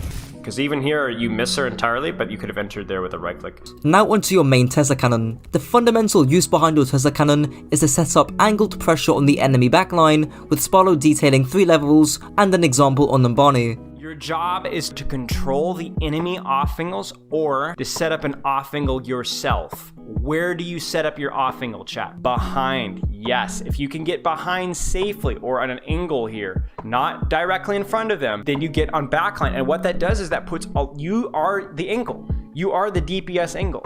You're shooting them from behind, which splits the resources and allows your angles in front of them to have more value. The level 1 monkeys do this, right? Why is this a mistake? Well, 1, it's frontline. 2, my team can't see it. Level 2 monkey does this. Can my team see this kill box? Yes, team can see it, right? This is level 2, but why is it not the best? Yeah, you're shooting tanks. You're shooting tanks and you're frontlining. Your team can follow up, but you're still frontlining. This is level 3, and I'll do this all the time when I play monkey. I will drop off, I'll see Ryan shield get to about there or here, and then jump on, and then I see, and it's all squishies. And then my angle is this way, their front line's looking that way, and I set up an angle here. Let them come out, and then you can get almost behind them here. Now you have to use jump, but that's okay, because you could jump, and then drop like this. But the other level 3 possibility, it's a little risky because you can get poked from point if they go point. Why is this level 3? Different angle, exactly. Now you might end up zapping a little bit of Ryan. That's not great, but you're on a good angle, you have good cover, and for them to get to you, they walk into open space where your team can spam them. Winston's first ability, the Jumpy Boy, launches Winston at an initial speed of 30 meters per second, dealing 1 damage when you jump and up to 50 damage when you land. Despite Winston's jump just being a jump, there's actually quite a lot of nuance with it. I'll start off with the mechanical side of it first, then moving on to actual usage. I'll first begin with the classic jump pack and melee combo, where just before you land, you sneak in a melee for extra burst damage. Couple this with your long range zap beforehand, and you can deal up to 130 damage before you land back down. For the dedicated Winston players out there, I recommend loading up a custom game with a bunch of Ana bots at 35% HP to practice your combo, which should one-shot those squishies. You can maybe increase the HP to practice this with your zap too. You can also perform a small skip by simply pressing your jump key after you land. Trajectory control is also highly important with your jump. Here's a clip from Carl Q explaining late and or early inputs with your jumps. The late input is if you input a direction after any of the 3 basic jumps from a neutral position. The early input is if you input a direction before any of the 3 jumps, so you're already kind of moving beforehand. Use the S key or down on the analog stick. Doing this on a late input pulls you back just a little bit, whereas doing this on an early input significantly reduces your overall distance. Lastly, you'll want to learn your vertical and horizontal jumps. Horizontal jumps are often safer, more lethal, but harder to Goomba stomp your enemies with. I'll play a clip from Jane explaining the differences, and again, this refers back to the advice on going into custom games to practice the accuracy of your jumps. So if you want to attack a McCree bot or something, you can jump vertically and then kind of like aim at them. But the other thing is that takes way too long and it makes you more susceptible to damage. Whereas if you just learn your short jumps, so how long you need to actually hold the S button, then that's more effective. The most basic yet fundamental use of jump is to jump to high grounds. I mentioned this at the beginning, but high ground allows you to stage and set up a dive because you can see what the enemy team are running and where they are coming from. This concept applies to D.Va too, and Spolo gives a solid example here. Is there anybody else in the enemy team that's playing more aggressive or might be playing more aggressive soon? Do you see how hard it is for you to tell right now? That's why we go to high ground. Because as a D.Va player, you need to make that assessment accurately and quickly. And you cannot make that assessment with where you're at right now, can you? It's very hard to see. So you go to high ground. Now what do you see? Or what do you not see? You don't see anyone on flank. No flank. There's nobody here. There's nobody here. There's nobody here or here. There's nobody here. Okay, at the very least that gives you the information. Next, let's talk about jump placement. Just by changing where you land by a few meters can be the difference between landing a kill or being the kill. For example, on Oasis City Center, say you jump the soldier on high ground. If you jump in front of him, it will be very easy for him to just run away to the mega. Not to mention, you slightly boop him away too. However, if you jump behind him, the soldier has to walk through you, meaning you deal more damage. Maybe he even drops heal station too. There's also the jump placement for escape. For example, on Dorado's second point attack, say you want to pressure high ground, as you should. If you jump straight into the middle of the enemy team, you're giving yourself no options to escape, whereas if you landed just by the edge, if there's too much heat, you can quickly fall off high ground and stabilize. There's also jump pathing. If the enemy team are running a Brig or an Ashe, and are constantly whipshotting or coach gunning you away from high grounds, stop running it down main. Take an alternate, underneath angle, and then jump from there. It will be a lot harder for the Brig to predict where and when you're coming in from. Not only will you not get booped, but you also take less damage on entry because your dive isn't as telegraphed and you're being less formulaic. Here's Sparrow giving another example of your pathing when it comes to staging and setting up a dive. How should you be pathing? You'd be flanking. What would this provide to you? Just another angle. Right. If you jump the Sojourn here, do you see how this catches her by surprise? More likely to get landing damage, more scouting, easier to see, less likely to be punched out or poked out, right? Let's say you're going to go for Ana. You see it? Yeah. You're playing a hero that is absolutely atrocious in the tank matchup. Really versus every tank in the game, almost. The last thing I want to mention is using jump to engage or escape. If you can simply walk up to an enemy, sneak up on them from a flank, or drop from high ground, please do that, instead of wasting your jump on cooldown. This is less so with Overwatch 2 now, but back in Overwatch 1, it was very easy to just burst down a Winston before he gets to the jump pack again, and even now, you don't want to waste resources if possible. If you're attacking, this tip may not apply as much. Winston's second ability, secretly the best shield in the game, makes Winston project a shield dome with a 5-meter radius, 650 HP, lasting 8 seconds with a 12-second cooldown. Starting with a general rule of thumb, you ideally want to be blocking cooldowns over raw general damage. Winston's bubble is not designed to block large sums of damage, so don't place it on a payload or in a choke. Instead, you ideally want to block cooldowns like sleep, nade, or damage that is directed towards you during your dive. You also want to try and bubble as late as possible against enemies who have their stuns on cooldown or don't have a stun at all. This will allow you to chase further without being punished as harshly. In combination with your jump skip, you can go quite the extra distance. Now onto shield dancing. This is simply weaving on either side or the opposite side that the enemy is on from the edge of your bubble. There's almost no reason to not do this, especially when drop engaging on the backline. In short, your bubble is intrinsically tied to your jump. If you're planning to hard engage or go all the way in, you're likely to use your bubble and shield dance to help you live. Not that complicated. Winston's ultimate, the most sane Overwatch player, makes Winston gain 1250 HP with a 30% increase in move speed, dealing out melee attacks that do 40 damage apiece with a 4-meter hitbox with a duration of 10 seconds. The jump pack cooldown also goes down to 2 seconds. Whilst this isn't a conceptually difficult piece of kit to get your head around, the execution to pull off some of the key combos consistently is not only amazing game design, but one of the highest skill capabilities in the game. Let's start off with the hitbox and interactions. Firstly, your jump cooldown is refreshed at the beginning and end of Primal. This means you can engage and disengage very quickly, so keep that in mind. Secondly, treat your swings like Reinhardt's hammer, in that you should turn your camera in the direction that Winston swings his fists in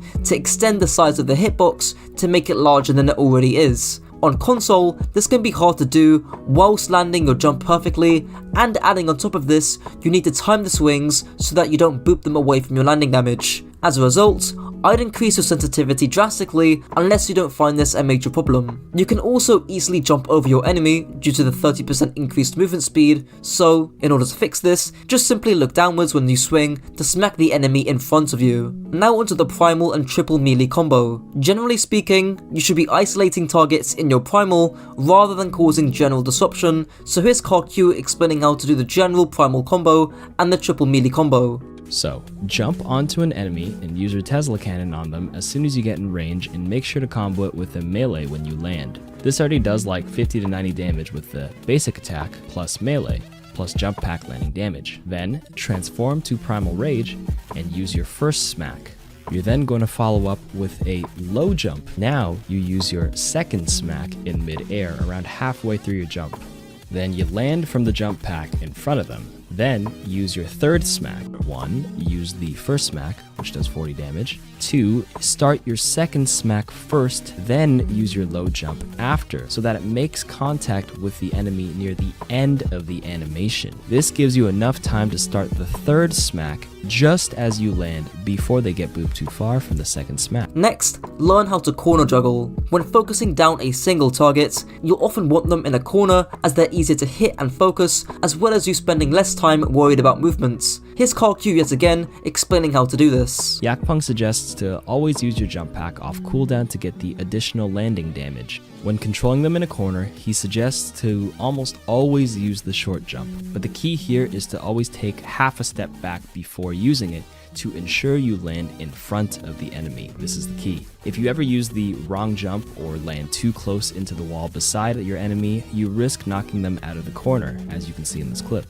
In terms of broader usage, apart from isolating a squishy, other uses are to buy time, split the healers, store points, etc. Also ensure that you bubble before you primal, since you'll get your bubble back after your primal. Now onto Winston's playstyle, positioning and communication. I don't often include communication in the section of these guides, but for Winston, especially in a team environment, it's so important to call out when you're about to engage and when you're actually engaging. Again, what should you be doing every single time you go for a jump like that on backline? Every single time without exception. What should you be saying? Let's push in. Sure. Anything. I'd prefer a single word.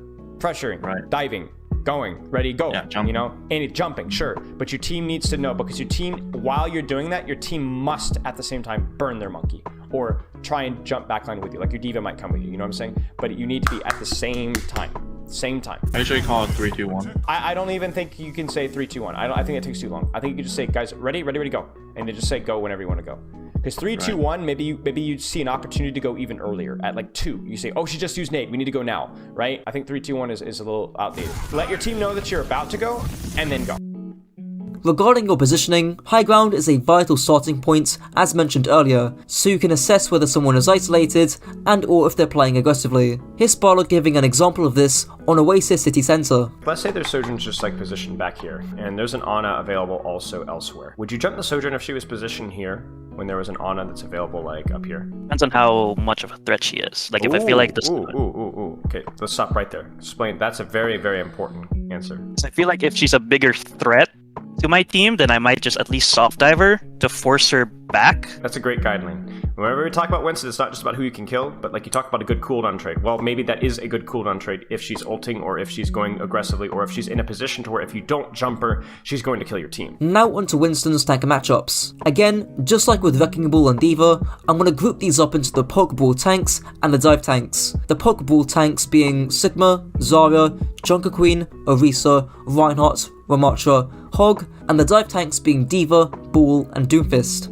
So, with the Pokeball matchup, notice how in each of these situations, barring maybe Sigma, you straight up lose the 1v1. You either have lower damage and or lower sustain, likely both. Just like with Diva, you're often fighting for the space around the tank itself, and more specifically, the squishy heroes who are either isolated and or are playing aggressive. If you end up frontlining against an Orisa, something is going wrong. Now, I do want to clarify, there is a time and a place for this kind of frontlining, and that's mainly to build Nano Boost. Alternatively, this could be when your team are running poke-heavy heroes, or when you're waiting for a good opportunity to dive. Back in my old Winston guide, I called this slow dive, and some of it still partially applies now. Here's Sparlow giving 4 general rules of thumb for diving backline in this kind of scenario. You're saying like, okay, he doesn't ever go deep. Well, if his Sombra was set up and they had a cooldown advantage, they would go in deep, okay? So you really only go in heavy hard in this composition, because this is like soft dive, right? Because you've got like a Poke hero, you know, a really, really hard backline to dive, and really only one hero that you can dive with. You don't really go hard backline unless you have one of 3 things, okay? A ultimate. You have a significant cooldown advantage, not just like, oh, they don't have, you know, they're missing an armor pack, or there is significant positional advantage, okay? This is the only thing that you're gonna hard dive off of, all right? Or like a numbers advantage. Like, I guess we could say numbers as well, as like numbers or down 1 or whatever. If they had Nano, Fearless would dive backline. If Ana just chunked her nade, if Diva just used boosters, and Winston just used bubble, you might see them hard dive backline, right? Because not being able to peel with Diva, not being able to, their enemy monkey to trade your backline, and not having nade for the enemy Ana to heal herself means that you can actually dive backline and maybe kill them. Positional advantage, let's say the enemy team all rotates underneath and they don't even bother to clear you out up top. Like, let's say that see what these guys are doing? They're fighting Fearless. Why are they fighting Fearless? Because if they don't fight Fearless and they just stay with Badosin, Fearless is going to drop on Badosin and try and kill him along with the rest of his team. So they fight Fearless so that they're not at a positional disadvantage. They fight for this space because if you don't fight for this high ground, Monkey will drop on you. So there's your positional advantage. But they don't give Fearless that positional advantage because they're fighting for the high ground. So if the enemy team is in a really bad spot, you can dive. If they have no cooldowns, you can dive. If you have an ultimate, you can dive. Other than that, you play it patiently until you see an opportunity. Now, what about other dive tanks like Doomfist, D.Va or Ball? D.Va is actually more like the Pokeball tanks just discussed now, since she can peel unlike a Doomfist or Ball. Just avoid frontlining her and target isolated and or aggressive squishies as you normally would. Against Doomfist or Ball, you'll mainly be looking to trade out backlines to not only prevent the enemy tank from getting any healing, but to also create space for your own DPS to pop off.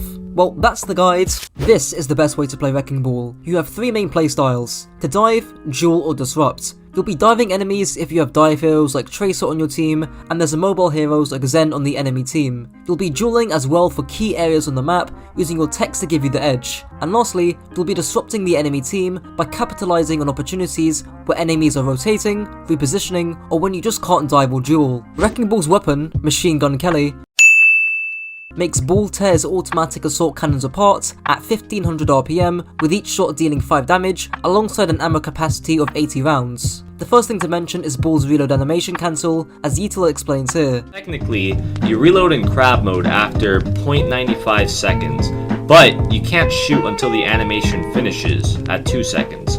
In other words, if you want to maximize your damage per second, you can do one of the 2 things. 1. Melee, or 2. Quick grapple into Fireball. Secondly, similar to D.Va, you can use your quad cannons to spy check for Sombras whilst the enemy team are setting up. Way back in the day, this is what Chengdu Hunters had done against the NYXL on Numbani first point defense. The Hunters also appear to be completely ready for the Sombra counterpick, as their composition is well suited to disrupt her.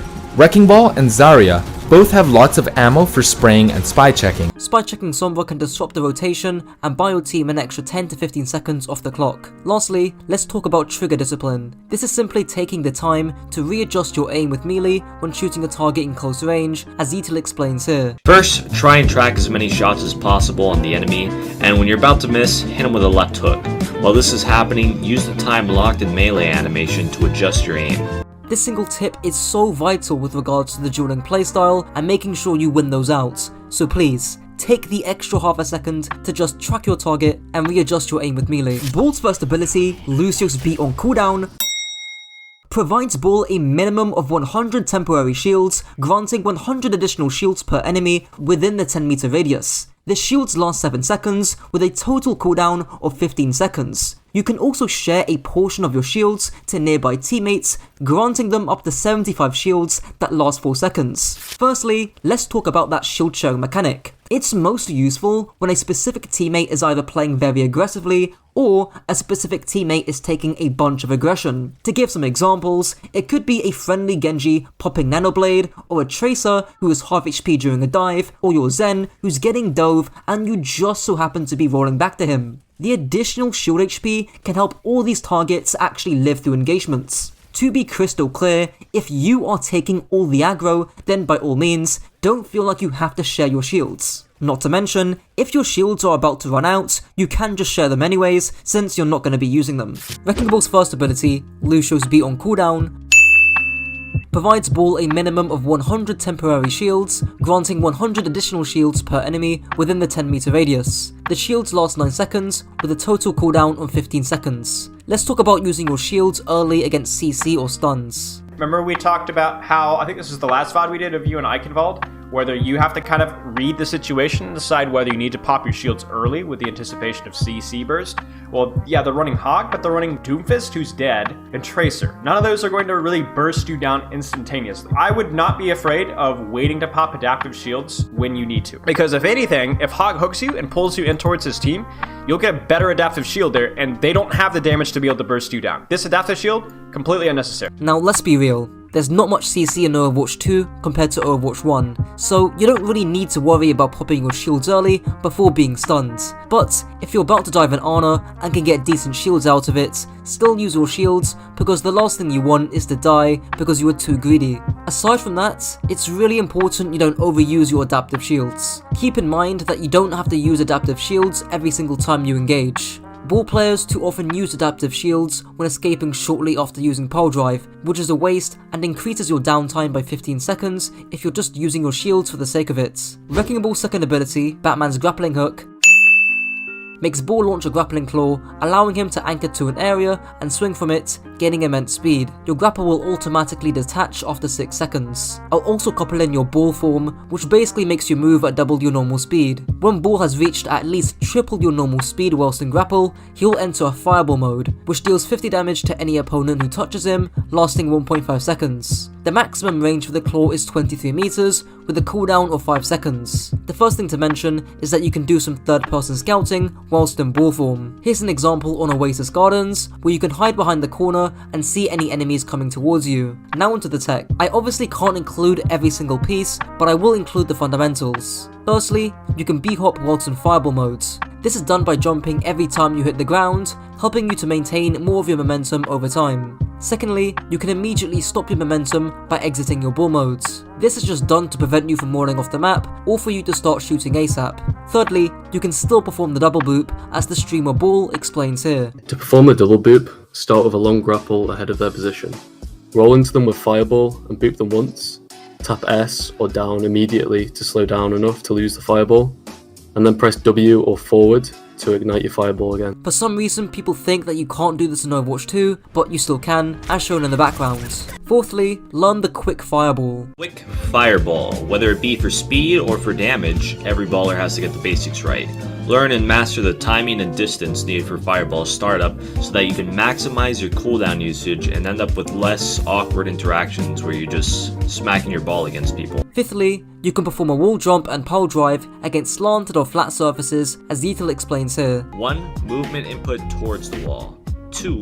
Release movement input as you're about to touch the wall. 3. Use the opposite movement input and jump. If you practice this enough, you can pull it off fairly consistently on walls you're familiar with.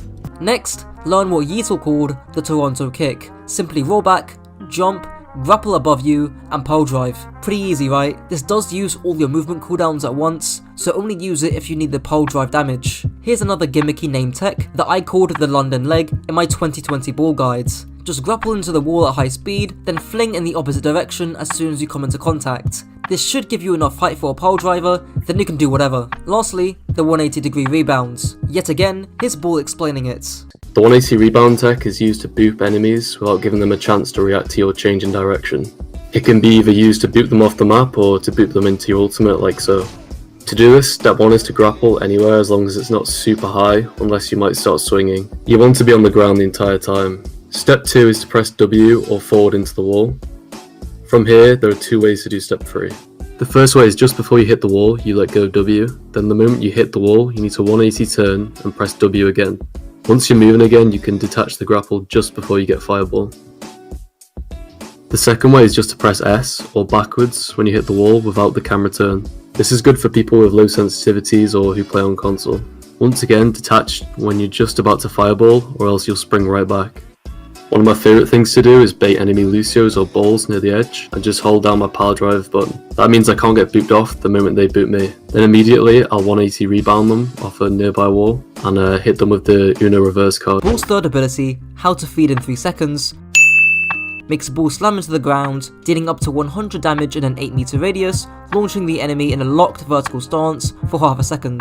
Just like your grapple, there's a bunch of tech we need to cover. Firstly, the recovery pile driver. You can perform this by running off a ledge, quickly moving back, and pile driving. This is not only used to get you back to high grounds, but you can quickly pop this in a duel, and if you're fighting a squishy, you'll almost certainly win. The extra damage and CC lock-in should be enough to seal the deal, so learning this is absolutely vital for the dueling playstyle. There's obviously the minefield and pile driver combo, which is as old as time. You minefield in the air, then pile drive to suck in enemies towards your minefield and also deal some damage too. You're basically guaranteed a kill on a squishy just by doing this. Now onto the most important part, knowing when to not use Pile Driver and viewing it as a more opportunistic ability, as amateur coach Lucid explains here. You want to think of Pile Drive as a more opportunistic ability. You want to use Pile Drive when you see these three scenarios.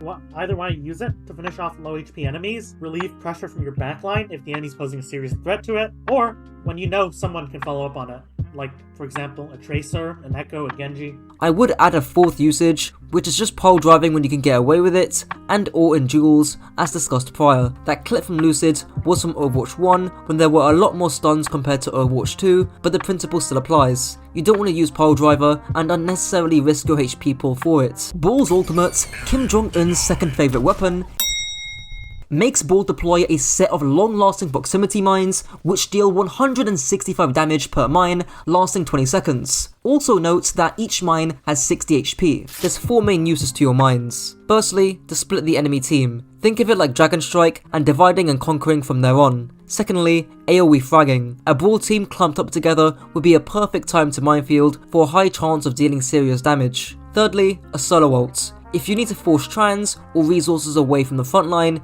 it is almost always worth solo minefielding. Lastly, contesting points. There have been many times, especially on Koth and now on Push, where the enemy team will play extremely sloppy, and combined with you spinning around the points, a minefield can buy some serious time. Note that some of these points are not mutually exclusive to each other. The last point I want to raise is timing your minefield. As with any offensively used ultimate, it needs to be well timed to receive value. Many ball players, even in the high ranks, will constantly mistime their engagements. Perfectly timed. Good mines too. It doesn't need to get kills to be good. They're trying to go in and find value with this mine engage. They've committed to this fight. You go for like a boop play. You don't quite get it good enough. You preemptively adaptive shield, which is good because the Roadhog, which is good. You mine, which is good, and then you get out of town. You've done your job. Like, there's somebody on point right now. That person is by themselves. They're so split right now, your team can follow up on all of this. Your Genji can follow up on all of this. Now onto the playstyle and positioning part of the guides. For those who've watched my old ball guides, these 3 playstyles do remain the same, but with a few tweaks. I'll let Spallo cover the 3 main playstyles, being the dive, disrupt, or duel, and then I'll add my own nuance. It's dive, duel, disrupt. You kind of break down the disrupt into like point pressure, boop, okay? Is it this? Is it this? Is it this? And obviously that's going to change depending on the status of your cooldowns as well. Like, you're less likely to be able to dive or duel if you're down your adaptive shields, right? In addition, a lot of your dives were mistimed. This was a consistent theme. And actually your boop pressure was mistimed as well. So whether it was Genji and Spawn, whether it was you diving onto their Sigma instead of their Ana before they even push through, whether it was you rolling through them before they are even through the choke, you're usually too early. Like, you want to be like, the fight has started now and you displace their positioning. The enemy tanks have committed to the fight, then you dive their Ana. And that screws them up because now they're already in a position to where they don't want to go and deal with what the heck's going on back there. They're looking this way. There's people shooting them in the face. And if you're going in first and they just shoot you and they clear you out and then they use their cooldowns in your team while you're going to get a mega health back, that's a 5v6. And you fed ult charge. As well as, you know, obviously don't go for your boop role plays if half of your team isn't even there, or a member of your team isn't there to follow up on it, and if they're not in a position to get booped. So I thought I would just go over some jump and ball play. This is pretty recent from the OWCS games about 2 weeks ago, so as about as recent as you can get, and Jumbin's probably the best ball player in the game at the moment. Jumbin is going to be preventing the enemy Tracer, Reaper, or Winston, probably the Tracer though, from actually getting on top of his own Ana, and secondly, he's going to be disrupting the actual dive with Pile Driver, boops, his fireball, etc. So, initial first fight here, we can see he attempts to do that disrupt playstyle, he just misses the Pile Driver here, but it's actually not too much of a worry because again the Lucio actually ends up dying there. So this is again something that you guys can do in your own games, is if you see the enemy team rotating in open space kind of like this, then you need to be punishing that rotation here. And then right after this, Jumbin enters that sort of dual playstyle, and he could very well go into the room, get a roll through, and go for the enemy Kiriko. But actually, he goes for the Tracer here and initiates a duel, in which case he actually ends up winning the duel, mainly because bigger HP pool, and he ends up forcing the recall here anytime soon. There we go, forces the recall. And again, Why is he doing that? Why is he not going on the Kiriko? It's all down to prevention, right? Scissors is currently not on Shu. Even though Shu ends up dying for this, it doesn't really matter, considering Rack Attack's already died, Tree's going to die, the Tracer's out doing air, and the Winston's going to get punished eventually. So it's a one-man trade for like 2 or 3 people there. Okay, so around about here, you're going to see Jumpin do basically the exact same thing, try and land the pole driver on the enemy Lucio. The only difference is the Diva over the Winston, but it's not too much of a difference. It's mainly just to actually mark the Pharah and the Tracer.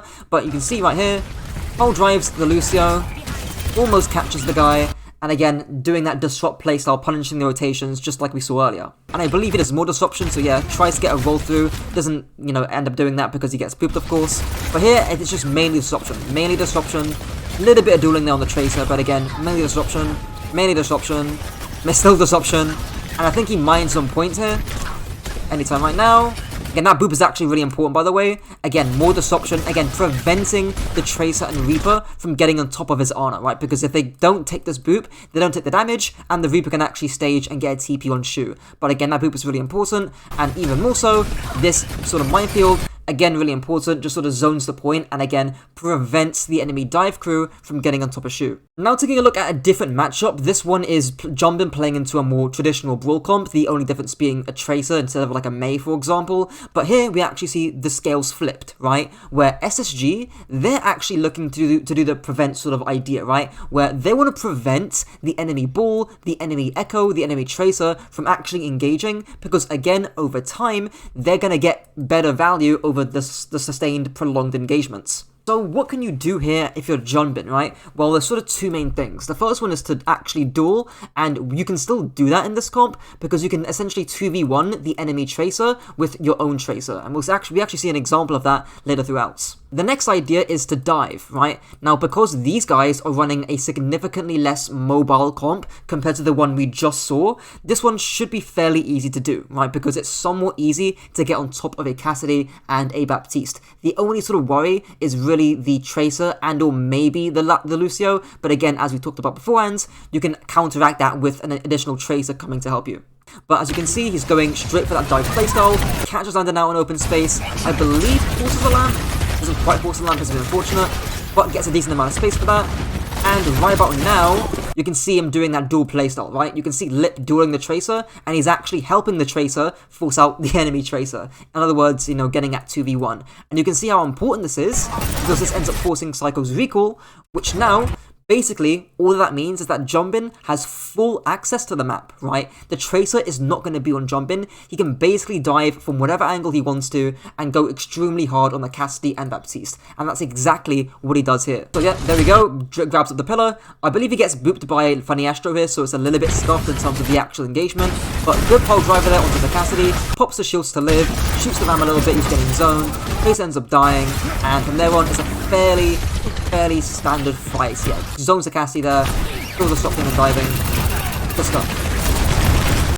There we go, right. So with Overwatch 2, the main difference will be that you're dueling a lot more. I had a talk with some coaches I respect, and because there's no other tank in Overwatch 2, the bad news is that you'll have to cover more angles. The good news is that you're the most mobile tank in the game, so you can get anywhere at any time. Even Yeetil said that in his own guides. So for example, say you're attacking Numbani second points. You're playing against Ana, Mercy, Ashe, Soldier. Maybe the Soldier, Ashe and Mercy are on high grounds. Ideally, if possible, you could duel the enemy Ashe or Soldier, doing those recovery pole drivers we talked about earlier. If there's too much healing and you can't duel, no biggie. Go for the disrupt playstyle instead, looking to conserve your HP pool, doing roll throughs and avoiding pole drivers. The goal with disruption here is to get the Soldier and Ashe to spend as much time looking at you rather than your team, whereas with diving or dueling, your main goal is lethality. If you of course have a Genji or someone to help you, then you could dive the Ashe or Soldier, but that won't always be the case. I hope this example helps to illustrate how you can fluctuate between the 3 playstyles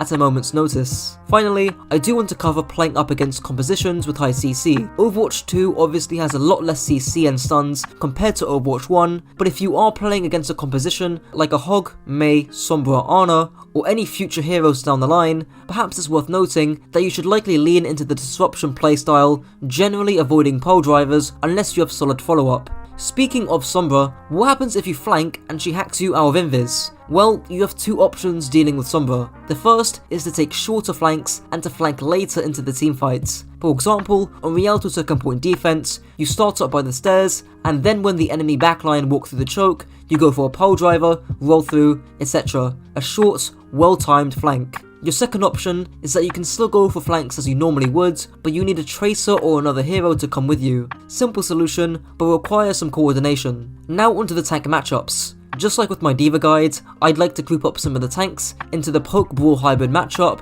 featuring Sigma, Hog, Reinhardt, Ramattra, Orisa, Junkerqueen and Zarya, and into the dive matchups featuring Diva, Winston and Doomfist, since your playstyle against these heroes are very similar. Starting off with the Poke Brawl tanks. Notice how your mobility against each of these tanks is significantly higher. Abuse that. Look to fight for space and angles around the tanks rather than fighting the tanks themselves. Obviously, against Orisa and Hog, you'll definitely want to be opportunistic with your pole driver to avoid being stunned, but here, you'll rarely be fighting them. If the enemy backline are squishy heroes like Zen or Mercy, you'd be diving or drawing them, but if they're more slippery, like a Kiriko or Lucio, you'll be disrupting most of the time. The dive tanks. This is a bit more complicated. Doomfist just has too much mobility, so you'll just be trading or diving each other's backlines for the most part. With Winston, you can disrupt his dive by booping him out of his bubble, or again by diving the Winston's own backline. Against Diva, your playstyle will actually be more like the Poke Brawl tanks, because Diva can peel, unlike Doomfist or Winston. If you dive the backline, Diva's gonna be there to peel that off. If you dual enemy DPS, Diva's gonna be there. So it all comes down to what the enemy team are running. Well, that's it for the guides. This is the best way to play Zarya in Overwatch. Your bubbles are by far the most important part of your kit, so don't just use them for charge. A good general guideline for bubble usage, bubble aggression, meaning to bubble your own aggression, the aggression of a teammate, or if you or a teammate are being aggressed on. Try and keep a bubble in the mid-fight to sustain yourself so you don't get run over. Keep in mind, the threat of bubble is what allows you to take space. If the enemy team know that you haven't got any bubbles, they're just gonna run you over. With that being said, you also can't take space without good charge, which is why it's important to farm charge early on, then you can take space with a bubble in your back pockets. Zarya's weapon, the Brokey Beam, make Zarya fire a beam that deals either 95 DPS or 190 depending on its charge. You can also lob explosive charges, dealing 55 to 110 damage respectively. The most important mistake that Zarya players make, including you watching this video, is to just turn your brain off and to default shoot at the enemy tank, especially enemy Orisas. Yes, we all know it's satisfying getting that constant tick mark, but you are significantly more threatening when beaming squishies in your range. Now onto the most common mistake Zaryas make with their gun, which is, well, simple, is to stop reloading so much. So many Zaryas, including myself, will fire one right-click charge and then immediately reloads. This kneecaps the damage you can do over time, so please try and actually use the full 100 ammo in your clip and ensure you have a full clip when the fight actually begins. The quintessential Zarya error is to reload whenever you didn't need to. And like right now, 40 charge, 50, why the heck are you reloading? The fight is starting now. It's not like, oh, the fight's about to start! No, why are you reloading? Why are you reloading again?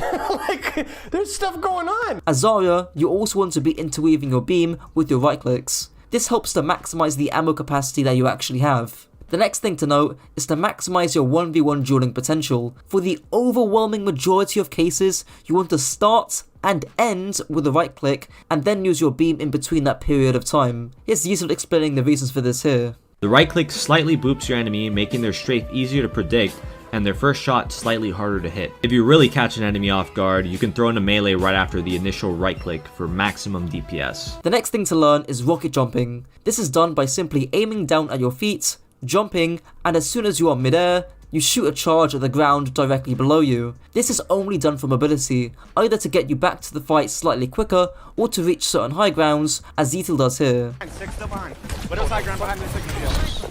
Oh my god, Zarya, what the my high ground. You can also do double rocket jumps by firing a load in the air, that sounds crazy I know, and then combining that with a right click on the ground to gain double the heights. After a one team fight, you can and should also push up and toss a few right clicks close to the enemy spawn for two main reasons: to farm grav and to retain your energy by absorbing spam early on. Zarya's first, second and only ability, the bubble, Make Zarya emit a personal barrier that shields Zarya against incoming attacks, redirecting that energy to increase her weapon's damage. The barrier for both her teammates and herself is 225 HP, lasting 2 seconds. The only difference between Zarya's personal bubble and the projected one is that the projected barrier has a shorter cooldown of 9 seconds compared to 11 seconds for her personal bubble. Do note that you can gain 45 charge from a single bubble, so that would be 90 for 2 bubbles. The reason I bring that up is because for the rest of the video, I say 80 charge, but again, that's because most of this was recorded a year ago. The most important and universal principle with your bubbles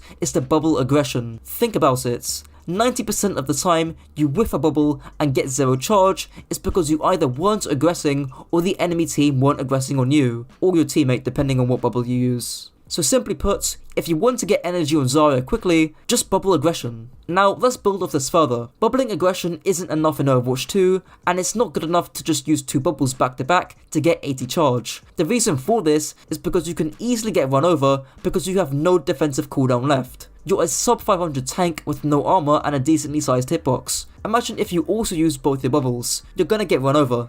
Where bubbles become less about building charge and more about controlling space. Maybe you're thinking to yourself, well, if I bubble for charge, I'll get more damage. Well, the issue with that is, if you bubble for charge and you cannot push out and take space anymore, you lose neutral and you have to retake for your team, well then your team can't play the game. You lose out on damage. You can't play the game, and when you're dead, you have 0 charge. So, to redeem this, the play is to either gain 80 charge by eating a ton of spam from a distance, so that by the time the enemy team push into you, or vice versa, you already have a bubble back up, or simply, you just keep one of your bubbles as a failsafe when you're on decent charge, as Barlow explains here. Like, let's say I'm like 75, 80 charge, and let's say this is the enemy team.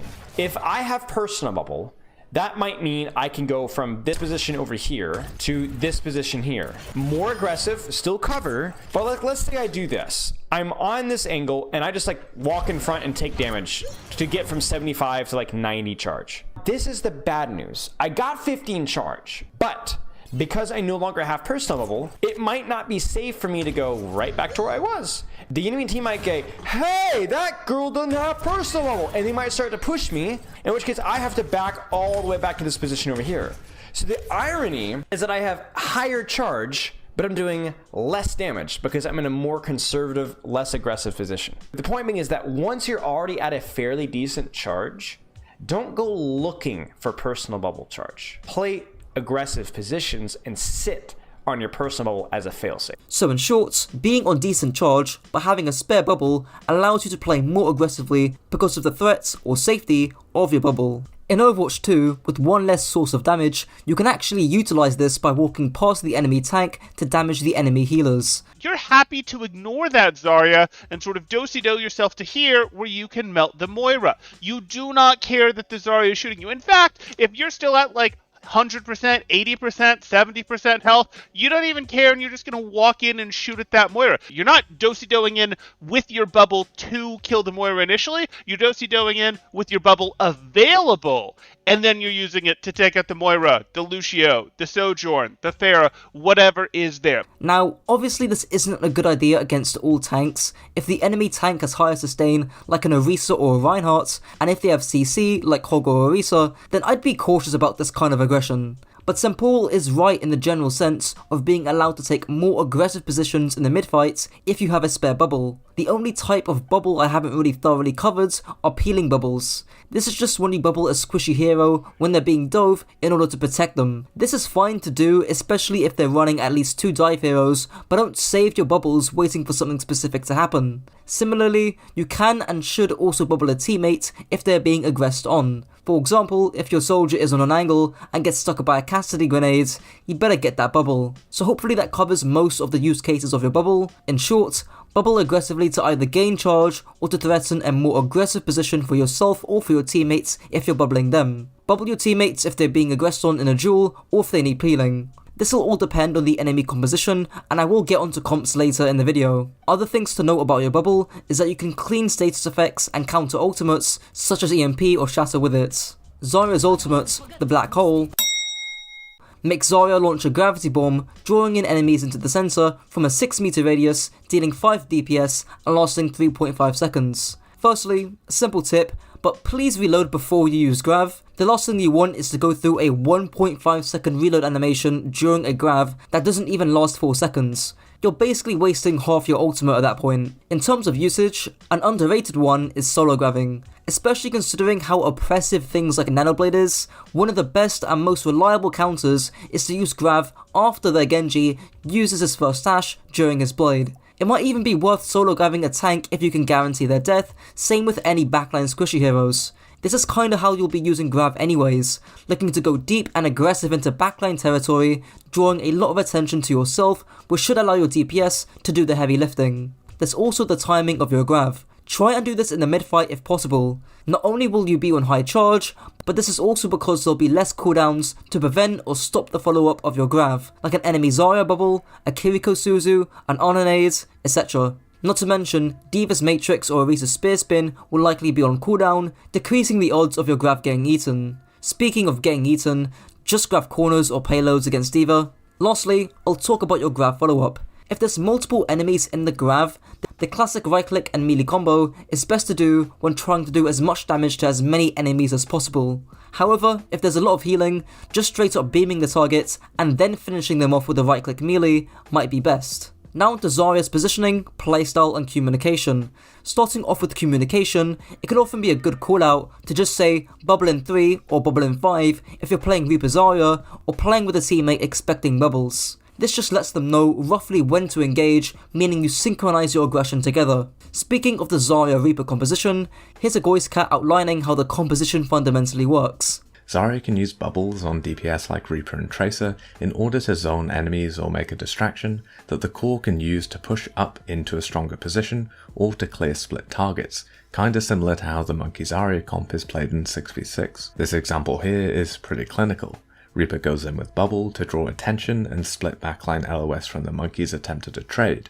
This forces bubble and jump back, at which point the Zarya team can easily push in to exploit the enemy downtime. To add on to this isn't just with Reaper, it's with any hero that has burst mobility. It could be a Reaper TP, a Genji dash, a Tracer blink, a Symmetra TP, a Junkrat mine, a Far Concuss, or anything else that can quickly help draw attention away from the front line and do those trades and splits which Voice Cat was talking about. Now what if you're not playing Zarya Reaper, or if you're not playing Zarya like this at all? Well, you basically just bubble for yourself selfishly for the most part, unless you obviously see an opportunity for an aggressive teammate to get a bubble. Now with positioning, there's 4 general rules. Here's an example on Havana 2nd to help illustrate them. Firstly, you need cover. This is actually really important on Zarya since you need some place to regain your cooldowns. Secondly, you need LOS or line of sight so you can actually see and shoot the enemy team. Thirdly, and this is less important since you're a tank, but you need good distance from angles so you don't get snuck up on by a Sombra or a Tracer from a short flank. And lastly, you need good defensive and aggressive rotation options. This basically means you need to be able to escape or push up more aggressively, and this relates back to the thing about bubble management and having bubble as a failsafe when you're on decent charge.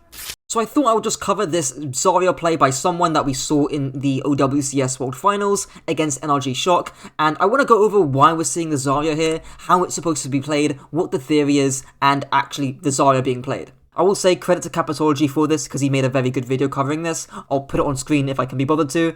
But basically, from the perspective of NRG, they basically this entire series wanted to play really slow and really baity. They wanted to play for that prolonged engagement because the Queen will just get her ultimate. They were also playing a Sombra 2 earlier in the series. The Sombra will just get EMP and they'll win off those ultimates themselves because you can't really match a EMP or a Queen ult when you're playing the sort of backline, this Juno Brig backline, and you can't really match the EMP if you're playing Mauga because your cage will just get destroyed. So that's what NRG wanted to do this entire series, and that's what they wanted to do on the first map. So as a counter pick, Toronto Defiant went onto the Zarya. But why the Zarya, right? How does that change things? Well, as established, right, NRG wanted to play that slower fight. But if you play that slower fight into Toronto, all that's going to happen is this Zarya is going to get high charge and you'll lose that trade, right? Because a high charge Zarya will just burn your front line and will burn Kellen, and you'll just get grabbed and you'll lose, right? So NRG can't really play for that slow, prolonged engagement where they're baiting the enemy team to come towards them, right?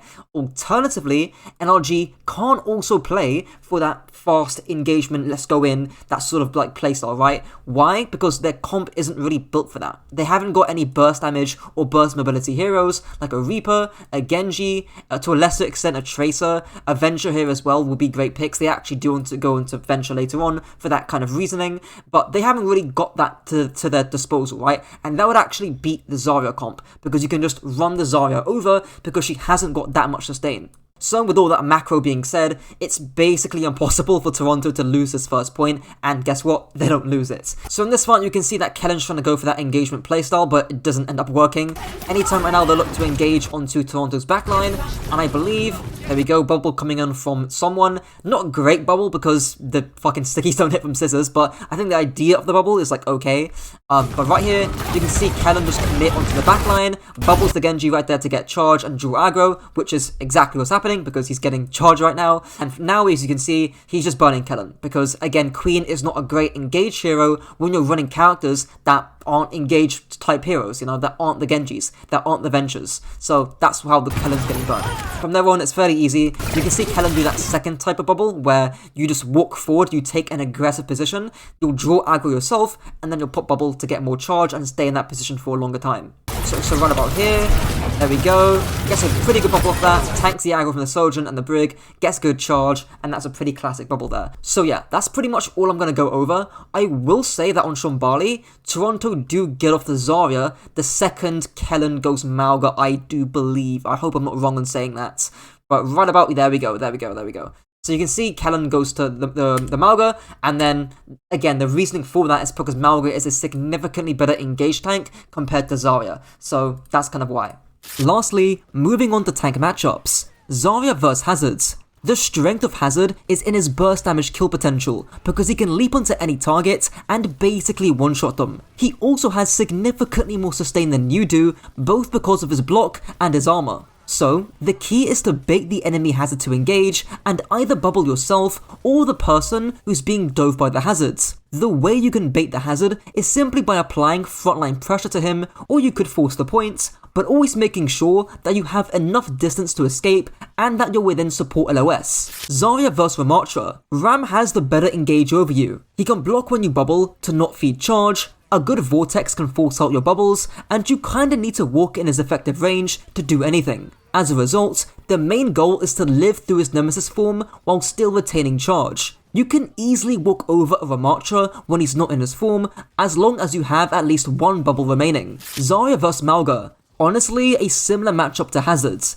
The key is forcing the Mauga to pull the trigger early and absorbing his engage with your bubbles. I know Mauga players who talk about how frustrating your bubbles are when it comes to stopping the healing that comes from Cardiac Overdrive, so keep that in mind in the matchup. Zarya vs D.Va, a neutral matchup. In short, Zarya wins on the front line, but loses on the angles. Obviously D.Va can't mitigate your damage, and she hasn't got range, meaning if you keep your distance, she's forced to move. However, because D.Va has more mobility, it can be tough dealing with her angled pressure, especially if she starts flying around you. In this case, look to bubble the people that D.Va dives or duels, and look to trade out backlines. Zarya vs Orisa, a favourable matchup for Orisa. Again, Orisa can't really do anything about your damage, but the mistake here is just tunneling onto the Orisa and not onto the Sojourn who's pocketed with Overclock about to kill half your team. Of course, shoot the Orisa if there's no other target available, but don't ignore the squishies. Zarya vs Ryan. As Flat says, Zarya is the off-tank Reinhardt. Zarya trades out some sustain in exchange for higher damage compared to Reinhardt's. Don't get too close, even with bubbles, as you can get run over, but aside from that, look to beam down the squishies around Reinhardt, keep your distance, even play high grounds if need be, and you should be alright.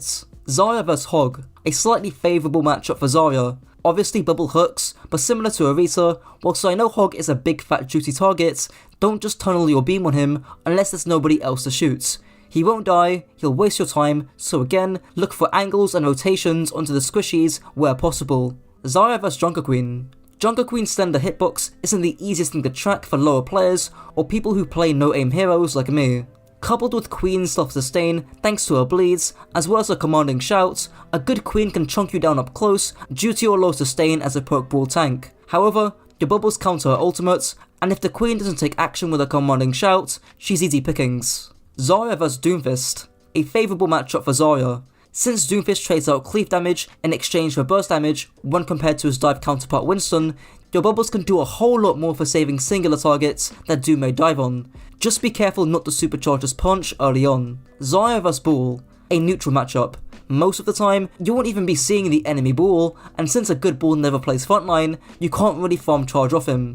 If his pole drives are excessive pressure for teammates, consider using your bubbles on them, and in the meantime, look to draw attention of the enemy DPS, especially ones like Soldier and Sojourn, looking to force duels, and you'll gain energy that way.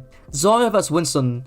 A favourable matchup for Winston. Just like D.Va, Winston has more mobility, meaning he can get on top of your squishies and in places where you can't reach. His low damage also means you can't reliably farm energy off him, and his cleave damage means that you can somewhat easily waste your bubbles. As a result, look to absorb his dive pressure and push it in hard after he uses his bubbles. A Winston after he dives is pathetic. He'll have no jump, no bubble, and will likely be on low HP. This is your time to strike. Zarya vs Sigma. A map dependent matchup. Sigma will obviously look to keep as much distance away from you as possible, whereas if you're on top of him, that doesn't really matter. You can bubble through his accretion and he easily loses up close. Well, that's it for the video.